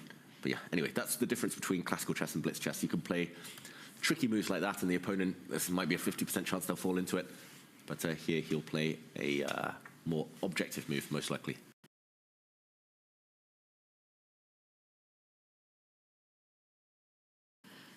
So if Magnus wasn't to continue with his plan, or actually even if he was, because that was the follow-up move, for Hikaru, is that rook sliding over, doubling up with the queen, attacking the center pawn that's weak, is that what he's aiming to do? Is that the next move that Hikaru wants to get in?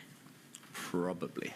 Regardless of what black plays, actually. Yeah, I think Hikaru, his next move will be a rook move, either towards the center or just one slide across.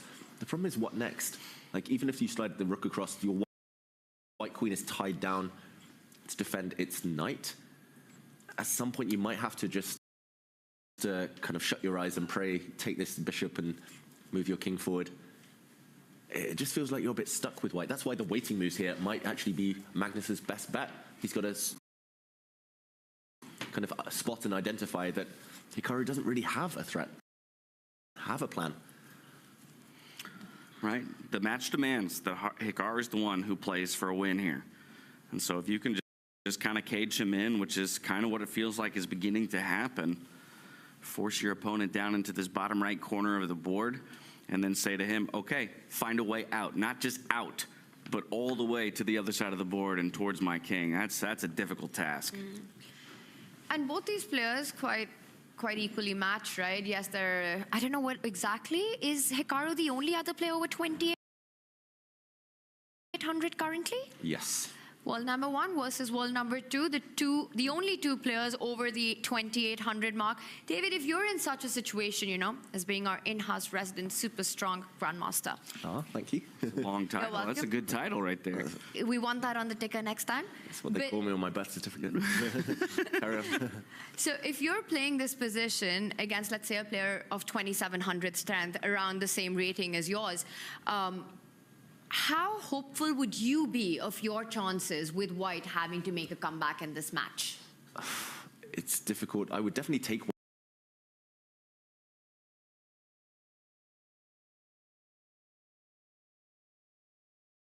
white over black. I should start by saying that. Oh. I think Magnus's short-term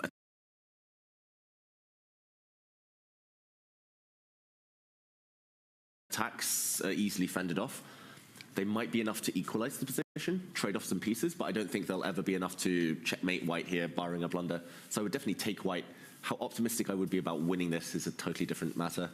I feel like Magnus here probably finds a good way to just sit and do not much, and it's going to be hard for Nakamura to do anything. But I would feel more confident against players of a more dynamic nature who feel the urge to do something, to create something, to get impatient here.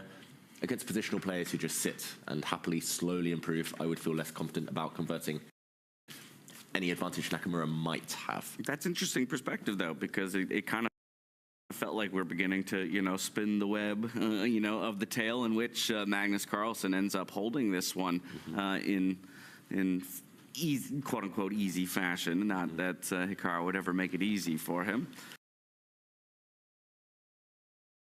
And I think if I were on the black side, I would lose to either Hikaru or Magnus here, because I would do something rash and impatient. And white's long-term advantages, we should mention it is white with the long-term advantages due to the isolated central pawn here for black and the backward pawn on the other side. 2 weaknesses in an endgame is enough. 1 weakness, sometimes you can hold. 2 is too much. So yeah, Magnus still definitely has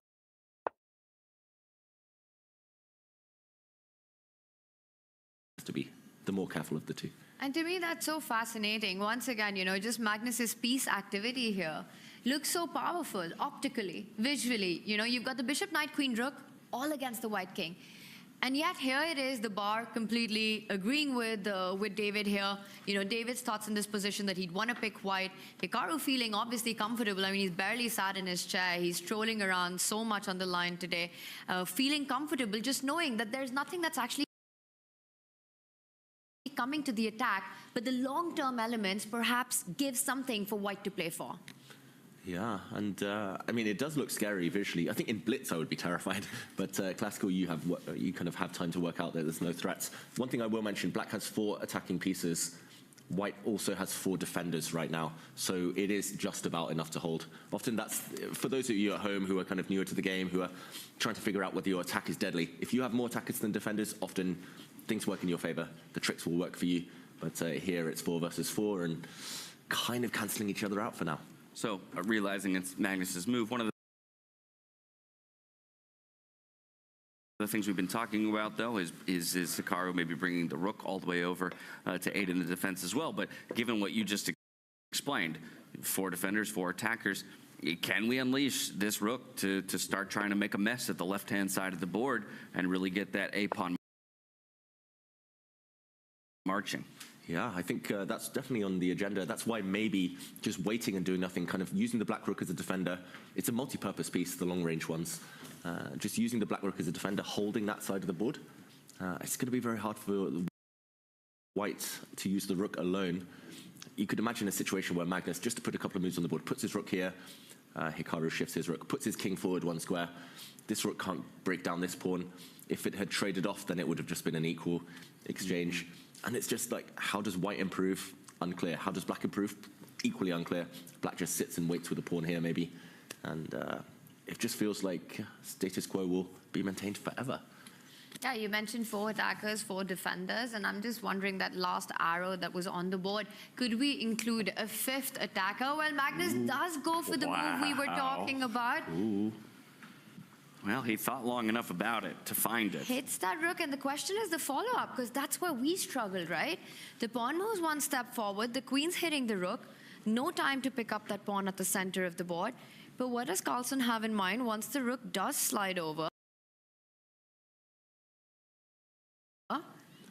It's going to slide over. Remember, this white rook started this game. We see the starting position there of the white pieces at the bottom of our screens. The white rook started this game in the corner. The white bishop started this game in the corner. Everything else has pretty much moved. The white bishop has returned to its starting square, but yeah, we're expecting this rook slide. Hikaru frowning as he returns to the board.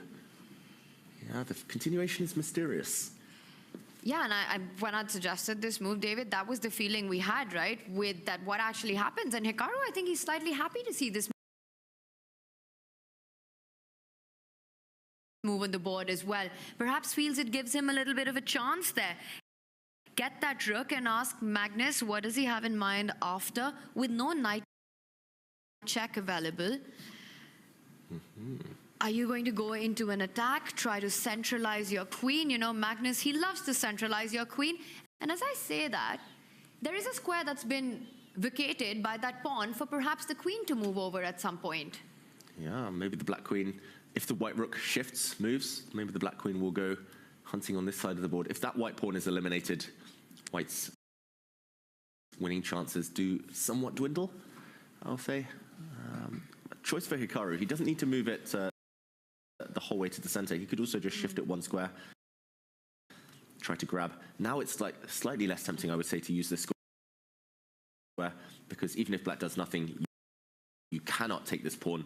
Just to mention, the other reason Magnus opened up this diagonal is because he has inroads into the white position, back rank. Catch here of the white king. This is very committal by Magnus. That pawn that was just one where it came from, so difficult to get to that square, right? Because it's guarded, it's defended. The light square bishop can't attack it. The knight not being able to jump into activity. But now where it's moved into, you sort of just walked into the line of fire yourself. It's always going to be under pressure. You always have to watch out for it falling. So Magnus has to continue with a lot of momentum after this move. Yeah, it's committal, but it does still feel so paralyzing to Hikaru's position. We've been looking at two different rook moves, just for my own curiosity. Blocking that queen with the c-pawn is not an option? It's definitely an option. Okay. It's also fine, I think, and might well appear, if not now, then on the next few moves. Yeah, I think it's a three kind of way decision here. You step your pawn forward, you bring your rook across. More likely he moves his rook just because it feels like that's going to guarantee some kind of threats, or at least you're going to want to move that rook sooner or later. It's not 100% clear you're going to want to move the pawn. Probably you do at some point, but we will see. Magnus, he looks very focused, Tanya. It looks like he's not as relaxed as he earlier was, though. Absolutely, and we saw Hikaru there almost making his move, but then pulls back. The ideal scenario for Hikaru in this game would be to have this sort of a dynamic as is, but force Magnus into long thinks over the next few moves to really get his clock down. You know, keep as many pieces on the board, whatever's left, don't trade anything, and then have those big decisions play out when Magnus has only a few minutes to respond. But right now, Magnus has those extra minutes on the clock. Hikaru, he almost looked like he threw his hands in the air, like, I can't find a way to keep this going. Hikaru, he's done everything right. Like, Magnus even said it last 6-7 moves. That was actually a while ago, but last 6-7 moves, he wasn't playing the most ambitiously. And normally that does start a slight downward trend if you start playing passive moves, if you start playing moves that you don't feel are actually the best. And things can spiral, but Hikaru centralizes his rook. Hydrates. There we go.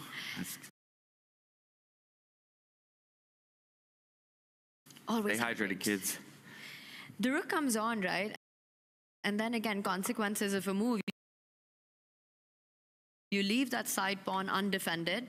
Magnus loves to get his queen to the center of the board. There are two attractive squares here. Both of them target that pawn on the left side. What does Hikaru have in mind for that move? Feels like the follow-up that you'd want to make. Yeah, I'm especially attracted to this move for black somehow, just because you also give extra protection to this bishop. There was one line we showed a bit earlier where the white knight taking the bishop was a key motif. So giving the black bishop some extra defense does look very logical, multi-purpose move. I have a feeling this might be what Magnus goes for. As you mentioned, Tanya, he can also go to the center, but this feels to me slightly less kind of cohesive with black's whole position, because the queen is undefended on that square, although I can't see any way to take advantage of it. Might also give time to actually snap up the central pawn if you move it to that square, because you want the queen and the rook still lined up, paralyzing the white knight against the mate threat. Now I'm starting to think it's going to be fizzling out. The bar's coming down, the human bar. The arm's falling down, and there it is. Magnus Carlsen does go for the idea. Okay. Multi-purpose. Pawns under threat. What are our defensive options here without, again, vacating too much of our defensive posture in front of our king? Is this where you have to force a trade with that bishop, or is still tricks in play where you can't move that knight? So we definitely can't move the knight for now, unless we take on the edge of the board, but this does feel a bit scary to leave the white king sat in front of its bishop, trapping its own bishop here. Yeah. And no doubt there are going to be some traps on the board, maybe in the knight coming in with some checks at the very minimum, maybe something even better for black. So I don't think he'll move the knight, but taking this pawn, is that legal? Is that possible? Definitely legal. I can answer that for you. It's a legal move. But whether Is it good or not is the real question. You just take that bishop back and the white knight now has to take this bishop on the edge of the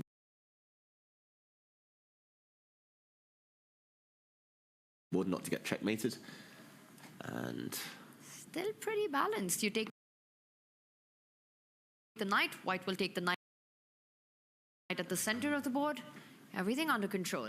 Everything under control, but in a winning attempt in a must-win situation, maybe black now throws the knight away. It's going to drop, sell it for the highest price, take a pawn, and if white recaptures that knight before it saves itself, this is just a dead-drawn endgame. Queen and rook versus queen and rook, same number of pawns each. Both kings equally safe. That's not enough for Hikaru. Magnus bullying him with just the ghost of some drawish endgames here. And this is the point, right? Just not having that buffer, that draw is fine. How do you continue this game? And it comes down to that bishop a2, that one move, that one big mistake that Hikaru's made in this match yesterday. If that had gone another way, had he taken the pawn a draw, we would be singing praises for Hikaru, just the way he's kept things solid, almost forcing a tiebreaker. But the match situation. Well, this is where I'd start asking the question of, we've been looking at a lot of the best moves in the position, right? But the reality is maybe Hikaru's best winning chance is not a best move in the position. Maybe it's something that's just minorly inaccurate, but that again changes the landscape of the board. I don't know if there are too many of those moves available to him because, again, he feels so claustrophobic and locked in to this bottom right corner. But typically, that's where I would look for okay, what's the best version of a question mark, that I can throw out there that just gives me a fighting chance. Yeah, it's difficult. Normally those types of maybe dubious moves that kind of make the board a mess, those are in conjunction with some kind of attack against the opponent's king. Here, black's king is so far away from any of white's pieces, it's hard to make this a mess. It's become very technical, and that's something I mentioned earlier. Technical is both of their strengths. But yeah, you can't win this game by playing into Magnus's strengths, even if it is your own. And Magnus, after a while, actually gets up from his chair. So, he feels he's gotten everything under control with the piece activity that he has, the threats that he's created, dangers behind him. All those strategic points don't matter simply because of the momentum of black's pieces close to the white king. He's the one coming in with a threat on the board. I think Magnus Carlsen is feeling very comfortable about his chances of taking his first slam right now. As he should be. He's been in near top form, if not top form, this entire tournament long. Again, with an incredible showing first out of the round robin, and then blowing through opponents on his way here to the finals. All right, so black is threatening. Magnus wants to take the pawn, right? Bringing your rook back, that can't be part of Hikaru's strategy. It's exactly the square where it came from. At least Magnus can repeat that position, if nothing else. How else can you defend this pawn?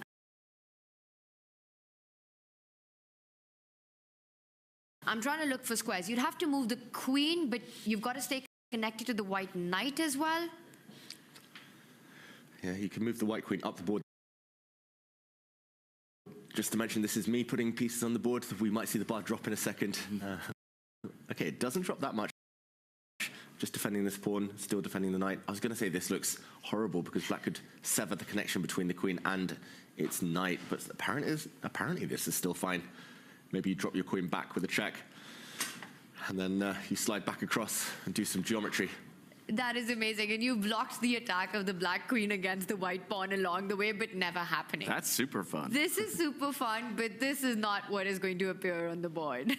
Just draw a triangle because I like my geometry. That's beautiful.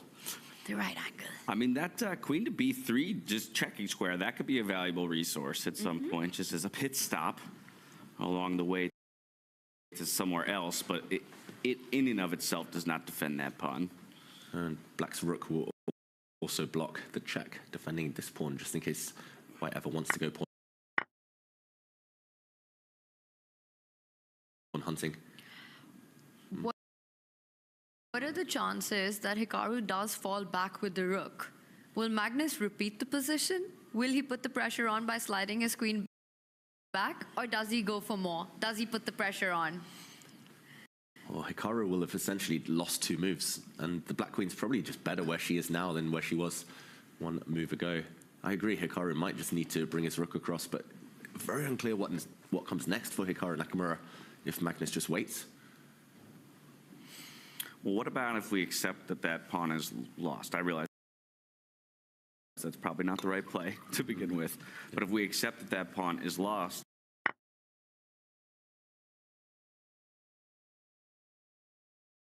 and know that the queen is at least going to have to make that long trip to the other side of the board. Can we make any gains in the meantime? So tough. So tough. Process of elimination here. The white knight can barely move without taking this bishop. The white bishop in the corner is just totally stuck. The white rook has just come here. The white queen is tied down defending her knight, so it's just hard to find options. Keep coming back to more of the same here. I have a feeling Hikaru actually just gives up his winning chances in a few moves' time. If you can't find anything now, he's dropping down to around 20 minutes. He might be giving it up right now as we're talking. I mean, the clock has to be one of the things that he wanted to use against Magnus. That's gone, but look at the position as well, right? Magnus is the one who's coming in with a threat. No time for Hikaru to take that central pawn, to play again for those strategic gains that he worked so hard for. I mean, it looks like the best possible scenario here would be a draw, and that's just not enough. But what do you do when you're playing against Magnus Carlsen? Not much you can do in a position like this as well. It just felt like when he started retreating, when Magnus actually visited the confessional, it was after white had brought his bishop back to the corner. But I'm going to just rewind very quickly to show what maybe should have happened for Hikaru Nakamura a few moves ago, because it was this position where we saw a capture in the center by Magnus. Here, the white knight could have actually retreated and then gone for this pawn. The white knight could have stepped forward and gone for the pawn like this. And the white bishop's actually really nicely placed in front of its king. What Hikaru did instead, taking this pawn with his bishop and then retreating it all the way into the corner, it felt like he stepped one way, then stepped back, lost 2 moves for free. He could have the same dynamic, just essentially 2 moves up. And if we fast forward to the current position again, we see this bishop still locked in the corner. Bishops do not want to be stuck like this. Which is so wild, because in the end, right, the pawn is still picked up, right? In either case, in any of those different variations that you've shown, Hikaru does manage to snag the pawn, but taking it in the way that he did somehow has landed him in a dire position, dire straits. Yeah, at least in terms of his winning chances. Right. He still maintained the balance here, Hikaru, but that's just not enough. And it's just so surprising to me, because the more ambitious moves were to jump forward with the knight, retreating. That strategy rarely works in winning in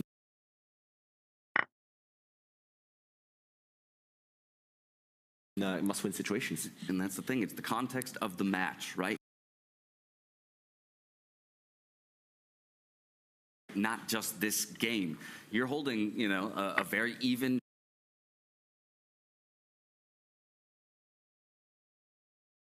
drawish position against Magnus Carlsen. If this was day one,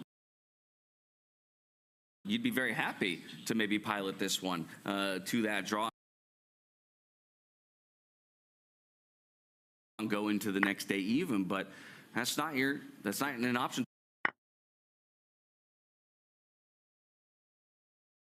to you this time around. But it might be too late to do actually anything else in this position, Hikaru did try, he did create those imbalances, but just not enough.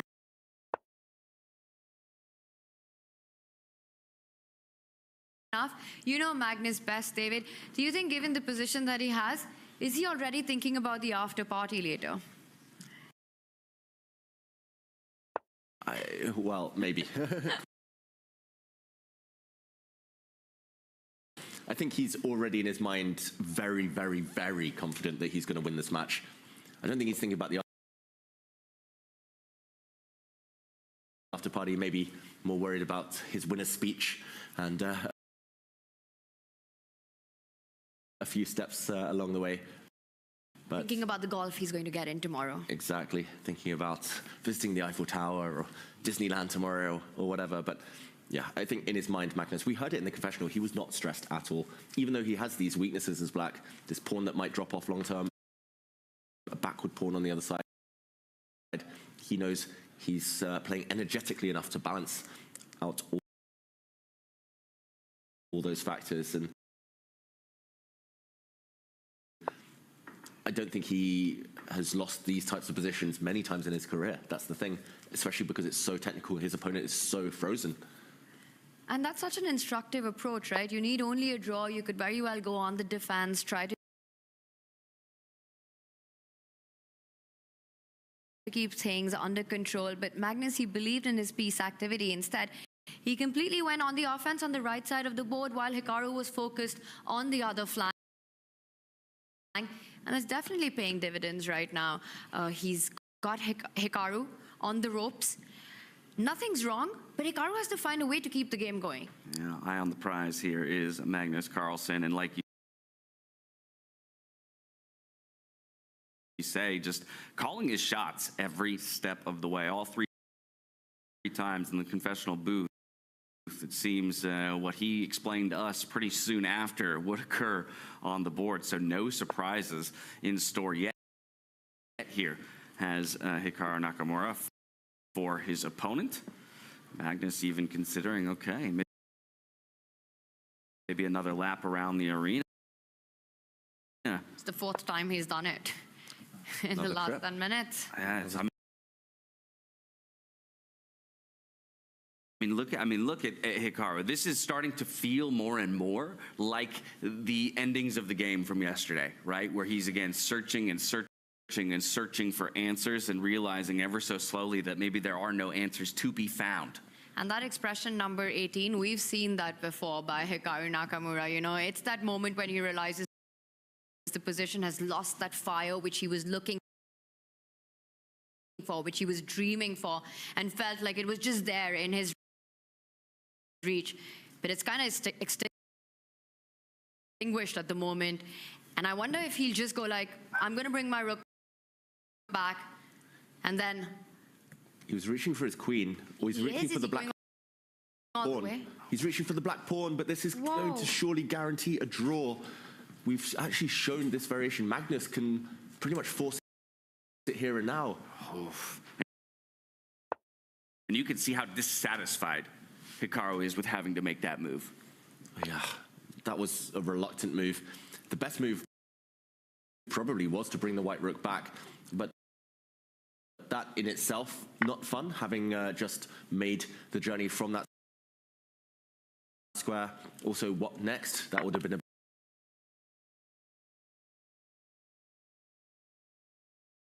big question. But now we've mentioned that Magnus can just eliminate this bishop. Hikaru cannot retake on that square. Hikaru will need to take this black bishop, but everything's just fizzling out. The whole board is about to clear up. I think these are the last few moments of the Slam Championship match. All the minors coming off the board, only the queen and the rook dynamic. This is almost like a draw offer by Hikaru. Somewhat. I mean, I have to imagine he'll still fight tooth and nail with every ounce he's got left. Let's not forget, there's a big difference here between first and second place. He needs a miracle now, Hikaru. He needs Magnus to just blunder. It's that simple. He needs Magnus to have a blind spot. Yeah, but now you're looking at the time again, right? You're going back to that point you're making, Tanya. Perhaps that could have been a weapon for Hikaru if he managed to put Magnus in time trouble around this point in the game, but that's just not the case. Over a half hour still left to work with here for Magnus Carlsen, plus 30 seconds per move. I mean, if anyone, it's Magnus, right, who can use that as a weapon, and he's about to make his move, about to grab the bishop, the line that we saw where eventually black will also pick up the pawn once Hikaru's made his move, and you've got a 4 versus 4 coming up next with just the queens and the rook remaining. There's nothing to fight for. In fact, it will be Magnus's queen and rook which will be more active in that position. Yeah, we should mention now Magnus only has one move to keep the balance, but it is quite an obvious move at this high level at least.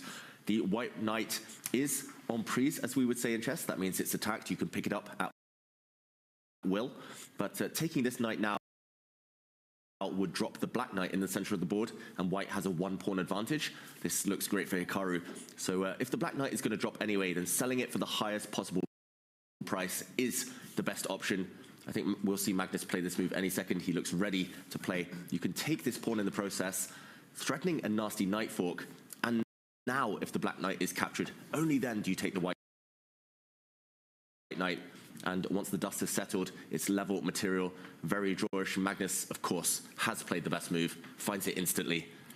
This is heading towards a draw now for Hikaru Nakamura. Yeah, there you have it. An exclamation point given to both players because they're finding the perfect moves that the engine likes to get towards that equivalent position. But like we said, Hikaru Nakamura is no engine. He needs more than zeros in this one. He needs to take a victory, and as more and more pieces look to be falling off the board,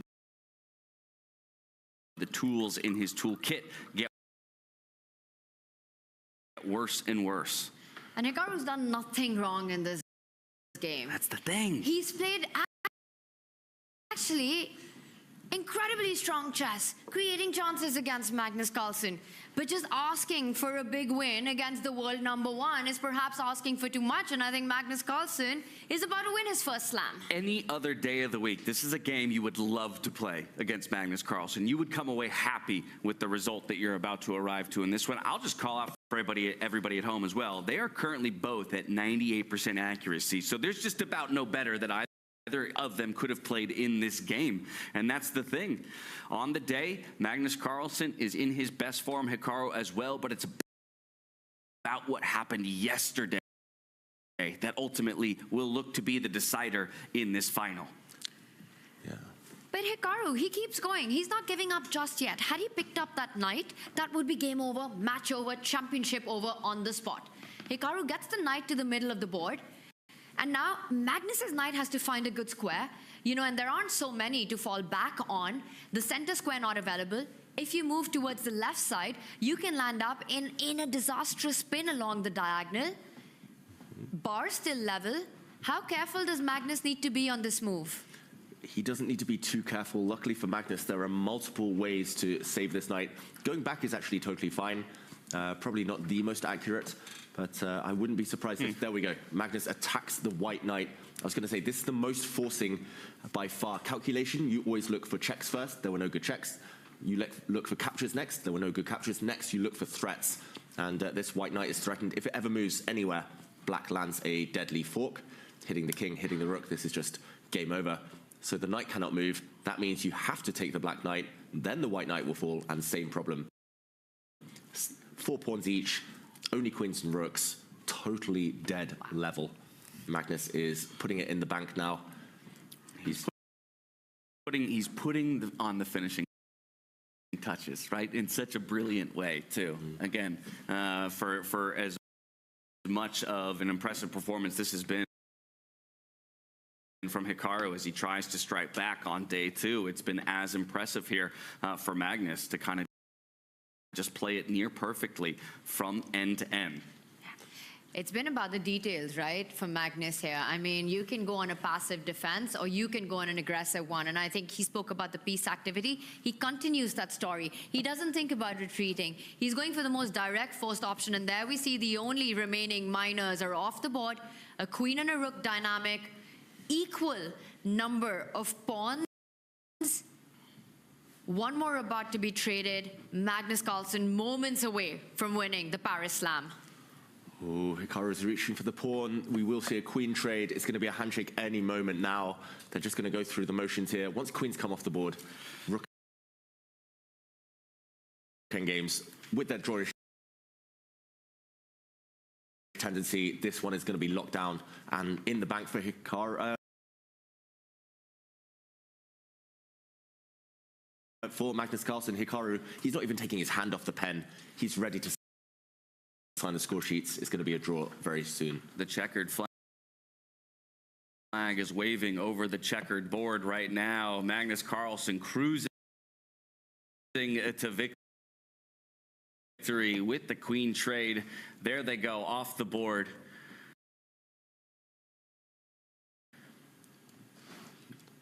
Black rook is coming in to restore the material balance, win the pawn back. And if anything, it's Hikaru's pawns that are going to be a big weakness. Absolutely nothing to fight for. And I think it could be now that they'll have a bit of an eye contact. A draw offer made. Magnus, he's going to step up with his king and then use the rook laterally to defend the pawns. Look at the way the moves are coming in fast and quick. Confident of a hold here. Yeah, rook and 3 pawns apiece here. And again, so much time on the clock for both players, but we've already whittled our way down to such an endgame that there is no real time trouble for maybe a mistake to be made like happened just yesterday. This is move 36. There are no draw offers allowed until move 40. So it's just a matter of time. 4 more moves that this game will last before Magnus Carlsen is able to boast of this Grand Slam title. Looking to crown himself the 2nd Grand Slam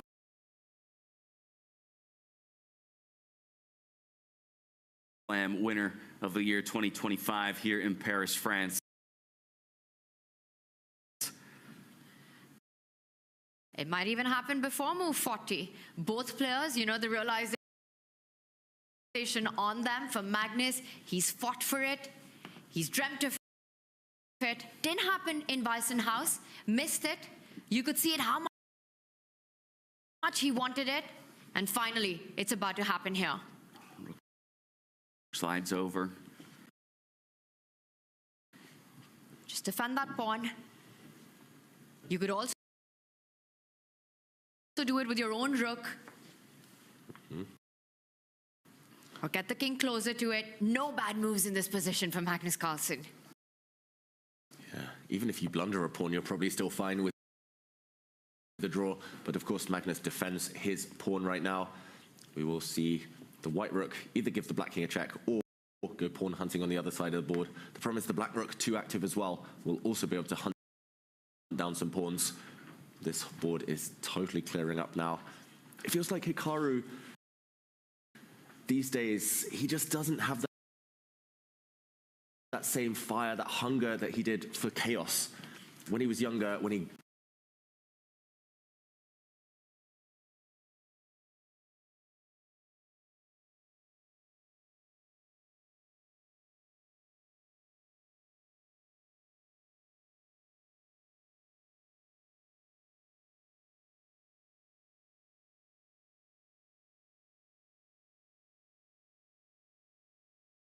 broke into the world top 10, top 20, he was just a firebrand.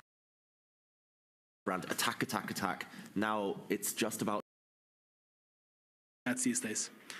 You know, no kind of chess is that much fun when you're not feeling great, but apart from that, going to the board to play freestyle compared to classical is just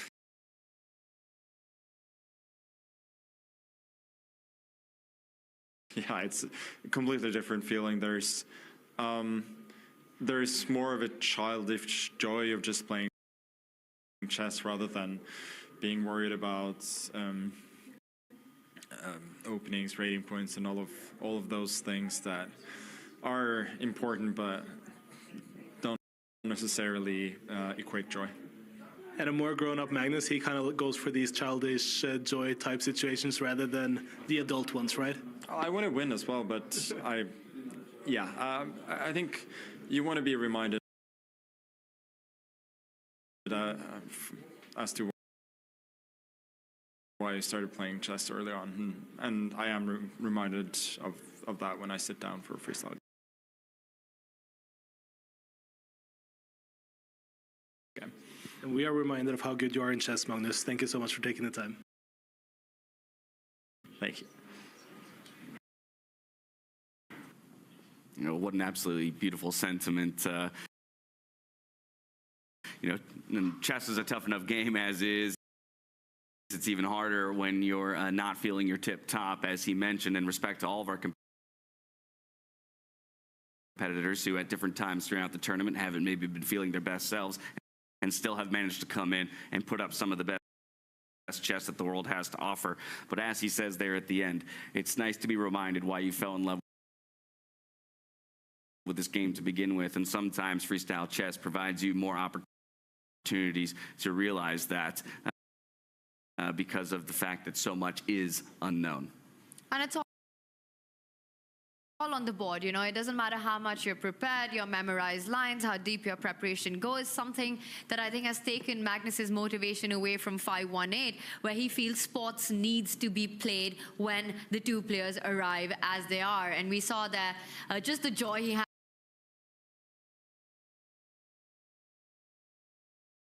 And we've seen that on the board, right? Sacrificing his queen, sacrificing his rook, going for these ideas, simply enjoying and doing what he does best, winning. And while we do still have two matchups in play, we will be keeping track of both of those for all of you at home. 5th place and 7th place here up for grabs for each of our matchups. We're going to go down to that 7th place matchup because it's the one that looks to me, as I count up the pieces, to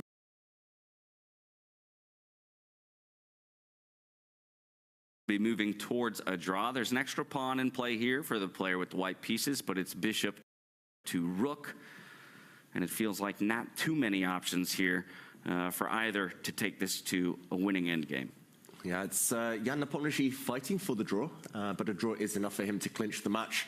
Rook for bishop. Normally the rook is the one that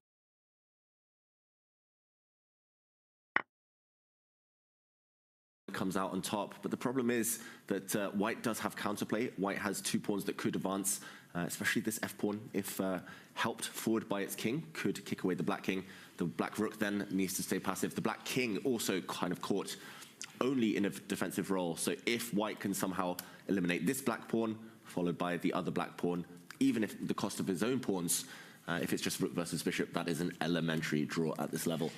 So I'm not going to say it's 100% gone yet for Nodebek, but his winning chances are minimal.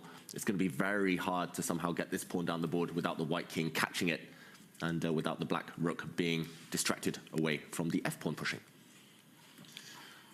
That's the big threat that Nodebek has in this position, is somehow trying to get that pawn moving up the board with the combination of the king and the bishop, make it impossible.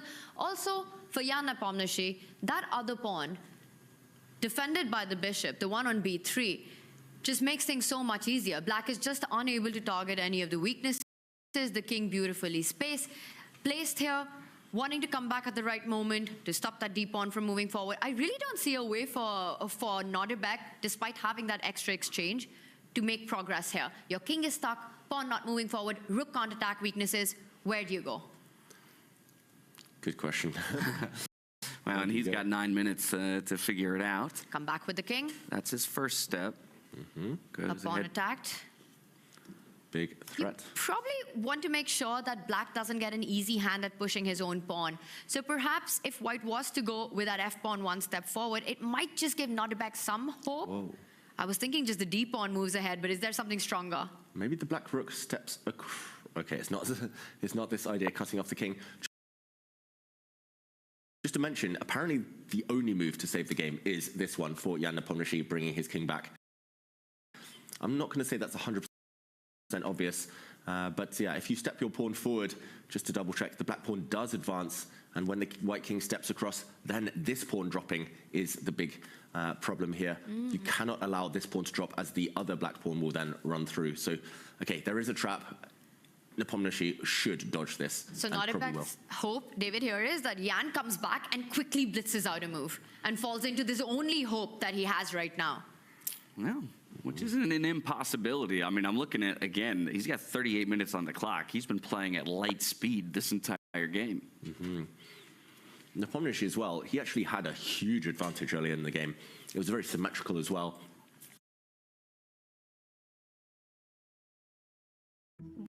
.5 petabytes of data?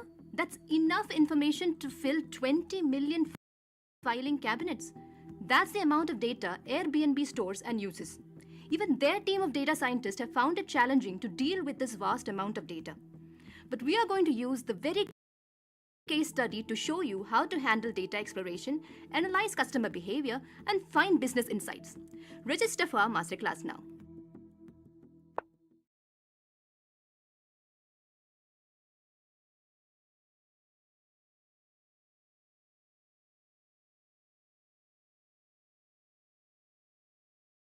Eighth, 2 extra circuit points as well, 6-4. So it's still a nice payday. It's still something to fight for, and that's why you see Abdusattorov still looking for answers here. That's a lot more than most professional chess players earn in the space of a few months, let alone a few days. Okay, of course, Jan Nepomniachtchi brings his king back to stop that threat of black's. Great move. He blitzes out a move, but the right one. He knows there's one threat he needs to stop, and he does it. The king defends the pawn, stops Nodebek from advancing his own. Wow, Jan's heart rate is through the roof. He does drink a lot of tea, I noticed. Fully caffeinated. Probably. I haven't asked him what's in his tea or what kind of tea he drinks, but he's constantly sipping away at the tea, and I think that maybe helps his style of playing so fast and so kind of energetically. Yeah, he really pushes the pace. He really does. Puts the opponent under pressure on the clock. Often hard to keep up with his adrenaline-fueled type of chess. There we go, Nodebek moves his rook across one square. And maybe now Jan's going to start pushing that pawn slowly and steadily up the board. And could it be a chance for Nodebek to win one of the 2 pawns by advancing his own? Oh, he doesn't. And he just keeps the block with the king going on the dark squares. And now process of elimination, you don't have many moves with white. The bishop has to stay defending its own pawn. So I was going to say the white king only had 1 safe square. So process of elimination, you had to push this pawn forward. And now Jan is arguing he has a fortress. He's just going to keep the white bishop protected by its pawns. He's going to yo-yo back and forth between these 2 squares we're highlighting in red. The white bishop's going to sit there happily, defending its own pawns. It also defends this pawn across the board. And black can't really break through. No pawns to push. It's just pure blockade on this diagonal. If the black rook ever moves away from the white pawn, then the white king might even start getting hungry and hunting down these pawns. This looks like a draw. I've noticed Jan do this so many times when, he's got that perfect defensive setup and he knows the opponent has nothing to fight for. He gives out those expressions and vibes, hey man, what are you playing for now? Exactly. Exactly. Everything's under control. This is about to end any moment. You want to sign the sheets now. Yeah, he's giving those nonverbal cues over to Nodebek. All right, let's go. That said, this game well past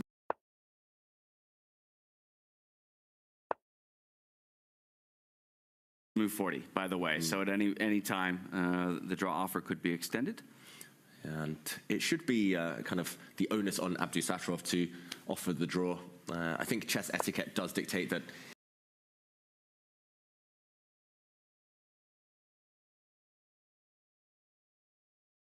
in a situation like this where a draw is such an important result for Nepomniachtchi, it just feels rude to be like draw, because obviously it will be rejected. So Nodebek will play on till the bitter end. He'll try some last trick, if there is one existing in the position. But ultimately, no room for stubbornness here. It does look like no real winning plan. For white, it's pretty simple, right? Now that your pawn's gone all the way up the board, you've got these 2 beautiful defended squares for the bishop that you can just shuffle it around with. For the next 100... The zeitgeist, all these, there could be multiple reasons. Technology. We were a lucky generation where we learned kind of the old classical way with books by just deep analysis, and then engines came and just accelerated the whole progress.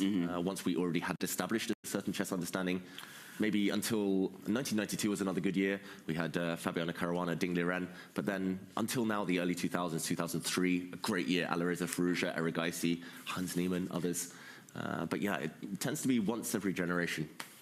And I think this new golden generation is exactly what you said, 2003 up till 2006. You know, you got everyone from the likes of Alireza to Gukesh, Nodibek, Pragnananda, Arjun, all of them coming in, as Vishy Anand calls it, the golden generation of chess. And I imagine to a degree it's somewhat related directly to the fact that you all had each other to essentially train, with, against, and to push each other, right?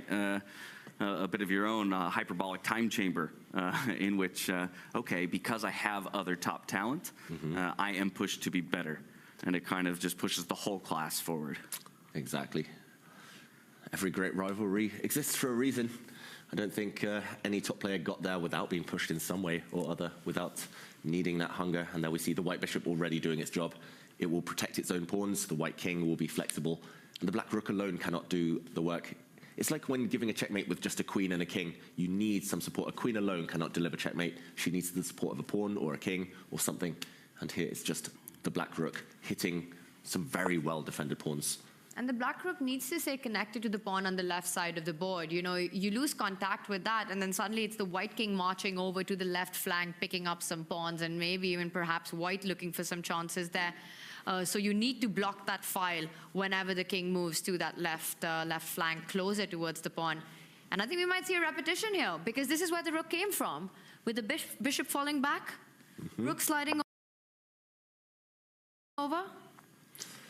Yeah, poor Nodibek, he's actually run into the 1990 crew. He ran into Magnus Carlsen in the quarterfinals, then ran into Vasily Legrave in the semi-final. Well, I say semi-finals, in his next match, and now Jan Nepomniachtchi in the final hurdle of the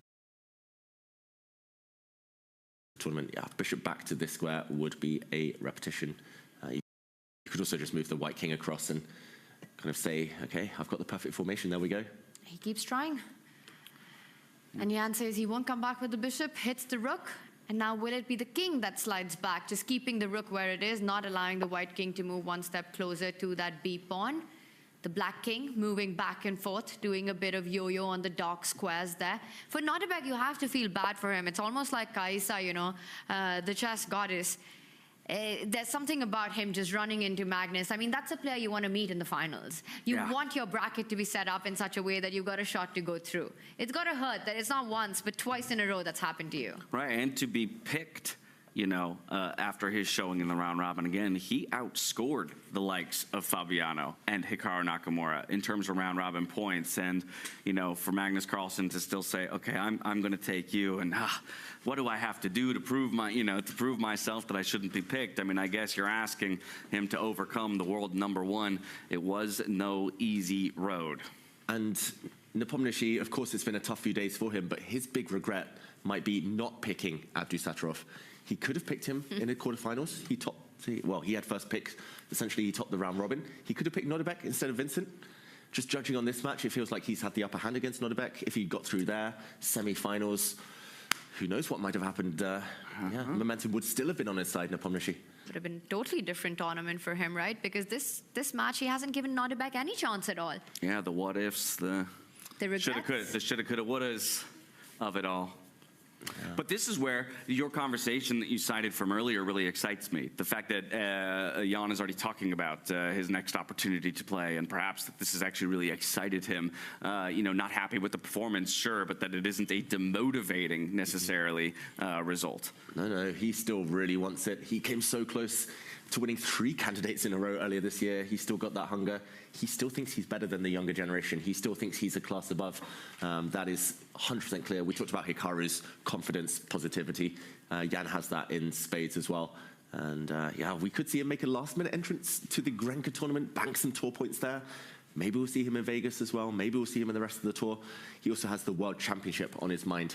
He wants to win the World Cup, wants to win the Grand Swiss, wants to get back to the candidates where he always seems to thrive. His openings, by the way, maybe second to none right now in world chess, at least set up perfectly for tournaments like the candidates.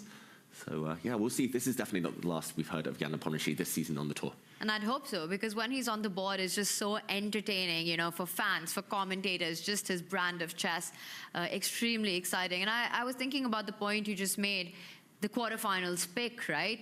Because could you really fault him for what he did? Nordebek with his performance in the round robin, convincing everyone that he's coming in top shape. Right. Vincent barely scraping through. And then it just felt like it was a logical choice, despite the Weissenhaus championship. But a decision that he's going to keep thinking about for a while. That would have been maybe the one thing, right? Is to say, okay, he is the Weissenhaus champion. Maybe that should make you think twice. But to that end, this is the one guy who had the opportunity to make a selection who wasn't at that tournament. He didn't experience Vincent Keimer in that terrifying form that we all did just a couple of months ago. And so, you know, a bit of a throw of the gauntlet saying, hey, if he's the best, I want to take him on. Unfortunately, it was his undoing in that round. He's probably thinking right now, man, Nordebek, had I known that this is how our match would have gone, only if I had the vision. What's that film? Is it Sliding Doors? No, that Sliding Doors moment where like things, the butterfly effect, just choosing one person, one different choice could have been so different for the whole tournament. Then Magnus would have fought Vincent. Maybe there would have been a different outcome there. Maybe Magnus's path would have been shut down early. That was a Magnus knockout at Weissenhaus. Exactly. But it felt like the stars just completely aligned for Magnus to win Paris. But I want to say, you know, I think in Magnus's case, it almost feels like he sort of made his own destiny with the chess that he showed, right? Just never gave anyone a chance. There's not a single game, apart from that round 2 loss in the round robin that comes to mind, where you felt that Magnus was the one struggling, apart from his game against Nordebek. And then also showing this incredible defense. You know, defense is a mindset. It's like, not today. And that's what Magnus did with the setup he took. Yeah, earning himself the moniker of the escape artist in that one. Nearly strangled to death was his queen, and yet still he managed to get out of it just by a hair's breadth. Yeah, and meanwhile, Nordebek taking some big risks in his attempts to win. He's actually dropping another pawn, so it's going to be 3 versus 1 pawns for white. Very hard to imagine the lone black d-pawn as well, marching down the board while the white king and bishop are nearby. I think he's actually happily falling on his sword here, Nordebek, because a draw are the same as a loss. And still can force a draw, probably. The rook will be able to cut off things, guard from behind. But yeah, this is not a logical winning attempt, really. I think he's just playing out of inertia here. Nordebek, tough times for him. In classical chess, still with a bit to prove, it feels like, against the very top guys. And again, he was so close to getting his match against MVL, right? He gets that first round victory, and then on day 2 of the finals loses. MVL comebacks, takes it in a crushing style in the tiebreakers. I mean, for Nordebek, it's just been such a heartbreak of a tournament. This is sort of the battle between 2 players most heartbroken at Paris, the city of love. That's very, very true. And it is tough to think about when this guy did such a service to the tournament. Reminding everybody that with Hans Niemann stepping out in those final hours, it was the young man on your screens right there who hopped on a plane with only 48 hours notice, gets here, and immediately dives into the round robin in a spectacular way. Yeah, it feels like the adrenaline carried him through the round robin, but it just seemed running out of steam, understandably, after a long journey and kind of that emotional roller coaster. Now the white king's about to take a pawn. He really needs to pull the brakes here, Abdusattorov, because he might find himself in a worse endgame if he's not careful. There we go. Jan, not afraid to change gears instead of just all-out draw mindset. He's happily just playing the best moves now, and black's pawn, central pawn, still cannot step forward. We should mention the black king can try to guide the pawn forward, but the white bishop will return to where it came from and try to promote this pawn. I mean, this is at least a draw for white now. No handshake yet, but soon the clock and the position will demand it. We keep talking about a 2-result game. If there ever was one, it's in front of us. Despite black having the rook, but even if you do the math, right, at bishop and 2 pawns, that 5 points apiece here, material sort of balanced in a dynamic way, but it's the white pawns that have all the future and the potential to become queens.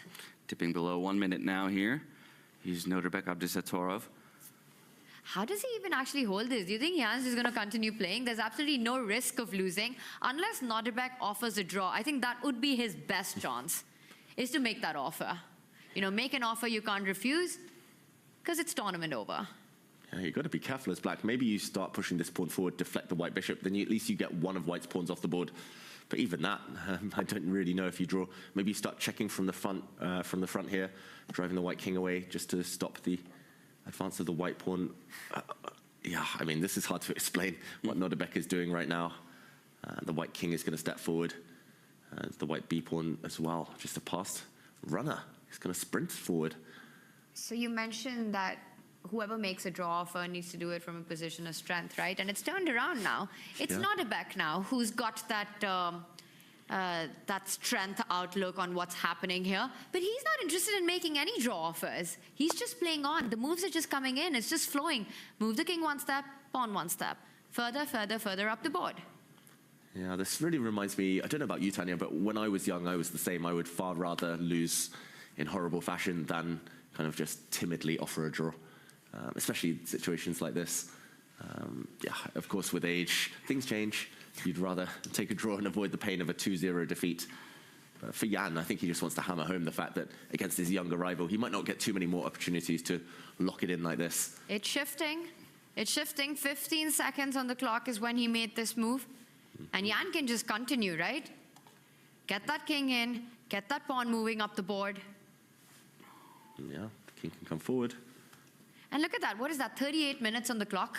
Yeah, he's got so much time to play with. He could play another game, another freestyle game. That's true. And still have a couple of minutes before it ends. It would actually be an interesting stat there. The cumulative remaining time of each player at the end of all of their games. And I feel like Jan would be so far and away above the rest with the amount of time that he's left every game banked with still.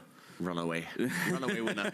Landslide. Yeah. It's like a full day's worth of time. Yeah. The argument that I was taught by my coaches in the early days was, well, you don't take the time with you to the next game, you might as well spend it here and now. But that made me a time travel addict. You took it too seriously. I took it way too seriously. I wish I'd listened to these guys. Save some time in the bank for later, for when it's really needed. Those crunch moments in the endgame. The king now sticks its neck out. But the black rook is tied down from behind, guarding these pawns and their advance. So it might be time for Jan now to run with his own pawn. I don't even know why the bar is still level. This looks incredibly dangerous for black. You know, the rook can only defend one flank. You push the pawn up the board. Your king is super close to the other pawn to pick it up and assist your own. I am trying to figure out what is the defensive setup here for Nodebek, and the answer is not easy. Luckily for him, a draw, a loss, doesn't really matter. But it's going to be difficult. There are some tricks in the position just to do some calculation, just to try and get inside Jan's mind for a second. If the white pawn steps forward, the only logical continuation for black is step this pawn forward. And if the white bishop takes it, the black rook can come behind with a check. And then the white king will move. If you take the bishop, the problem is this pawn steps forward, and then the other pawn steps forward. And this just looks like the pawns are running through. This is not going to work out, but this might be what happens next. We see a pawn push by Jan, and an immediate reply by Nodebek. Jan can take this pawn very safely and eliminate all danger. The one thing you don't want to allow is this pawn to run too far forward. That's the only way you ever lose this game as white. Well, you take that pawn, and is there, you mentioned the check doesn't work, winning up the piece. But can white still push on, you know, use that bishop to defend the remaining pawn once you do... For example, this? Yes, right here. Yeah. Step over and say, I've got one more pawn up to boot, ready to push it up the board. Yeah, computer says still a draw, but... It's crazy. I just don't understand. Yeah, for black, I guess you keep harassing from behind and no way for the white king to get out the way. But yeah, I mean, Jan, this is more than good enough to win the match. Exactly, that's the best option for Nodebek. Yeah, and there you still need a bit of luck along the way to hold the draw and accuracy. Okay, we're getting closer to the result here. Jan, I think this is the final moment we see him pause. The final calculation. Everything else after this will be automatic for Jan Nepomuceno. He's just making sure that taking the pawn doesn't blunder his bishop. For Nodebek, the tournament's been a tale of two cities, right? His performance in the round robin and then losing every single matchup in the knockout phase. That's got to hurt when it goes into classical. Yes, he lost in the tiebreakers to Maxime Vacher-Legrand, but in these long matches against the very best, he somehow got those positions But yet, in those critical moments, somewhere it bungles up, and he's just not had the result he was hoping for. Well, I think that game against Magnus, right, is the one that he'll reflect on, where he did have Magnus in a bind, right? And 1, 2, 3 times, you know, Magnus will never give you that third shot. And in that one, he managed to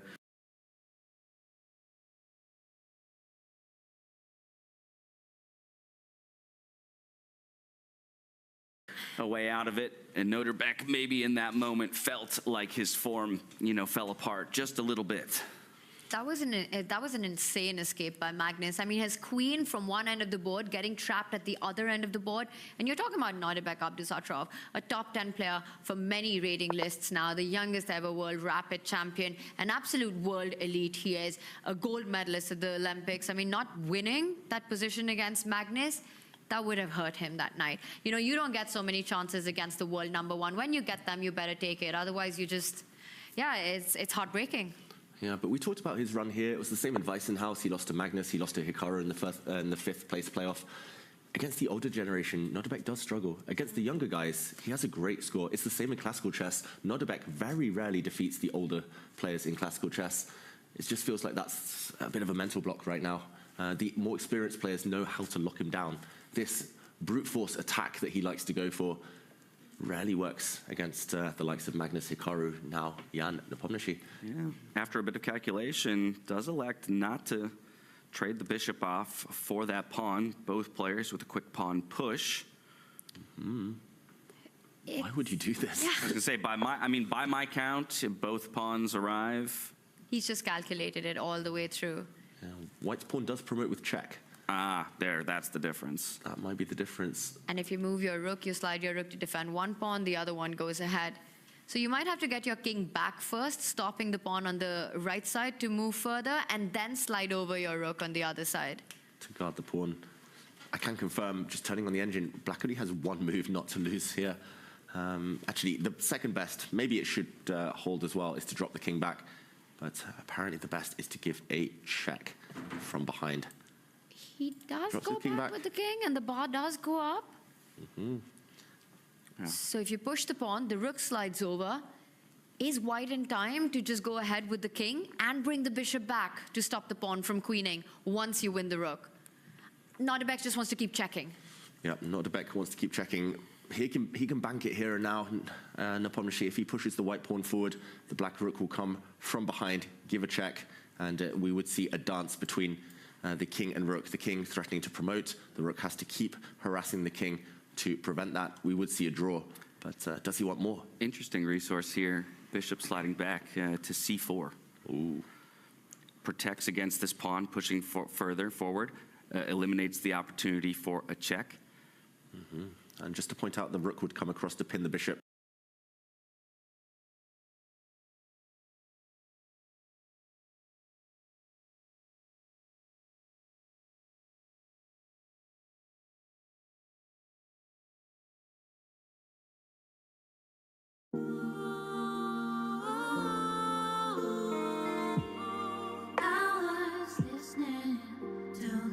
The school is within the academy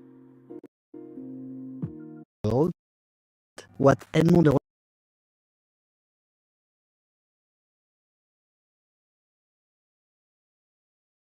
is within the world of finance. +5 And or more for white. Not the easiest choice. I mean, you're already looking at rook sliding one step to that to line itself against the pawn. There are options. You're playing on about a minute on the clock. And Noterbeck has to make a row of precise decisions here. I think Jan wins this game, to be honest. Noterbeck's burnt his bridges so badly here. Maybe it's a draw if you find all the accurate moves for the rest of the game, but with 1 minute. And with your emotional state clearly in disarray after everything that's happened, knowing you're losing the match anyway, not the most motivating position to be in. No, but you got to respect it. Fighting to your last breath. Yeah, no criticism here at all. I think he wanted to give us extra action. He wanted to teach us some endgame stuff. He's just a fighter, right? Whatever the position is, we saw him fight back against Magnus. He's trying to do his best in this one as well. And you have to keep playing. Even in this rook pawn ending, he knew early on that Jan has enough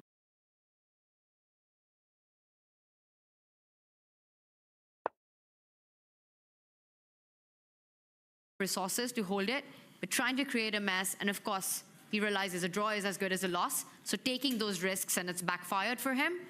He's got to be precise now to hold this. But even then, losing the match. Even then, he needs to bring his rook across, not to lose on the spot. Under 20 seconds now, Nodebek. Has he spotted it? Now down to 15, eyeing up the clock. So much going on in your head right now. You're thinking about all the opportunities that have gone by. Yep. Let's find it. Rook Keeps slide. fighting. Let's find it. Back up to 35 seconds on the clock with that 30-second increment. Gets the exclamation point because it is the only move in the position. The Uzbeki warrior. That's right, and now Jan Nepomniachtchi will retreat his king 3 squares. He has to defend his bishop, he cannot let it drop. That would turn the tables. All 3 squares look totally fine for white right now. Well, if you line it up against the pawn, then you are somewhere inviting those checks on the board that might make Nodebek's task slightly easier. He does come back to the center of the board. Hitting the black pawn in the process. Again, Nodebek is going to slide his rook behind to try and deal with 1 pawn. Might be an immediate repetition. King comes back. Rook slides over. Unless Jan wants to win. Why not? Risking precisely 0 here, Jan Nepomniachtchi with the white pieces.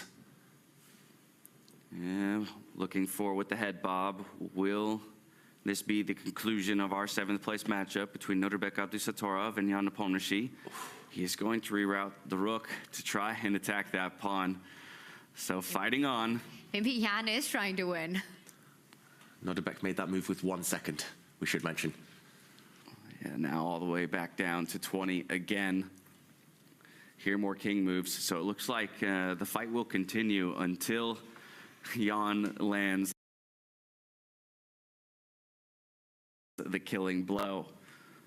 Not going to admit defeat is the young Uzbek.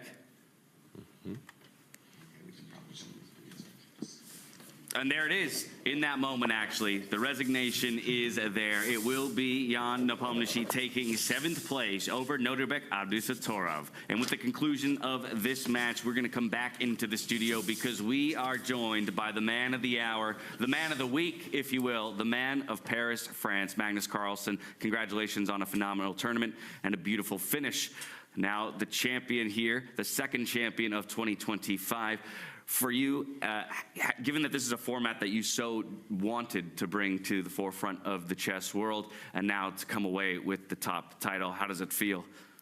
It feels great. I think this tournament has been a little bit up and down, obviously, but the score's generally been great, and I think today was a very decent professional performance by me, and yeah, I'm happy to finish really well.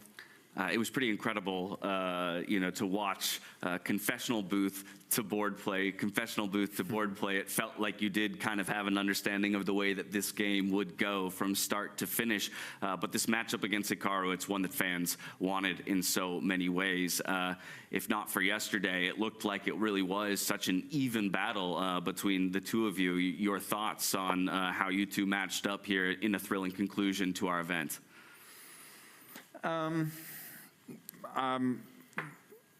I don't know. Like, I felt that I was pushing the whole way yesterday, and then I had no problems whatsoever today. So it didn't feel that even, to be honest. In this particular matchup,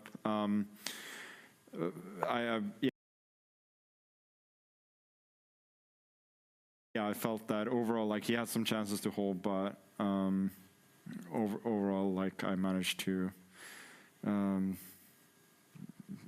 Managed to basically shut him out in this match. So I think that was that was good, and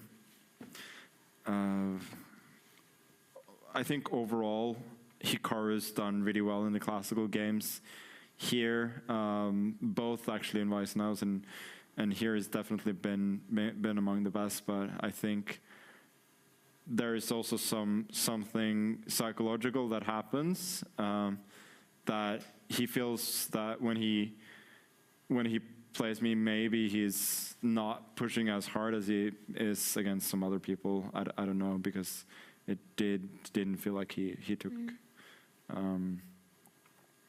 he pushed it very hard. For yourself, 8.5 points through the round robin into no tiebreak scenarios all the way through the knockout rounds. What was different for you in terms of your level of play or your approach to the tournament itself as compared to Weisenhaus, if at all?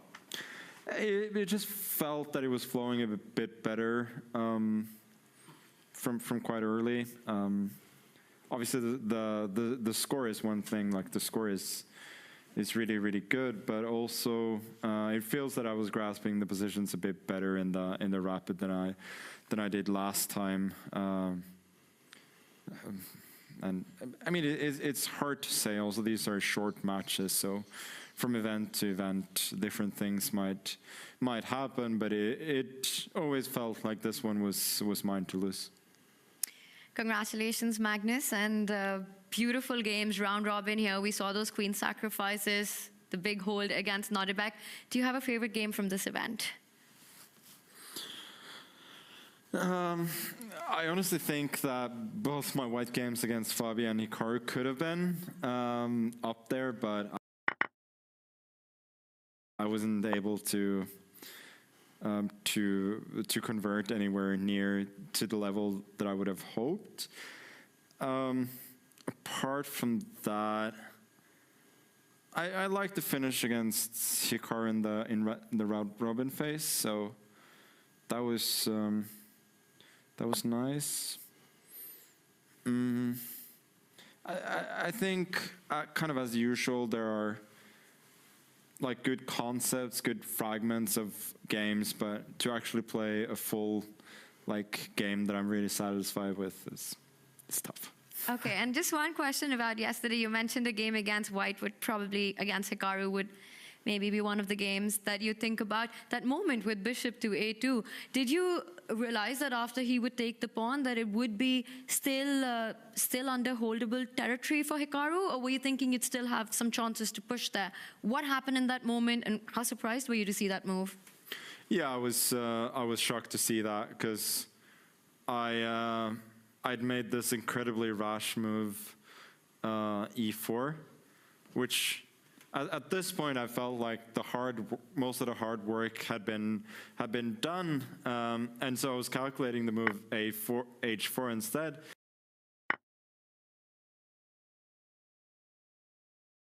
And there's a pure opposite called a bishop endgame there that I wasn't sure if it was winning, but I actually made a mental note earlier on that I don't have to play E4. I can play E3 to keep a bit more control.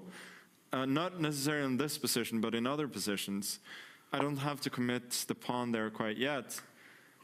And then I just forgot about it, and I was like, well, H4 doesn't work, then I'll play E4 first, and then H4, and that should win. And I realized just as I made the move that I'd given him the chance to play F5. And then more out of tilt than anything else, I went for Rook B7, which I saw that it didn't win. I saw that he had Rook H2. I was just like, I didn't know what to do. Because like at the very first, I was thinking the same thing, that he has to move the bishop because otherwise the bishop would be pinned. But then I realized Rook takes H2, but at that point it was already too late. I didn't see anything else to do. And yeah, I think for him, I don't know if he was tired or what was going on, but it was a very, very weak moment for sure, and definitely anticlimactic that we both missed something simple at the end, because I felt that I kind of had to win the game. Maybe 4 times, actually. I thought it was 3, but maybe it was actually 4 times. Like, I gained a winning position 3 times before this. I thought it might have been only 2, because I didn't realize I completely lost it not lost it, but I had a chance earlier. But I did feel from a certain point that I actually, like, from when I let the advantage go, I had actually done really well. And for that reason, it was really disappointing to just make that, like, just honestly have just a lapse of concentration at that point. Because yeah, if I'd gone E3, like the win is almost, like, he's an extremely good defender, so he would have made it difficult for me, but I think the win was essentially automatic. You trade off the pawn, and then you create another pass pawn eventually, and it's just going to win. And had you done that, would this be the contender for your favorite game? Probably. I'm still not convinced, since even in this one I missed a chance early on, which was really another lapse of concentration. But yeah, probably this would have been the one. Well, speaking to the momentary lapse of mental concentration, perhaps that speaks to, again, just kind of the demands of this format and the length of these games for yourself. Perhaps you can share with us and the viewers kind of the difference in terms of that mental and energy toll that a format like this takes, where from move one you're really spending calories and energy as opposed to following through an opening line in classical chess before maybe the game really feels like it starts. Yeah, of course. I think for me it was a combination of, we're playing 8 days without a rest, of course, very long games. Freestyle is tougher, but also the fact that I was just, feeling sick, and other people were as well, but then you're inevitably not going to necessarily have the energy to